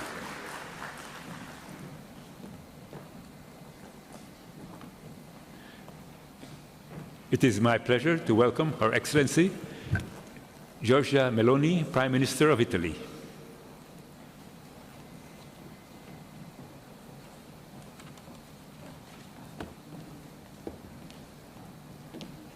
Your Excellency, you have the floor. Well, President El-Sisi, Mr. Secretary General, dear colleagues, we are at the decisive moment in the fight against climate change. Over the last few months, we have experienced its dramatic effects throughout Europe, in Pakistan, in the Horn of Africa, and in many other regions of the planet. We are all called upon to make deeper and faster efforts to protect our planet, our common home. In doing so, we will have to keep people at the heart and transform accordingly, combining environmental, economic, and social sustainability. Despite a very complex international scenario, already affected by the pandemic and further disrupted by the Russian aggression against Ukraine, Italy remains strongly committed to pursuing its decarbonization pathway in full compliance with the goals of the Paris Agreement. We want to develop our energy diversification strategy in close collaboration with several African countries, with whom we have enhanced our cooperation on energy security, renewables, and youth education. This will stimulate green growth, job creation, and the development of sustainable value chains. In the EU, we plan to reduce the greenhouse gas emissions by at least 55% by 2030, and to achieve climate neutrality by 2050 at the latest. In this perspective, Italy has recently strengthened its renewable power installed capacity and will accelerate this trend in line with the objectives of REPowerEU. We intend to pursue a just transition to support the affected communities and leave no one behind. Last year, the Italian G20 presidency reached concrete results that paved the way for the agreements in Glasgow. As a partner of the United Kingdom for COP26, we promoted the Youth for Climate event in order to involve young generations in the decision-making processes on climate change. Italy has also significantly increased its contribution to climate finance. We have almost tripled our financial commitment to $1.4 billion for the next 5 years, including €840 million through the new Italian Climate Fund. This is the first Italian investment platform specifically dedicated to the deployment of clean technologies and to adaptation to climate change in developing countries. We remain committed to deliver on the $100 billion pledge to support developing countries through 2025 and to define an ambitious and sustainable target thereafter. To do so, we must bring together governments, private investors, and multilateral development banks to co-share investments and risks to accelerate a just energy transition. Italy is proud to be part of the Just Energy Transition Partnership, an ambitious G7 initiative that will provide substantial financial resources and technical assistance to partner countries. Recent climate disasters, especially hydrogeological disruption to our territory, show that mitigation and adaptation are the two sides of the same coin. Italy is therefore balancing its financial support to both priorities. In 2020, 56% of our overall climate finance has devoted to adaptation measures, while the remaining 44% went towards mitigation. Fighting climate change is a common endeavor, which requires the full engagement of all countries and pragmatic cooperation among all major global actors. Unfortunately, we have to admit that this is not happening. We cannot hide the fact that the nations that are most committed to these goals risk paying a price to the advantage of those that today are mostly responsible for CO2 emissions on the planet. This is paradoxical, and measures are needed to redress these imbalances. Our efforts, otherwise, will be vain, and the very outcome of events such as the one we are attending today risks not to produce the results that history expects from all of us. As leaders, we owe this to our future generations, since our commitment to protect the environment as part of our identity is the most vivid example of the alliance between those who are here, those who were here, and those who will come after us. Italy will provide its fair share. Thank you. Thank you, Your Excellency.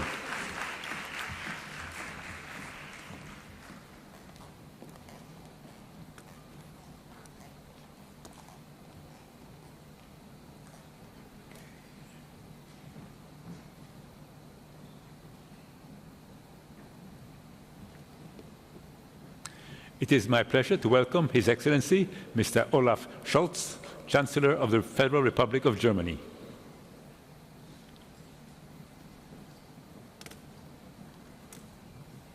Your Excellency, you have the floor.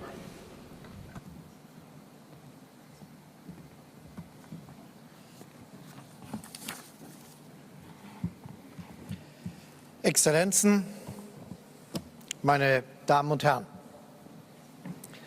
Russlands brutaler Krieg gegen die Ukraine stellt die europäische und internationale Friedensordnung fundamental in Frage. Seine Folgen spüren wir weltweit durch rasant steigende Lebenspreise für Energie und Nahrungsmittel. Doch noch etwas führt Russlands Krieg uns vor Augen. Der Umstieg auf erneuerbare Energien, das Einsparen fossiler Brennstoffe, darin liegt nicht nur ein Gebot vorausschauender Klima-, Wirtschafts- und Umweltpolitik, sondern auch ein sicherheitspolitischer Imperativ. All das macht die zentrale Aufgabe unserer Zeit noch dringlicher, nämlich die Erderwärmung auf 1,5 Grad zu begrenzen. Jedes Zehntel Grad Erderwärmung weniger bedeutet zugleich weniger Dürren und Überschwemmungen, weniger Ressourcenkonflikte, weniger Hunger und Missernten und damit mehr Sicherheit und Wohlstand für alle. Unser Ziel ist erstens, dass wir uns hier in Sharm el-Sheikh auf ein robustes Arbeitsprogramm zur Emissionsminderung verständigen. Ein Arbeitsprogramm, das konkrete Minderungsschritte enthält und die bislang klaffende Umsetzungslücke schließt. Nur dann schaffen wir es, den globalen Höhepunkt der Treibhausgasemissionen spätestens 2025 hinter uns zu lassen und die Emissionen bis 2030 nahezu zu halbieren. Zweitens. Zu Recht fordern die Staaten mehr internationale Solidarität, die von den Folgen des Klimawandels am härtesten betroffen sind, aber am wenigsten zu seiner Verursachung beigetragen haben. Wir sind bereit, sie noch stärker zu unterstützen.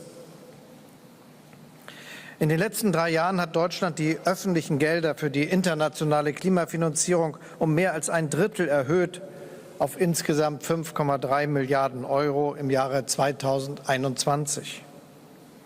Erstmals ist davon rund die Hälfte in Maßnahmen geflossen, die Länder bei der Anpassung an veränderte klimatische Bedingungen unterstützen. Auch in Zukunft streben wir ein ausgeglichenes Verhältnis zwischen Finanzierung von Emissionsminderung und Klimaanpassung an. Bis zum Jahr 2025 werden wir unseren Beitrag aus öffentlichen Mitteln für die internationale Klimafinanzierung auf 6 Milliarden Euro jährlich ausbauen und parallel dazu auch weitere private Mittel mobilisieren.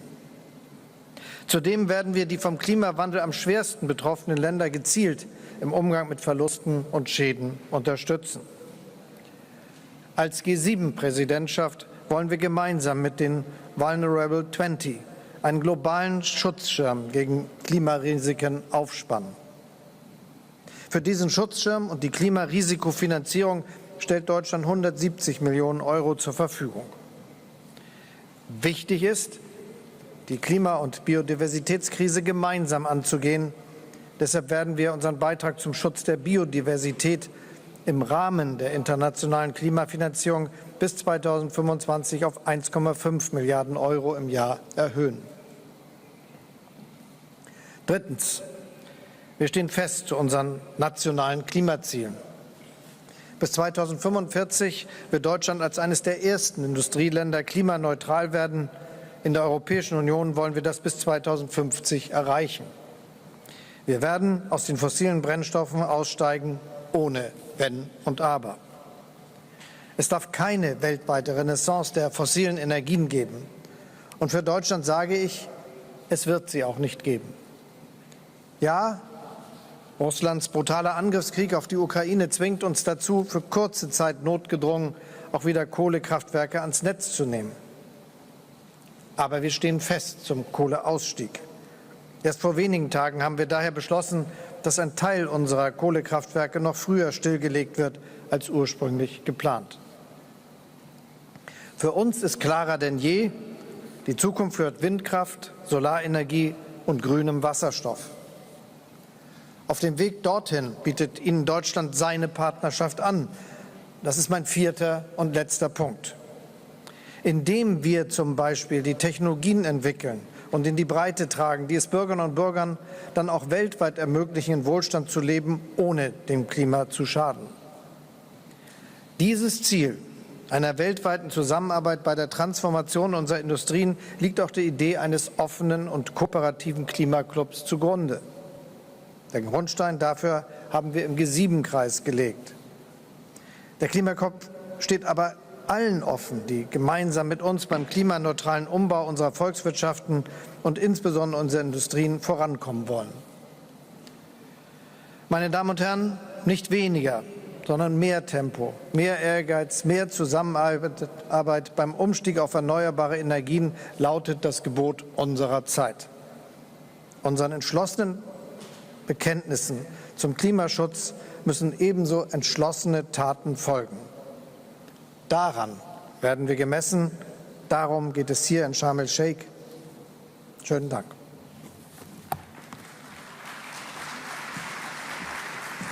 Thank you, Your Excellency.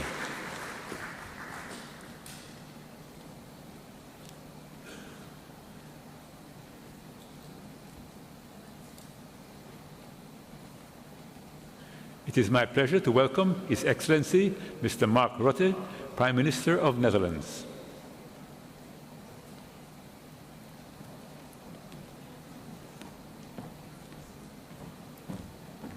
Your Excellency, you have the floor. Mr. President, Your Excellencies, ladies and gentlemen, 1.5 degrees. That was our legitimate ambition in Paris. But 7 years on, we are lagging seriously behind. The action we have taken so far has been way too little, way too late.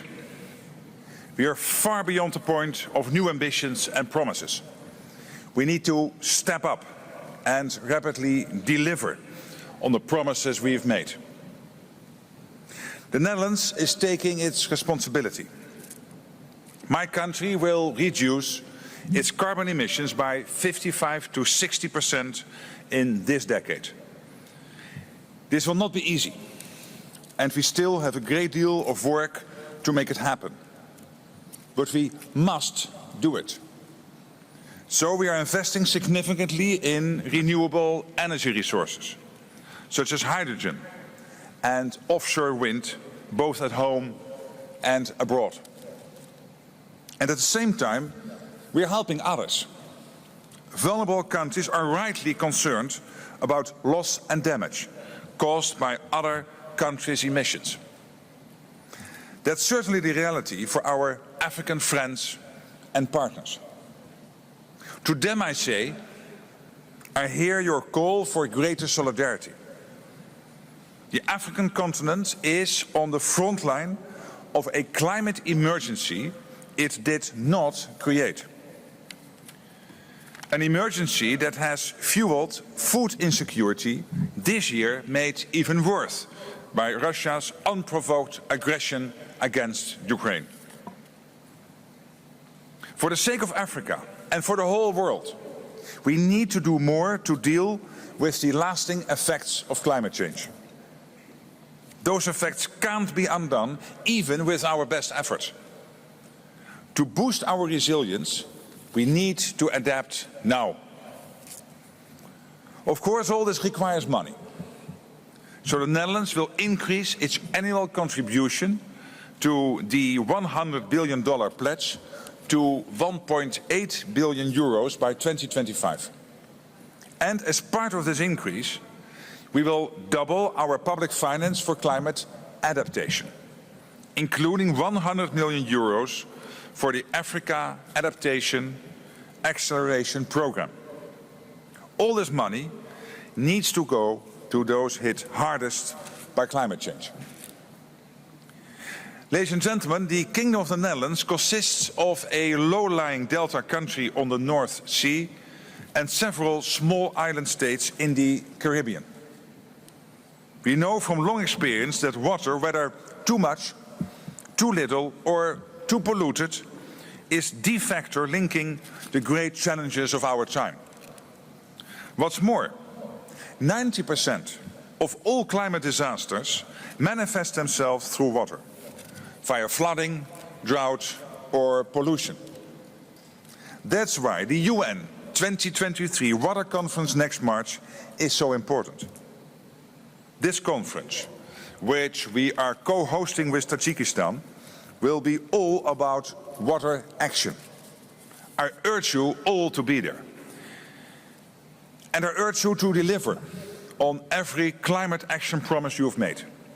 I urge you to amplify the voices of women and young people worldwide, because they are still underrepresented when it comes to decision-making on climate change.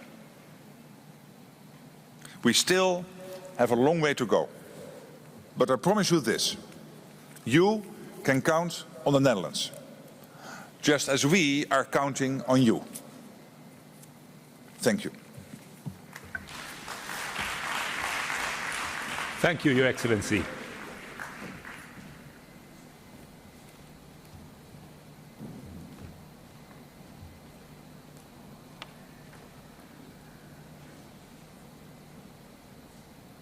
It is my pleasure to welcome His Excellency Mr. Ulf Kristersson, Prime Minister of Sweden.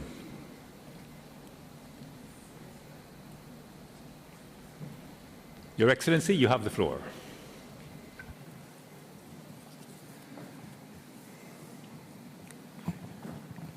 Dear Secretary General, Mr. President, ladies and gentlemen, I would like to start by reaffirming Kazakhstan's solid and continued commitment to the goals and objectives of the Paris Agreement. As you know, our country has set out the ambitious target of achieving net zero by 2060. As part of this, we are planning to adopt our first ever low-carbon development strategy by the end of this year. This will mark a historic moment, the first time a country in Central Asia has laid out such an ambitious document. This strategy will update our nationally determined contributions. In it, we will pledge to achieve an unconditional 15% reduction of our carbon emissions by 2030. We have also set a conditional target of 25% that relies on the possibility of additional support from international partners. Currently, green energy represents 3% of Kazakhstan's total energy supply. We have set a target of increasing our renewable energy supply to 15%. That is at least 7 additional gigawatts by 2030. Kazakhstan has the potential to be a global green energy powerhouse. Therefore, we are ready to act as a regional hub for renewables and to drive Central Asia's green transition. Green hydrogen will play a key role in this transition. International experts believe that our country can become one of the 10 largest hydrogen exporters.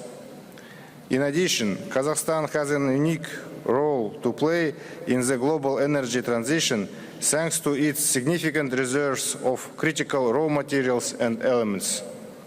Our country holds more than 60 major deposits of precious and non-ferrous metals. We stand ready to offer these critical resources for exploration and development. As well as investing in the future of the energy transition, we are also taking urgent action to mitigate our carbon emissions. Underpinning this effort, the national emissions trading system has already proved to be an effective mechanism for stimulating innovations in both emissions reduction and energy efficiency. Separately, I would like to mention the importance of technological modernization. There is a critical need to leverage knowledge sharing and technology transfer, including within the Paris Agreement. Therefore, we are developing a framework which will help Kazakhstan to adopt the best available practices from around the world in green technologies. At the same time, we are devoting special attention to stimulating green investment. We are prepared to use the Astana International Financial Center as a unique regional investment hub for green finance. Dear participants, today, the temperature in Central Asia is increasing twice as fast as the global average. To meet the urgent demands created by rapid global warming, we have significant adaptation efforts underway, within our new environmental code. The focus is on the 4 most vulnerable sectors: water, agriculture, forestry, and disaster risk reduction. Last year, we joined the Declaration on Forests and Land Use and the commitment to education and youth involvement. We are also on track to meet our ambitious target of planting 2 billion trees by 2025. Ladies and gentlemen, to conclude, I would like once again to highlight the scale of the unprecedented challenges we face. In this regard, we require bold solutions and development models that are fair, equitable, and sustainable. Kazakhstan is ready to collaborate with all international partners across the entire climate agenda. Thank you. I thank His Excellency Mr. Alikan Smilov, Prime Minister of Kazakhstan, for his statement, and I apologize for the mistake in the announcement.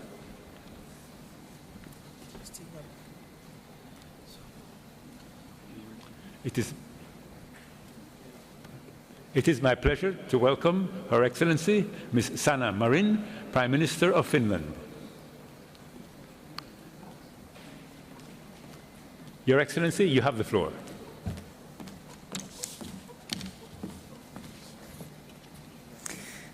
Mr. President, ladies and gentlemen, I would like to thank Egypt for hosting us here on the African continent, where many of the impacts of climate change are felt most dramatically.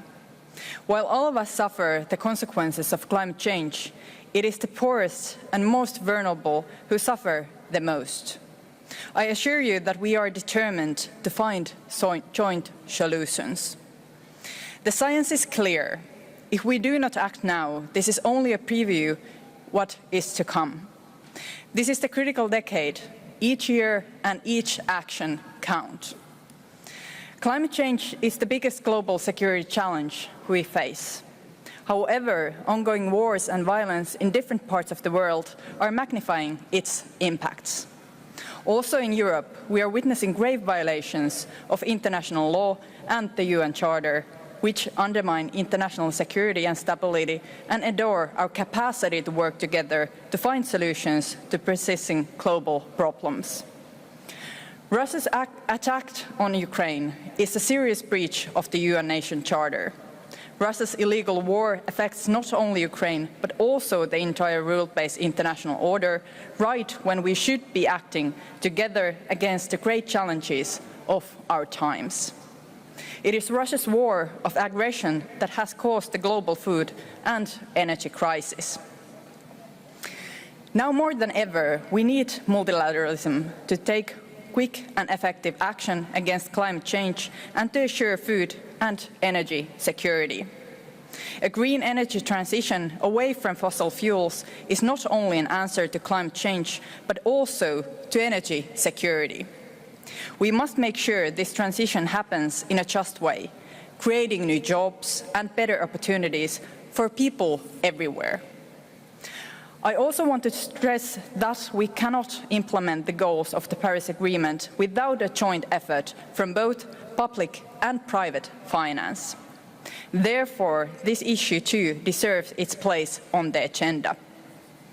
My own country, Finland, has set one of the most ambitious climate targets in the world. We aim to be carbon neutral by 2035. We have put our climate target into law. A new Sami Climate Council has set up at an initiative of the Sami Parliament to contribute traditional knowledge to the preparation of climate policy and measures.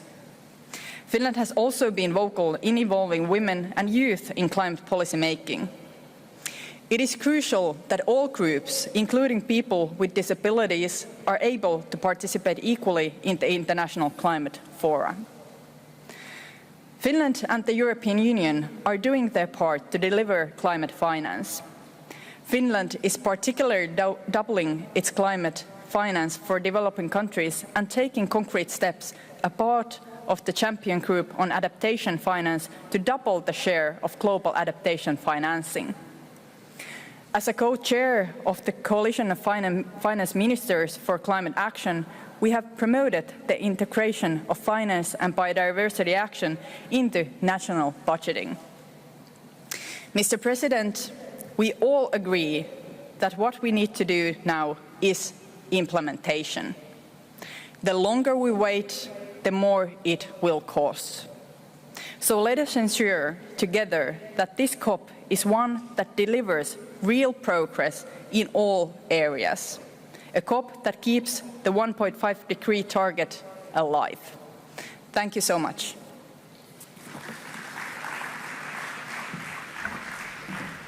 Thank you, Excellency.